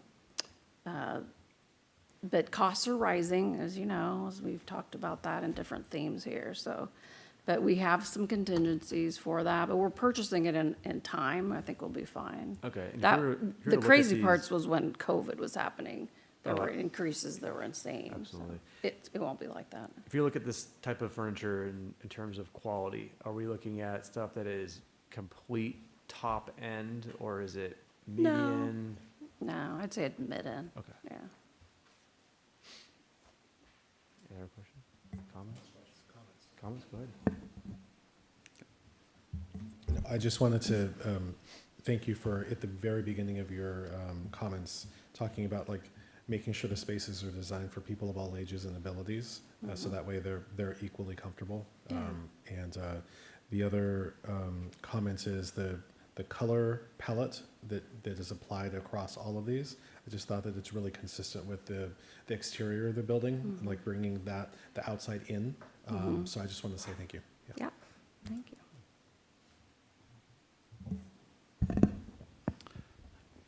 I assume you're bringing this for very specific direction, right? So that you make sure that when we get the proposal, that it's exactly what we want.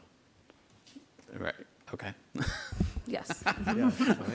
I mean, as I walk through the collections, I think that like looking at the adult collection, for instance, I think that the mushroom kind of lights on the table that take up a lot more space versus the light below it. And I understand you might do multiple types of lights, but I think the other light is, you know, a little more. Well, perfect, because that's the one I actually wanted. The Okay, other one, perfect. I should have just X'd out the mushroom. No, I would never Awesome. do that. It's too trendy. Yeah. Okay. Agreed. You know, the brown chair next to that looks particularly uncomfortable to me, but I understand what you're saying versus, you know, some of these others. I think that I don't know that I was on council when some of this was approved. I hate the lights personally in the feature collection area. I think they're way modern and not fitting, and I don't think that's part of this discussion. But I appreciate you not going with the seating that's there. I like the seating that you picked. Particularly, I really like the wooden stump table, personally.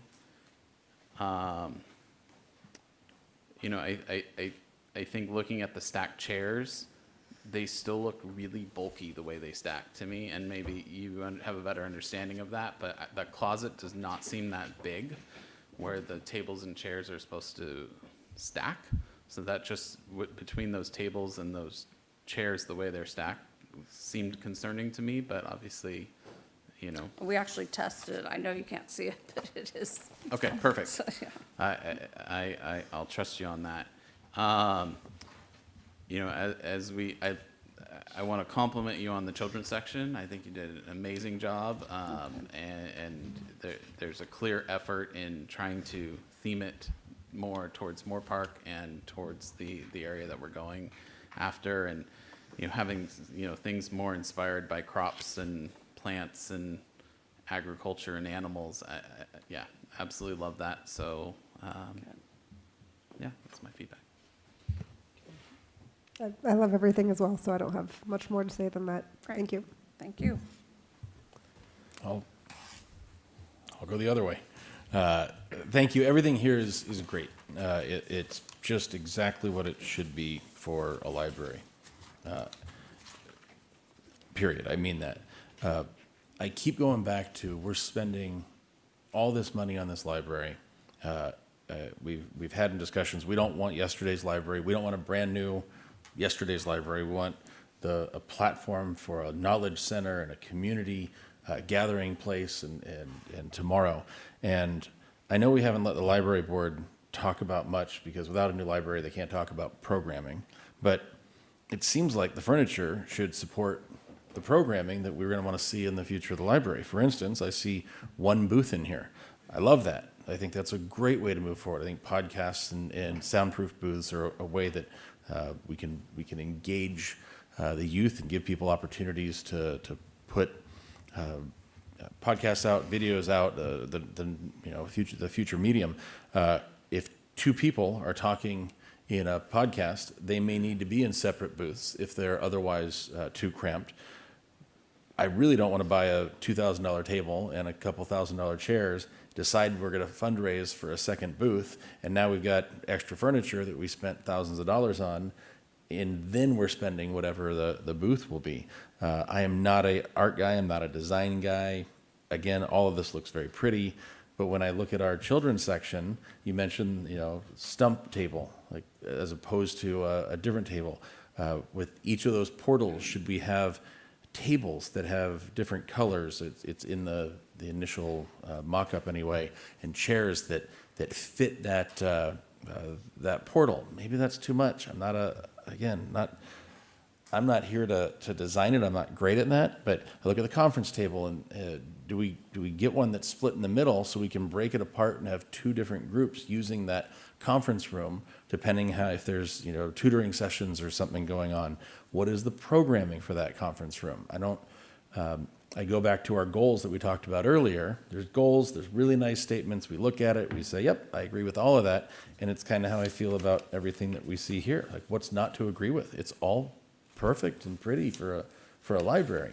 Is it perfect and pretty and cost appropriate for the library and the library uses that we're going to have with this $30-something million investment that we're making to be our community showpiece? And so I'm very grateful this is coming back to us so we can give some feedback as opposed to waiting until it's all laid out and saying, well, that isn't really going to serve our needs. So I'm just made a couple other points. With a $1.2 million budget, I'd love to be spending that locally. At the State of the College address at Moorpark College, and I'd mentioned this to some of the team earlier, they highlighted a furniture designer that just won a couple of national awards that lives in Moorpark, grew up in Moorpark, went to Moorpark College, went on to get his degrees, and comes back and showcases at either I think it was the Apricot Festival. I don't know if it's price appropriate. I don't know if it's exactly what we're looking for. But if we're going to spend $1.2 million, if we can put some of that back into Moorpark, and when people are sitting on that chair, it was designed by a kid that went to the Moorpark Library to learn how to read and fell in love with his passion. What a cool story, and we keep those dollars here. We have furniture distributors that helped with City Hall that were Moorpark based. So all things being equal, I'd like to try to keep not just local like Ventura County. It'd be great if we can, all things being equal, keep it here in Moorpark. So I'd like to deploy those dollars there. I completely agree with comfortable, but not too comfortable. In the 100 or so different libraries and museums and collections that I've visited, their libraries are public spaces, and the public can come and they can enjoy and they can use them, and they should be. Sometimes people come in and they get comfortable and they set up camp on 2 chairs and they bring in a sleeping bag, and I've been to those libraries that are supporting the public, and there's an odor in the chairs that make it so that some members of the public don't want to go there. And now you've created a space where there's competing interests. We want I believe we want a public space that everybody is welcome into and everybody can come to and feel comfortable. So keeping awareness of that with the cleanliness of bleach and the comfortable but not too comfortable is very well taken, and I think it's important. So I would love to, I don't know that I don't think it's the right time tonight. I don't think we're actually the right place to have it, but we have a library board that talks about programming that should have some that we could use as a tool to say, here's the programming that's been envisioned.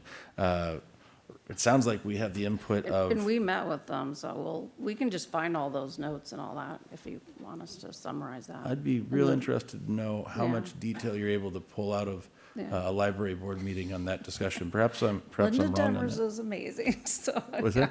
Yeah. I'm not saying she sounds like she's the best that's ever been invented.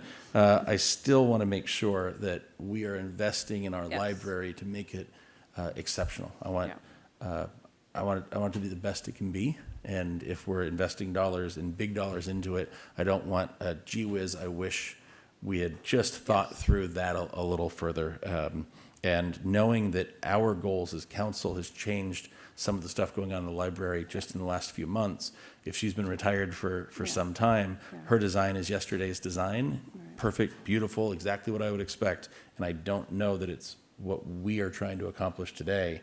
And we're we are discussing with passion 300,000, 40,000, 500,000 in the Children's Center. And it seems like we're quick to be like, yeah, it looks nice, $1.2 million, there it goes. So if we can deploy that in a more, in a way that drives home the points that we're trying to make, I would appreciate it. Yeah, one more thing to, I guess, add on to that. I'm not sure if it goes into programming or not, but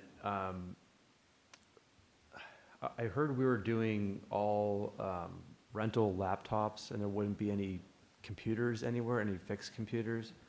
And I'm just wondering if we've had a discussion on that, or if that's something that's just going to happen, if that was a library board discussion, or we've talked to the librarian about this too. But if that was the case, if we wanted to have any fixed computers, but I think have a benefit in a library, would we need to have different tables for something like that? And if we want to do that in the future, would any of this work?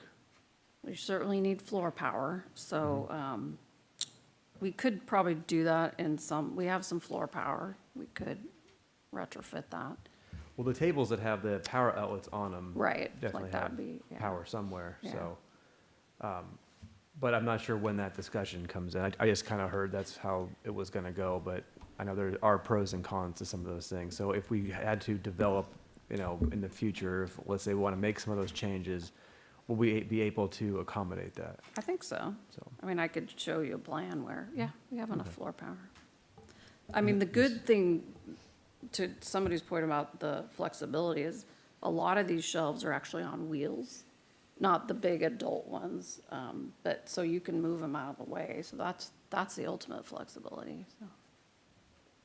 Mr. Mayor, if I could add to that, it seems like we're moved out of the form discussion and going to the function. I wanted to add to that in the multi-use room, given that you had just talked about like floor power in other locations. I feel like this is a space where that's really necessary, especially if we're going to have like, this is a space potentially where you could have like lectures. Mhm. And in those cases, you're certainly going to move the tables Yep. out.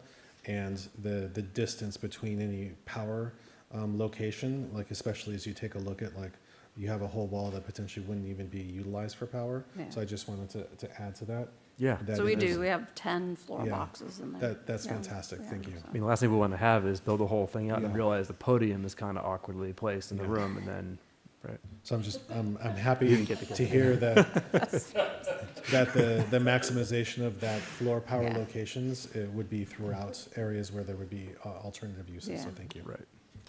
Yep. City Council, if I may, and I had a question primarily for Councilmember Means, but are you suggesting, Mr. Means, that we take this to the library board and get their input? And, like Ms. Lenz has mentioned, we've got a very extensive library program that's basically we've used to establish where all these furnishings should go, their uses. It even goes down to where should we have permanent bookshelves and movable bookshelves, and where do we need flexibility. And I think what I've gathered is that you're suggesting that maybe we take that back to the library board now that we're, 7 or 8 years since we've had that discussion, to make sure that we've got the right amenities based on that program that was put together, and current trends in library if they've changed since then, and just make sure that the furnishings at the locations that we have them located are the right locations throughout the library. Yes, directionally, that seems interesting to me. It might not be the library board, because they haven't been talking about programming, because we didn't have a new library, so they were stopped from it. So it might be this group that needs to be doing it, because we've been more involved.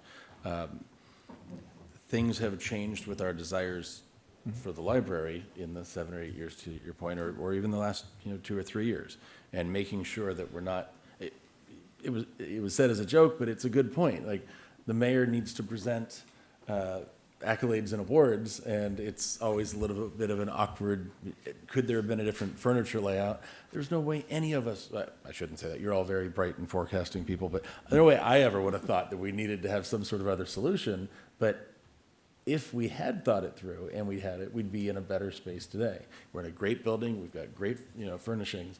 I'm just wondering if we're giving ourselves a chance to think through how those, how it's going to interface with what we're trying to accomplish. I use the example of those pods again. I don't want to spend tens of thousands of dollars and be like, well, we got to figure out what to do with that furniture, because 2 years from now, pods are a hot item. I don't know what those hot items would be, and I'm certainly not the design guy at all. I just want to make sure we're giving it thought. And I could be wrong. If everybody else is saying, Tom, you're out to lunch, let's get this thing done. Everything looks beautiful. I don't disagree with it. You walk into this library as it's kind of imagined here, and I think everybody, much like City Hall, would be like, wow, this is really great. This is really nice. But what if we thought of the podium? But what if we gave it another second to consider how we could be even better? So that's where I'm driving at. Maybe it's the library board. I'm not sure it is. I think it might be us. And I also don't want to be micromanaging experts that do this all the time. No, and that's fair. I think, listening to you, I mean, I think it makes sense to dust off the programming that we had put together. You know, it was very extensive. There was a lot of community input, a lot of meetings with various community groups, and then just really thinking about library trends, how many people do we need to accommodate? And of course, as Chris mentioned, you know, flexibility is a high priority, so that we could always, you know, libraries are going to change no matter what we do today, no matter what we design and we walk into in June. We're going to be thinking about new stuff, right, by the end of the year next year. So but to your point, I mean, I think what you're saying is let's just make sure, let's just dust off that program. We could put it as part of this presentation and show you how it interacts with this. At least, you know, style is probably important as well, but also placement of these furnishings, and I don't see why we couldn't do that. So. I'm curious to, thank you, I appreciate the affirmations that. I'm curious to get the thoughts of everybody here. I don't want to get in the way of progress. It's, the idea was to share thoughts on you know, what we have before we get too far down the road.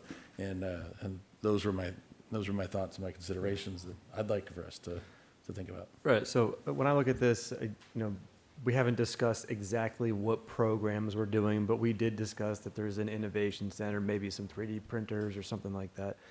I think this concept right here hits what is in my mind of what that looks like without actually planning the events and whatever is going to be in there. That's way too granular to get into. So I can look at this and I can feel comfortable that there's enough workarounds to move tables around, because they're not fixed to the floor. If we're bolting them down or cementing them in, we'd have to really be sure about that. But these tables are very modular and the chairs are very modular. So I don't see a huge problem with that personally. When it comes down to the styles of things, like, yeah, I like the styles. It's got a nice little modern retro look to it. I like that. We still have to get a breakdown on the cost of all these things anyways. Yep, and that might dictate a little bit more of it. If these chairs are $10,000 a piece, maybe we don't want those chairs anymore. Maybe we have to do something different. But I think, like, and on top of that, like the meeting room, for instance, like there's one big conference table in there. I like that. I think one big table is nice, just for, I can envision that being used as, you know, business meetings and group projects, and it's not huge. You can't fit like a whole ton of different groups in there. So I could reasonably be okay with saying that, yeah, that matches what I envision. This is me personally, at least. Maybe you have a different idea. What I envision that room looking like. Same with the multi-use room, being able to hold a lecture, which is kind of showed in here too. Having the chairs be modular to put away and roll out somewhere else. That makes sense to me. Now, in terms of like what kind of programming, that means, are we having art exhibits in that room? Are they lectures? Are they mixers? I can see that happening without needing to get into, you know, the specifics of where the chairs need to go. Right. So, yeah, I guess we were getting at of like programming and furniture should go together, but I think we did kind of get that high level of the programming in terms of like, this room is for this is for this, and that's for that, and this is, I think, a pretty good estimate on what that would be. So I'd be comfortable moving forward the way it is. But also still having those talks with the rest of the groups and seeing if there was anything that, you know, comes out, because we will have that next bite at this to look at the cost of everything and decide it then too. What's everyone else think? I don't think there's anything wrong with going back to, you know, as you said, Jeremy, dusting off the old plan that's 7 or 8 years old and seeing and just making sure it's still what they want, what the librarians want, and what the library board wants, and what we want. So I've never seen it, so I don't know. So maybe we can just be sent it just to review it, but at the same time, I feel that the direction it's in, the direction it's going in is great. As far as my feedback, I already gave it. I do love it all. But to your point, Councilmember Means, it doesn't hurt to just make sure we're still on board with any changes in the last 7 or 8 years. Okay, so our goal is to provide feedback, not necessarily to approve and. That's correct. Move forward with it. So if we're providing feedback, and this is Yep, the that's it. feedback we're giving, so go ahead. So I'll weigh in. Councilmember Means, I agree. More voices generally not harmful. Since we are weighing in a little bit on programming, I'm trying to keep from overstepping. I did have a question about because it can have an effect on programming in the spaces where there is a lot of ambient light allowed. What mechanisms are put in place so that way when alternative programming can be used midday where screens are needed or where there's darker spaces needed? How is light controlled in those broader So we have spaces? roller shades that come down. Okay, and they'll be Electronic, yeah. Okay, and so they'll be easy to use. Push a button. Okay, great, reliable, that Yep. kind of thing. Okay, thank you so much.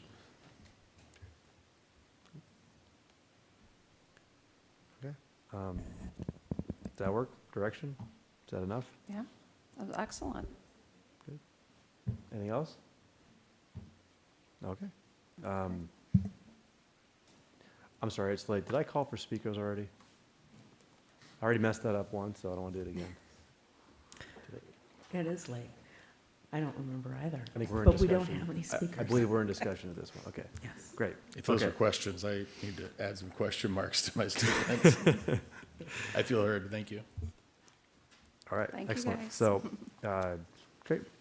Thank you. Thank you. Okay, we're going to now go back to item 10E, and that's consider alternate schedule for Haunted High Street. Mr. Laurentowski.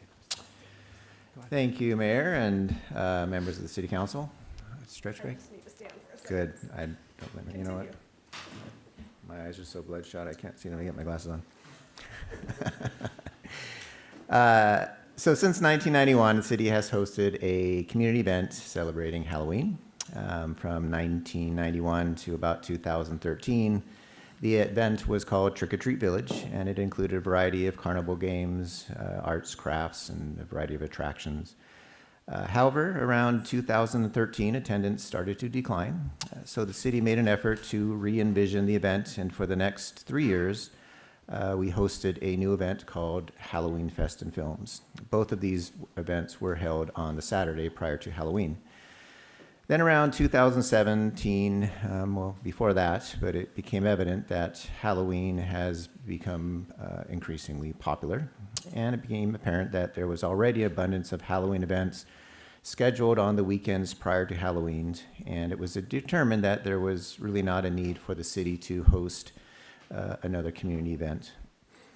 But, however, at that time, there was also not a local community event scheduled on Halloween night. So in an effort to fill a potential service gap while not taking away from the weekend events already scheduled by other organizations, the city once again re-envisioned Halloween and came up with the concept of Haunted High Street on Halloween. One of the primary goals, one of the goals, I'll say, of the event was to showcase historic High Street, involve local businesses, and to create a venue that would support the city's economic development efforts at that time. Haunted High Street has now become a popular community event. Over the last few years, the event has attracted between 45 and 5,500 participants with a trick-or-treat that's supported by many local businesses as the main attraction. The event also includes craft activities, a Halloween carnival, bounce houses, food vendors, and a costume contest. In 2021, the event hours were reduced to conclude at 7 p.m. in order to allow sufficient time for event participants to trick-or-treat within their own neighborhoods.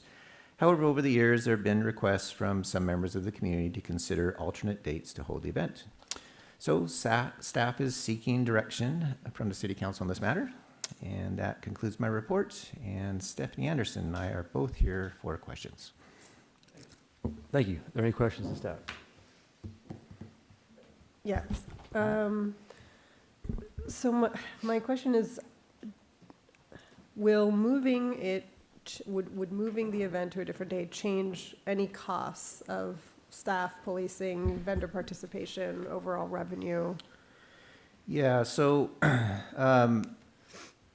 moving the event to a weekend will be considerably more expensive. Part of the reason for that is that let me rephrase that a little bit. It's cheaper to do an event during the week, primarily because we've already got staff working. So we're not paying for overtime costs for the entire event. When Halloween is during the week and we close the street early in the day, we've already got staff that are working that are working regular hours, and those hours go towards events. It's the same with police services. We've got a variety of police staff that are here at a certain time that support that event. And the overtime hours generally start to accumulate after that 5 o'clock time period. On the weekends, it's 100% overtime for all staff and for all police services. So for an example, Country Days, the city budget's about $20,000. We know it's an event, it's a longer event, so it's not really comparison. Holiday on High Street is about $15,000 for police services and overtime. Haunted High Street this year, since it is on a weekend, we budgeted $13,000. So a little bit less than the other events anyways, but it's also a shorter event. But the big difference is that with the other community events, the city doesn't generate any revenue. We're simply there to support those events. With Haunted High Street, we generally bring in revenue around $7,000. So when that offsets that $13,000, so the total direct costs to the city are somewhere around $6,000. So. And do you know how much neighboring businesses have extra patronage because of? I don't know like dollar-wise, but I know they're packed. My wife loves to shop downtown, and she goes into ambiance, and she can't even get in the door half the time during these events. And I know Lucky Fool's Pub is bursting at the seams. So I would imagine it's bringing in quite a bit of revenue for our local businesses. And would you expect there to be as much attendance on a different day as there is on Halloween? Oh, I think I think on Halloween it's quite a bit more. Thank you. What was the cost difference to do it on a weekend versus on a weekday? So during the weekday, let me go, I'm on the wrong screen here. Sorry. So during the weekday, and I'm just going back to our direct costs that's on the staff report, we spend between $6,000 and $10,000. 2023, we spent about $10,000. These are direct costs. Last year, or in 24-25, we only spent about $6,000. And those are direct costs. So 6,000 to 10,000 for a weekend, and then 6,000 for a 6 to 10 during the week. On the weekend, which is this year is on a weekend, we're budgeting $13,000. Last year, Stephanie could actually probably answer better than I'm not sure why it was considerably lower, but our direct costs were only about $6,000. Our revenue was $7,000, so we actually recovered 100% of our direct costs last year. Yeah, so the cost difference is going to come down to basically overtime for both parks staff, public works staff, actually, and also police staff. Some of the direct costs, like our cost for the carnival and things, that is not going to make a difference what day of the week it is on. It's going to be related to those overtime costs for staff, which can't be significant. But we could give you specific information on that, or I don't know if Captain Odenoff would know for police services what that percentage difference is on a weekday versus a weekend, because the police costs are actually the most significant staffing costs. Yeah, I don't have the specific numbers, but to Mr. Lawrentowski's point, normally we'll leverage our Monday through Friday staff for events that are during the weekday. So it does bring, it's pretty significant. I mean, several $1,000s difference for just police services, whether it's weekday or weekend. Okay, and for police services, Can we use security too, like security guards that aren't police officers? Is that possible? We talked about that before about like, do we want to have all police versus security? And it's a pretty low risk event pretty much, but. I mean, that's certainly a greater discussion, I think, to be had at another point. The city council can do what they want. I would have some concerns about that, that we could talk about in more detail at another point. Okay. Okay, any more questions? No? Okay. Do we have any speakers? No, Mr. Mayor, no speakers on this item. Okay. All right, we'll discuss. This has been something that I've always kind of heard, like, online. There's been comments, and I've heard people say things. It's been a great event, obviously. A lot of people go to it. I always wonder because some cities will do things like this because it's completely unsafe to go trick-or-treating, but Moorpark is the safest city pretty much anywhere. So that's not kind of the reason why we do that. But, trick-or-treating in your neighborhood is like an American tradition. So I always looked at this like it's a really fun party. It's a great event, but some people have to pick between doing one or the other. And I just wondered with our talk about, the entertainment zone coming up in the future, if it would be better if it was on a day that wasn't Halloween, where we could get even more participation out there. A lot of businesses we got small kids that they're not going to go and set up and, and do the event. So it's kind of like a half and half type of a thing. So I just kind of wondered about that. Either way, I'm not super passionate about one way or the other. I just kind of wanted to bring that back up because I've been doing it for a while and want to know if there's any other opinions out there. So, go ahead. Personally, I think people love Halloween, and there's a lot of traditions around that. I think if you do it another day, you're competing with all the other parties at people's houses. You're competing with, other events. Schools have events. I think picking another day just becomes a difficult thing. So if we continue to do it, I would say leave it on Halloween. But personally, again, there is other stuff to do on Halloween. Like, I would almost rather it was a St. Patrick's Day thing when there isn't anything else to do, or what, like just a totally, as far as what we're putting funds towards, I don't know that Moorpark needed a thing, right? It was talked about, it was reinvented, and then it was, still not successful, and then it was reinvented. Probably should have been dropped, in my opinion, at that point. Now it's successful, and people love it, and people are going, and the attendance is great, and, we've got pretty good cost recovery. So I wouldn't break it at this point. It's working, is my opinion.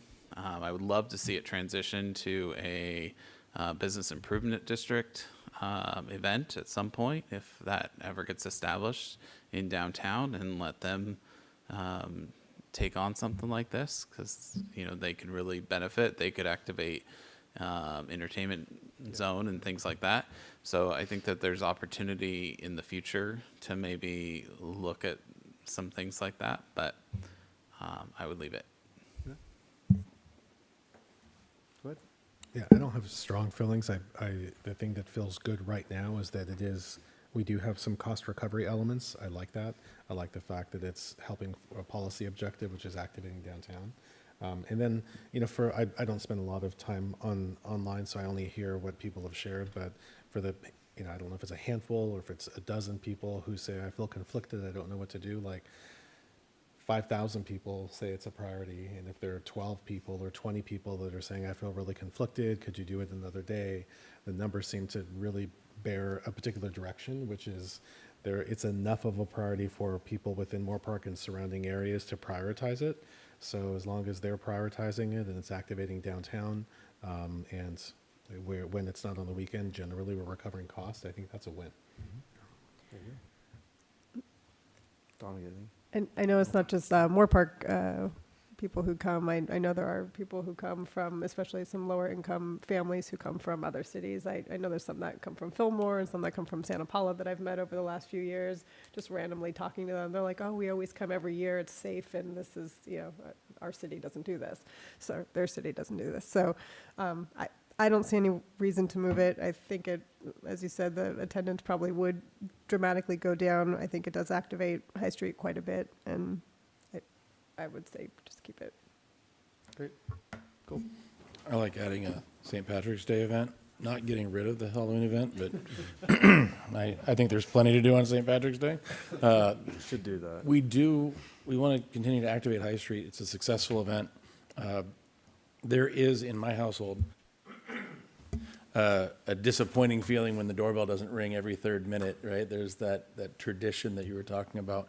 And I think that if that's part of the vocal group that's missing out on when kids used to come to the door, they can open up their trunks. Like, you get a whole lot more activity and a whole lot more engagement. So, perhaps we, sorry, it's almost 11.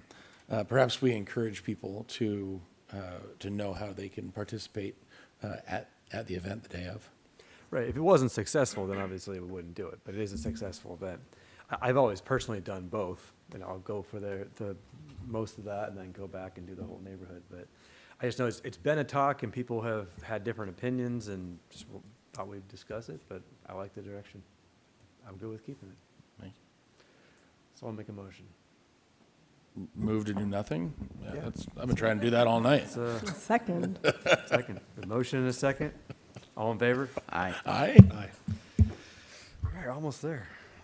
Next is ordinances. We have none this evening. Closed session. Mr. Gagahanda? No closed session items this evening. All right. Next, item 13. I'll make a motion to adjourn. Second. Second, third. All in favor? Aye. Aye. Good night, Moorpark.